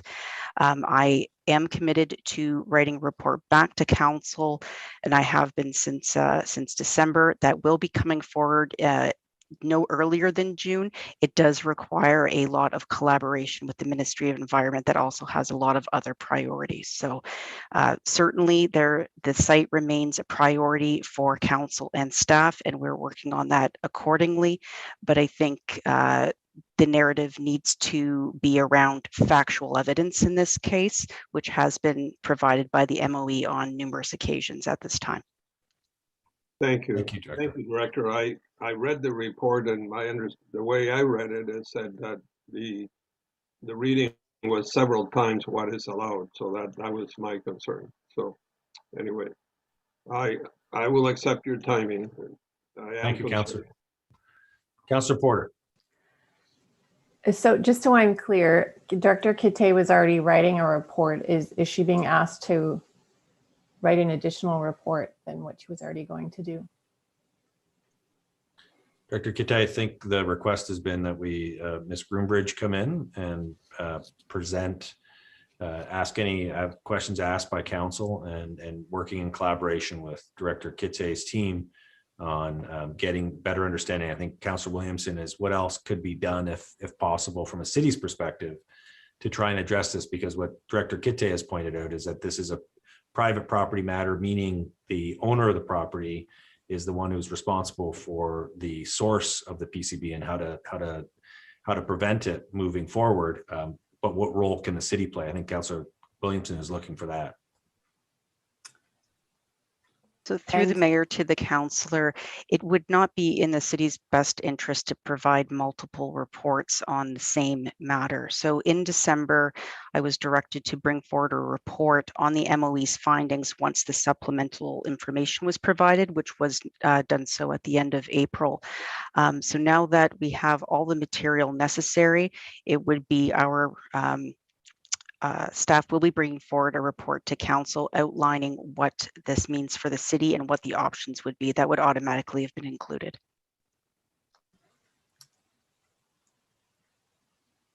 Is that directed to me? Just any clarification on your report, I think. Well, yeah, for the ministry just to ask the landowner for a plan to come up with compliance. This has dragged on for quite some time, and I'm very thankful to the ward councils for all the efforts that they put into this, absolutely.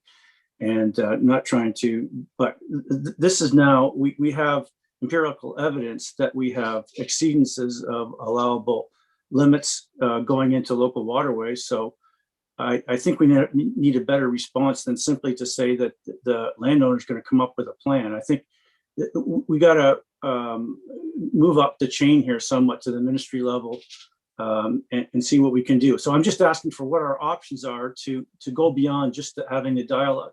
No, I don't want to belittle it, because I appreciate the collaboration between planning staff at a civil servant to civil servant relationship, but maybe as political leaders, we can go to the political leaders and get some more serious action on it. That's what are our options is what I'm asking for beyond. Councillor Williamson, can I ask you a question? Are you only asking for a report on the private property and not on any other source of PCB along the 12 Mile Creek, the sources of PCBs that are 200 and 300 times what's coming out of the GM lands that are on publicly owned property? Are you asking the private property owner to do anything differently than what the city is under? This is what I don't understand. Well, I'm concerned about PCBs going into our waterways, period. I don't know where they're but coming. You only mentioned the GM lands. Okay, well, in the surrounding area, yes. Thank you for that clarification. Okay. All right, Councillor Porter, is that okay? Councillor Cisco?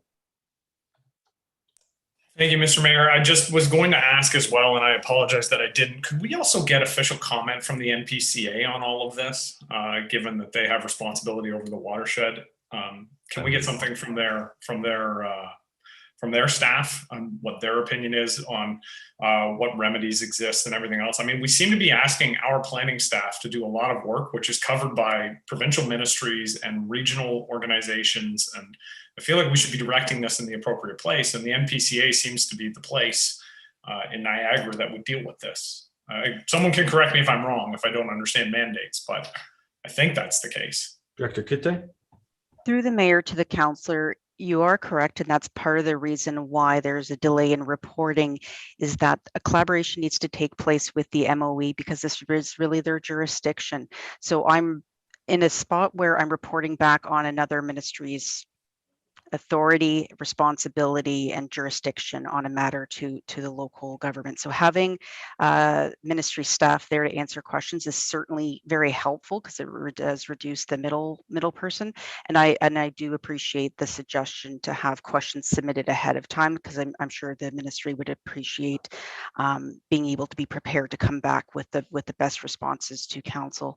We have been working with the NPCA. There have been several meetings, and in fact, I have attended one of their board meetings on the matter. They continue to support what the city is doing in this regard, and they continue to do annual water testing in 12 Mile Creek, and they post all of their findings on their annual report on their website. So you're right, there are multiple jurisdictions that are taking over this, which is why these things take time.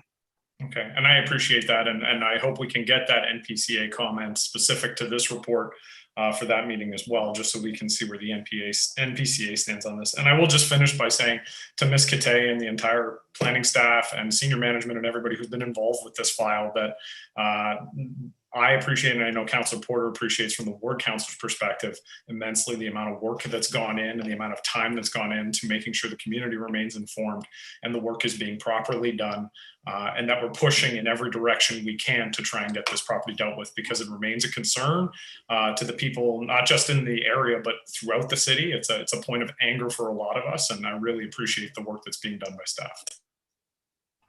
Thank you.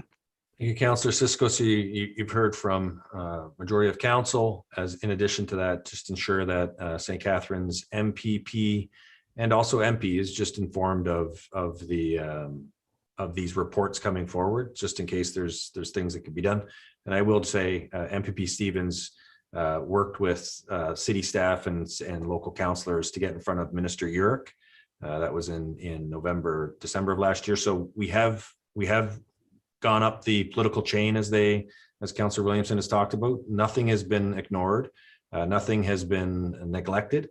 It's we're just trying to get through this. But sometimes you got to shine a light on some of the other areas to know that there's other areas of the creek that have some concerns that may have gone unnoticed by past councils as well.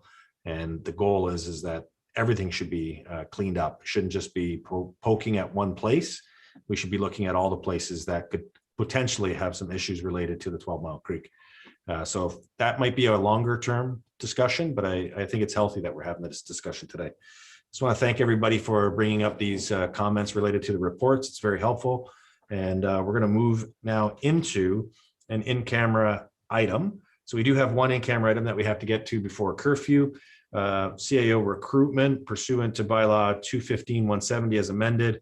Section B20 3B, personnel matter about an identifiable individual, including municipal local board employees, and D, labor relations or employee negotiations. City Clerk, can you read the disclaimer, and then we'll have a motion to go in camera.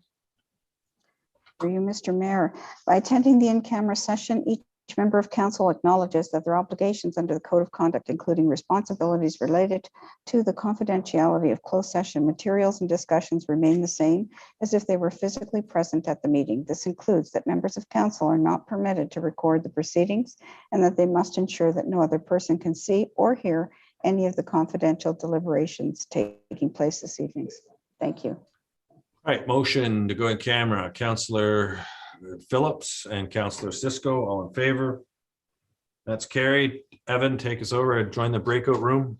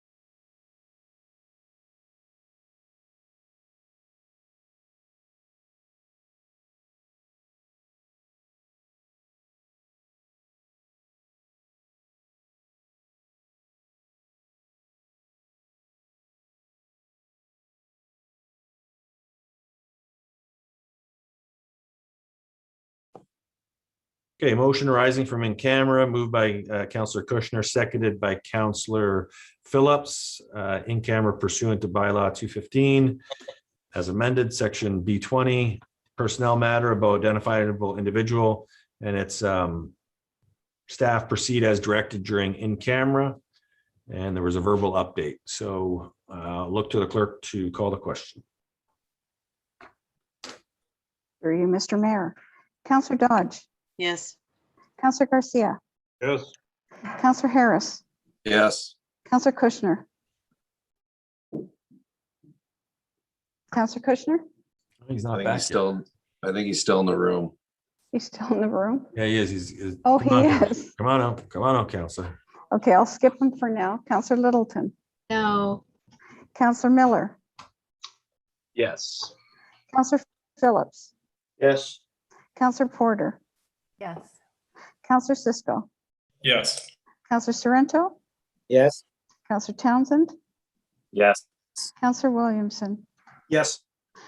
Mayor Sendzik, Yes, now we got to go to the deputy mayor. and yes, and Councillor Kushner.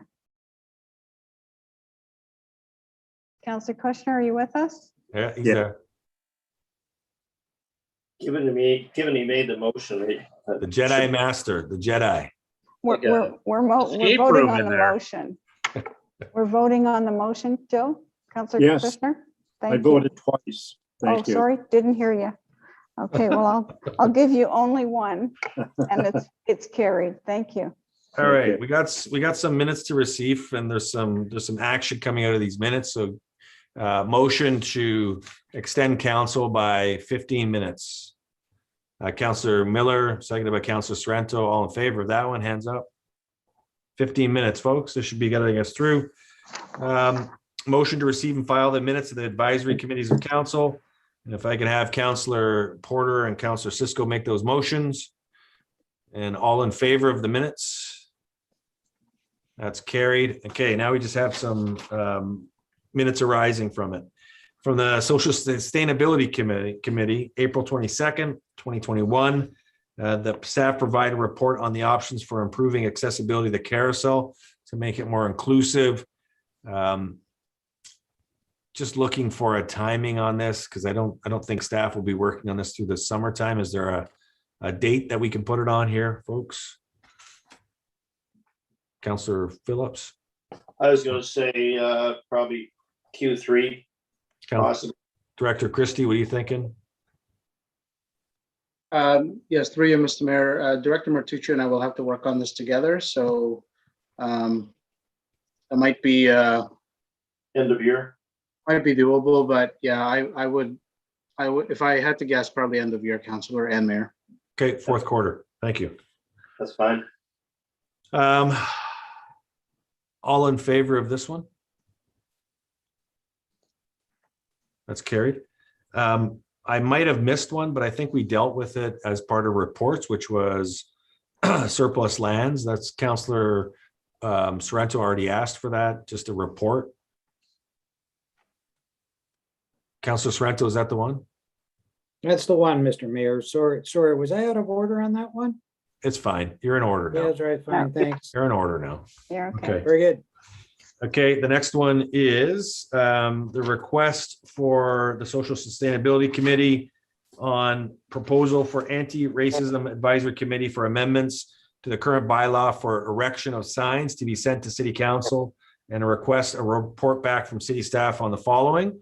And that's for the amendment to the current bylaw for the erection of signs and other advertising devices to state that no person shall display or cause to be displayed a sign that bears a hate message or logo, crest, or graphic that would convey such a message. Councillor Miller, you got your hand up? Nope, okay. This is a report request, so this will be a subtle change to the bylaw, which will have to go through some discussion. So all in favor, I need a mover in a We second. need a mover. Yeah, I'll move. Okay, That was my dance. I was moving. Councillor Miller, And a seconder, please. Councillor I'll second Phillips. Okay, sorry. And Councillor Kushner, do you have a question on this or no? No, I'll second it. Thank you. Thank you. Okay, all in favor? It's great to see work coming up from these committees, which is fantastic. We have another one on 13.5. This is again from the Anti-Racism Advisory Committee as amended. This is a diverse supplier policy proposal, and that council request a report back from city staff. Again, can we get a timeline on this, just so that staff aren't expecting this immediately if there's a timeline? Director Douglas, what are you thinking on this? Yeah, Mayor, we'll target the end of the year because we'll need to work with the new equity and inclusion and diversity position with this, and it does have impacts across the entire corporation. Okay. Councillor Phillips. Mr. Mayor, if I could, there was an amendment that Soleil was brought to us late this afternoon in regards to this. I don't know if staff received that. I can send it to you tomorrow. Just because in doing this, there are 5 organizations that city should survey, research, whatever, in order to get this presented. So I don't know if staff have that. You have that? Yeah, I'll forward it to Director Douglas. Okay, so that'll be included, and just asking for a report on this. Nothing. It's not going to cost us any money yet. Thank you. Okay, Councillor Sorrento, do you have a question on this one? Not on this one, Mr. Mayor. Did I get a seconder on my motion? I don't think I did. That was already done. That was Councillor Townsend. Okay. That was before Yeah. the wedding Okay. camera. Well, thank you. Okay, all in favor? We need a mover. I'll move that. Okay, Seconded by Councillor Miller. thank you. That's been carried, folks. Okay. Reading of bylaws. We have a motion that the bylaws listed on council agenda A through X. When was the last time we had bylaws A through X? Like, this is the alphabet. We ran the alphabet today. Be read a first time and considered and passed, that they be signed and executed by the mayor and city clerk. Who wants to move this? I'll move it. Who's that? I will, Mr. Mayor. All right, okay, I got Councillor Williamson, and I want to go with the deputy mayor again. Sorry, Councillor. All right. All in favor? It's carried. Reading of additional bylaws, that following additional bylaws A and B be read a first time, considered and passed. Bylaw to amend bylaw 2020-102 entitled bylaw to impose certain rates and fees charged by the corporation city of St. Catharines with respect to certain administrative matters. It's right in front of you. The second one is a not long one. I'm not going to read it. It's all about stopping up something, and that they be signed and executed by the city and mayor clerk. Councillor Sorrento, you're moving this? Sorry. Are you or aren't you? You need a mover, I'll move it. That's what I asked you. Okay. Who wants to second it? Councillor Miller's got his hand up, or his finger up, his thumb up. It's Miller time. All in favor? Okay, it's carried. And now we have the final motion. And I just want to say it's been an absolute honor to be working with the Deputy Mayor Kushner in the month of May. I'm still learning this role, and as Deputy Mayor, he's teaching me some new tricks. Yeah, they're bad ones, so. So I'll make Councillor Deputy Mayor, can you make the motion? Yes, by all means. Okay, seconded is Councillor Fortnight Littleton. All right, folks, great meeting, a lot accomplished, and to staff, you did an amazing job. Again, a lot of great work done tonight. So have a great night.